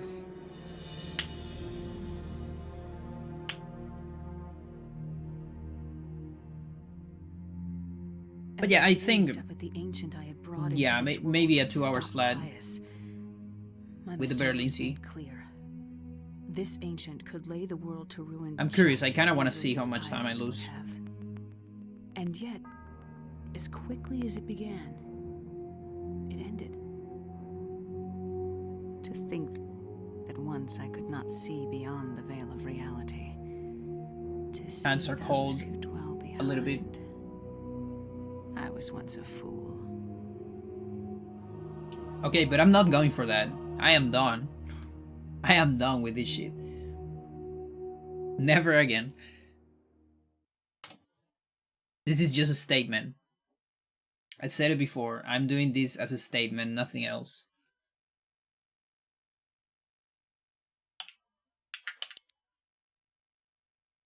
Third place?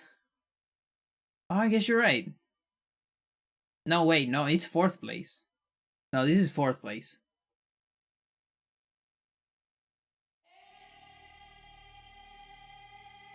Oh, I mean, unless you could don't count myself. Like if I were to upload this run instead of my 80% world record.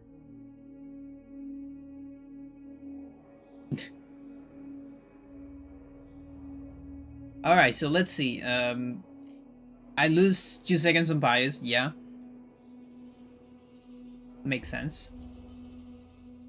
That was some slow movement and some like slow menu here and there. Yeah, the Cove has a sub 2 hours too. He basically grinded for a sub 2 hour. 100%. And okay, so Elia was fine. I think I got caught by a trap. I think.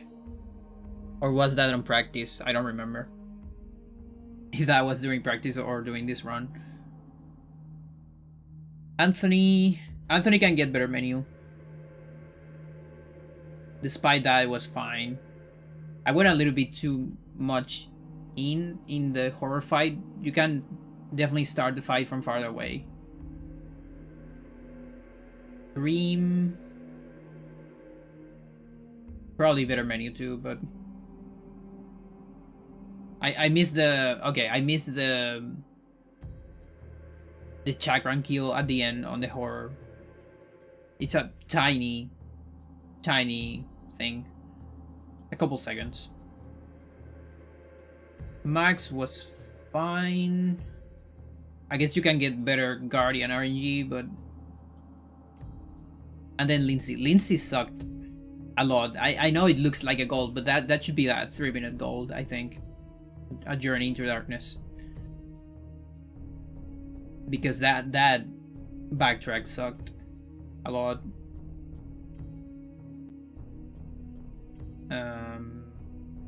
Roberti, no bleeding walls, but also no effects, so it was totally fine. Peter was fine. Maybe better menu. I think I made recovery twice, like 7 recovery. It's like 5 or 6 seconds. Let's see, Edward was pretty alright. Maybe some small mistakes here and there, but it was pretty alright. Michael... Okay, Michael didn't have the best horrors. He was close to 30 seconds. It was like...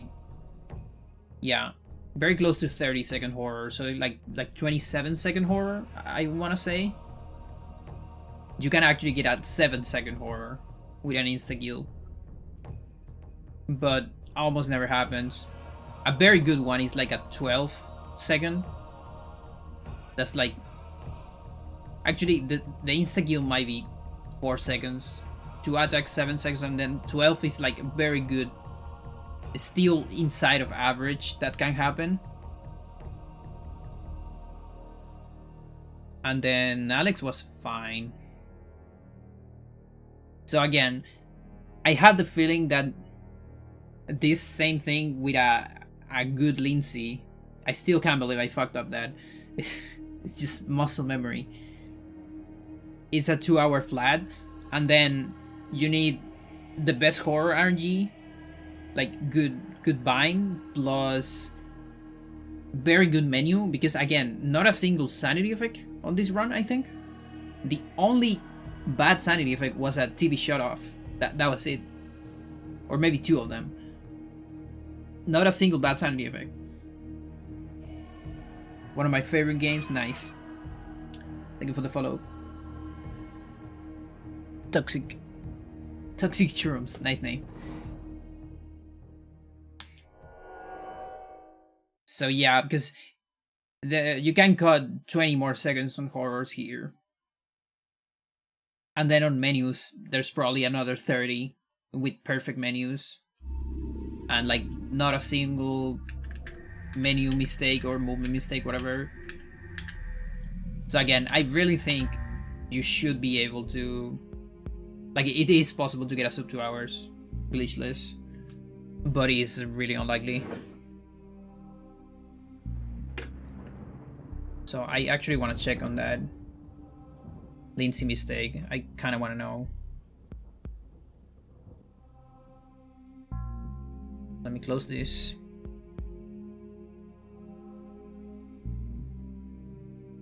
And let's go here.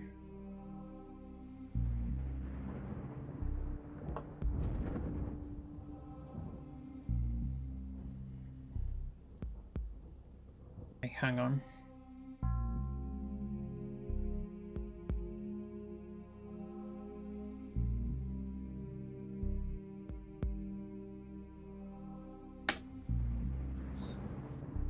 There is one here.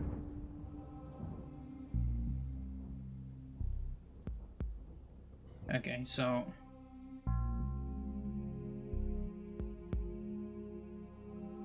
here.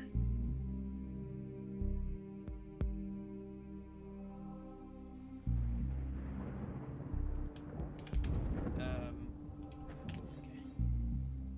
So around there, it's like 30, 35, 16.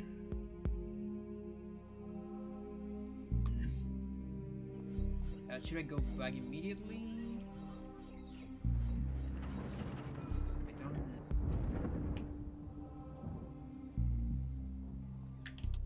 Okay, so until around there. 41 to 16, that is 20 something? 25? 30, okay, 25 seconds. Then this part, you normally watch this part, but this doesn't count. What counts is the second backtrack. So around here. So 35, 52.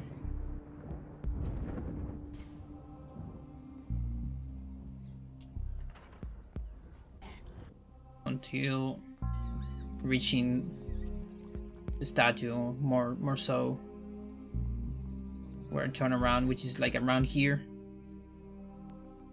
So 12, 36, 12. That's 12 plus 8, so that's 20. Right? Yeah. 20. So, oh my god, this is 45 seconds. Look at that. That sucks.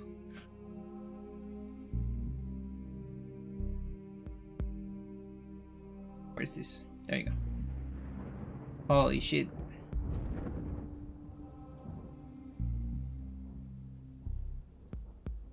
So that is 45 seconds that you cut from the sum of best. Alright. So that gives you a sum of best of 2 hours. About 2 hours and a half. A little bit less. Then there is 20 seconds of horror. This with an insta-kill, remember. Extremely unlikely. Almost never happens. I've seen it like twice in my life. And I played this game a lot. Even before buying Bindskid, remember.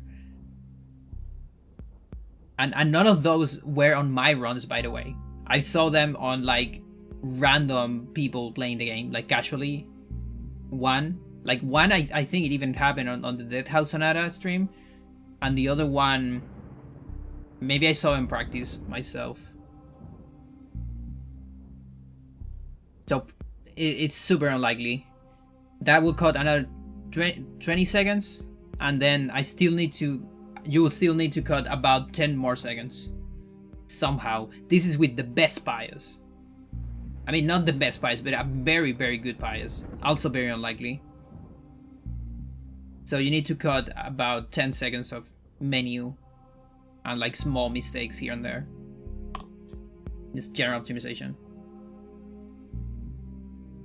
So yeah. But hey, we got this. This is pretty good. I'm happy with this. My goal for this was the first goal was sub 210, which I got on the first try, so I was pretty happy about that. And then my goal for today was 2 hours 5, sub 2 hours 5. So I'm very pleased with this. And now with this out of the way, I have two options basically. I can go to no major glitches, or I can go back to 20%. There I am. Those are my options, and I don't really know what I want to do right now, honestly.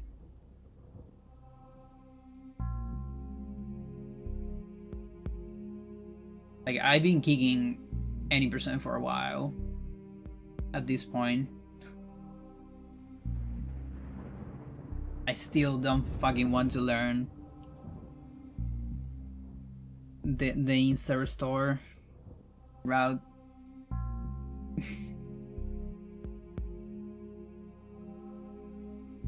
So we'll see. But in any case, oh, 100% is super unoptimized. I never got my sub 2 hours on 100%. So yeah, it's funny. 100% is faster than this category.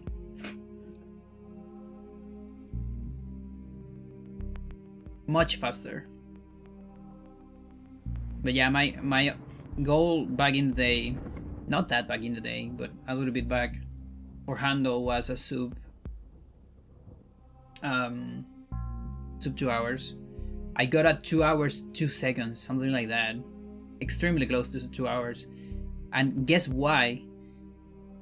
Because I failed attack berry skip, the exact same trick I failed on my world record for any percent that cost me the sub 130.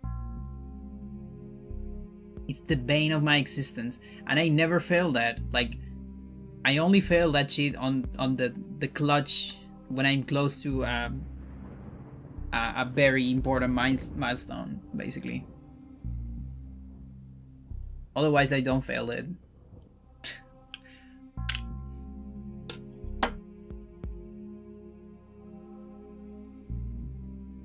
But yeah, Hando is more work. Hando is a lot of work. Because I probably need to reroute some stuff. And it's just a... You need to think a lot on Hando when you run because you don't want to miss anything. And that makes it a little bit more...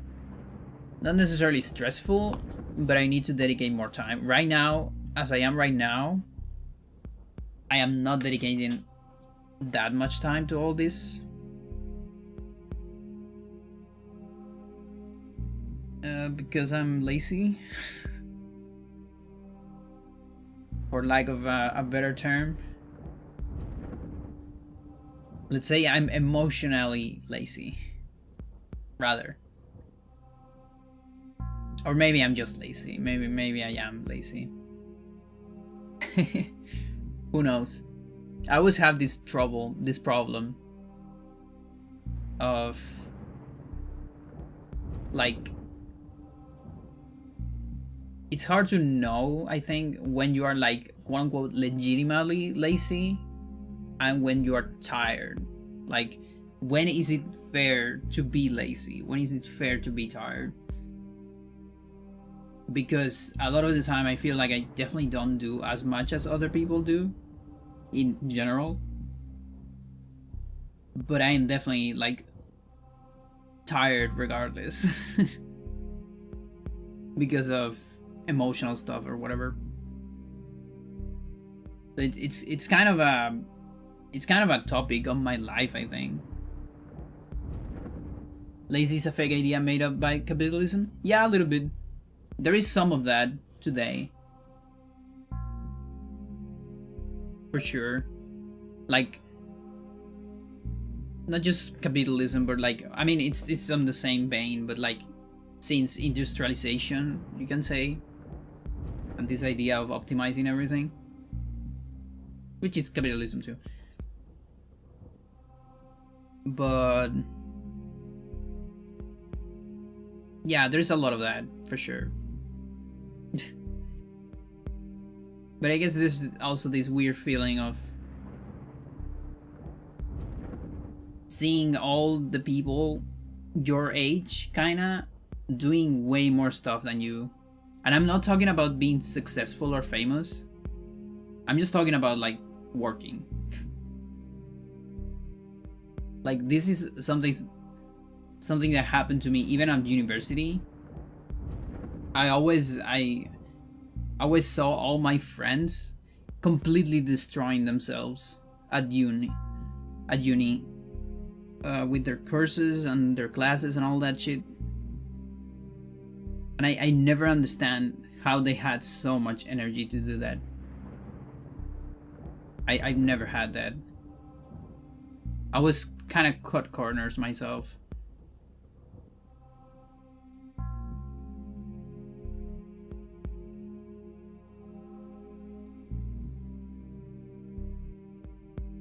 Yeah, yeah. Yeah, I mean, that's what we do here. We optimize shit for good content. And to reach this speedrun thingy. But I guess what can get unhealthy is this idea of, like, it is weird when you get to this point of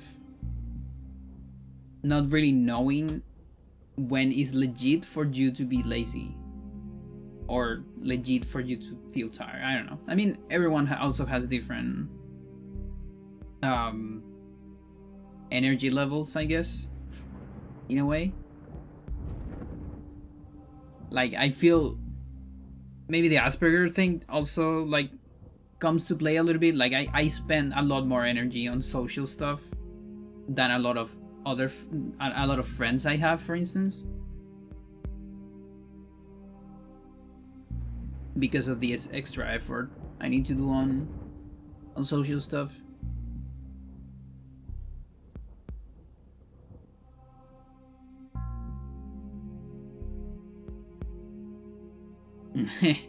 Yeah, that's true. Yeah. I try to avoid a lot of that. Sometimes it works, sometimes not, but I feel like at least the people that watch me can say, I mean, listen, I got this record. And like, I feel like a lot of runners with this shit would say something like, that's not enough. But I am like, I am good. You know, this is my second glitchless run and I am good.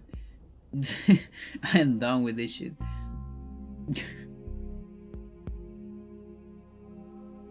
I am so lazy. Jesus.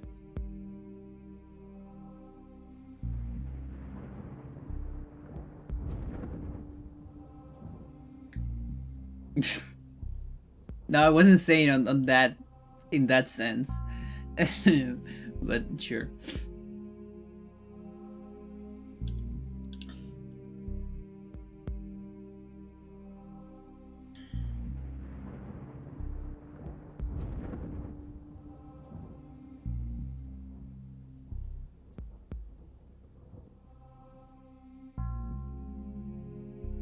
I mean, the TIS also has a similar problem, I think. It's just that in the TIS you don't push yourself. I mean, in like a live setup. But some people really push themselves to do like the best TISs. I mean, you see a fucking TIS being remade for a 1 frame save.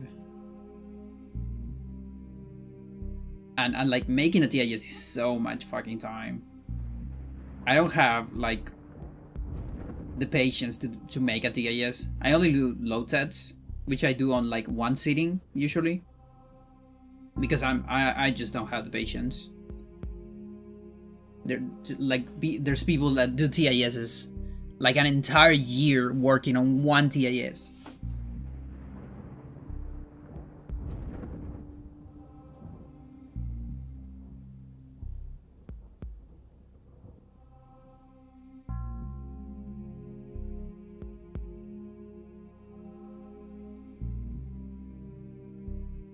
Not sure what you mean at the end, but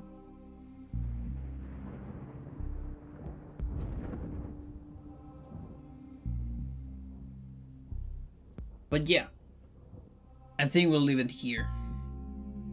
Seems like a good spot to go. I need to decide what to do next time. I do have some ideas, but I still don't know. There's some stuff on the table. There's the FFX thing, of course. Which might eventually happen. I have not put in that no. Everyone else can see that. Listen, that day I was actually kind of sad before the stream. And that's why we got that reaction at the end. Because it was a good surprise for me.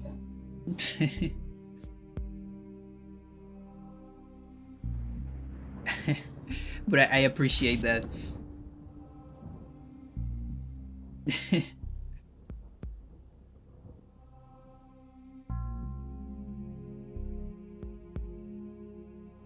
And then what else? I could do like a... I've been thinking maybe doing a StarCraft stream. But I need to find the space. Probably gonna need... Yeah, I don't really know how to put the camera. That's the hard part. And it would be really weird, because it's a game only I know how to play. So we need to explain everything that is going on. Not that I don't do that all the time, but...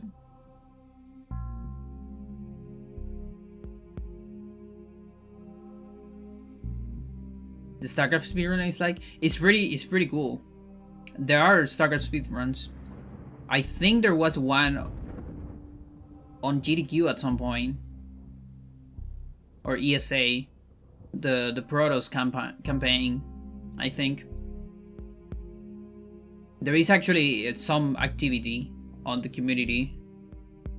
They kind of came back to full campaign runs. Because for a while, StarCraft was only individual levels, mostly. And it was dominated by like 2 runners that did a lot of research on very, very cool setups and stuff. And then years later, not too many years ago, some people start doing more like full campaign. Like there's categories for like Terran, Protoss, Zerg, you know. And it's some pretty cool shit. It's pretty cool. Yeah, no, it's not long ago. And actually some of them got more visibility now, even like this year, because of Artosis. Because Artosis did some videos like learning to speedrun StarCraft with the speedrunners, you know, like the speedrunners teach me how to speedrun StarCraft. Pretty cool videos too. Same runner who usually runs Doom. Nice. But yeah, there's some really interesting tech on those runs. And they abuse the AI so much too. It's pretty cool. But I'm not gonna do any of that shit because I don't have hands for StarCraft. I would stream my card game, basically.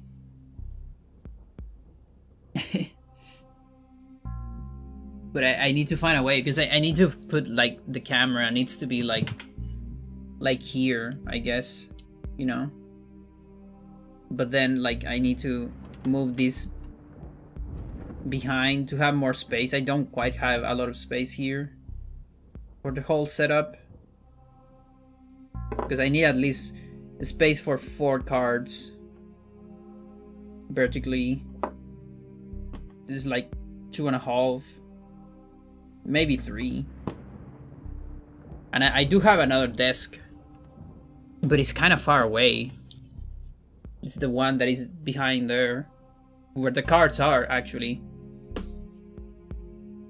So that one has plenty of space, but I don't really know how to put the camera there.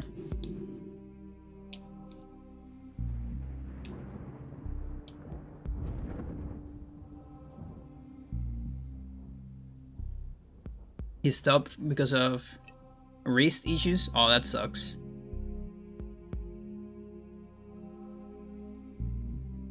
Yeah, I mean, StarCraft, it's so much for the hands.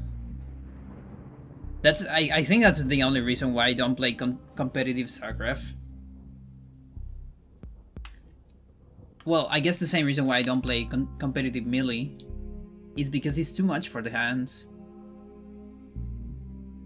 Like, I have enough with speedruns and like playing guitar. That is all my hand energy. There's no more hand energy on me. If I push harder than that, I get trouble on fingers. These 2 fingers right here, they have a little bit of trouble if I push too hard.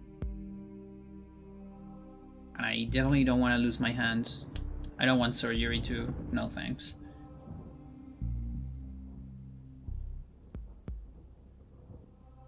Oh, you know what other idea I had? Watching some old unfinished highlights.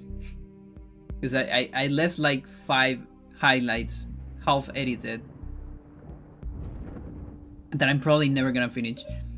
But watching some of those, I had kind of a cool idea, which is doing a full stream of Eternal, watching every single one and all of the trailers, like, and all the E3 stuff, all the N64 stuff, everything, because I've done that on like individual scenarios. Like from time to time I show one trailer, but I also don't say everything I know about them, and I also know more stuff now. So maybe if I do all of that on one stream, it'll be interesting.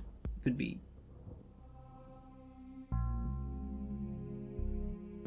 Yeah, of course. It sucks.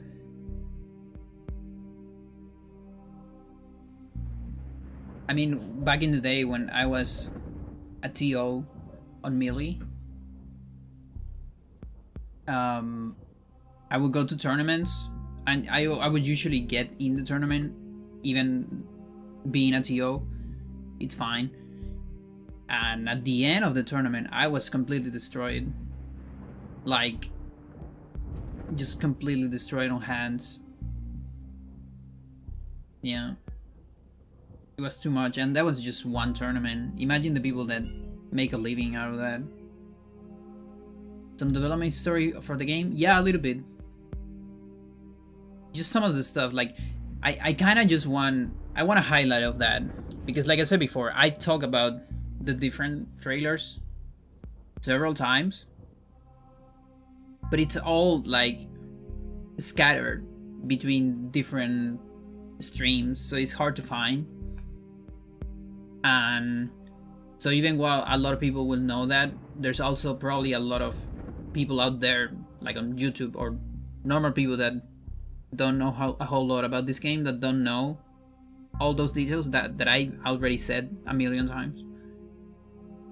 It'll be good to have all that compiled on just one stream that I later can highlight.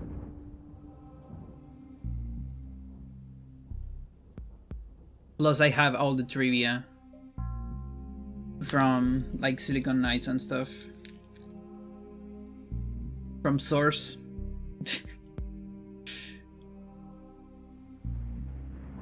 And I'm the second person that knows the most about this game too. I guess.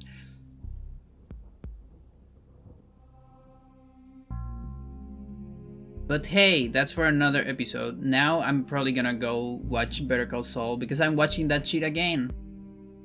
Because it's so good. So I'm gonna eat something and watch that. I also need to watch One Piece. I haven't watched it for like 2 weeks. That's probably gonna be later. Anyway, thank you everyone for watching. Good night, good day, good whatever. Good cycle, citizen.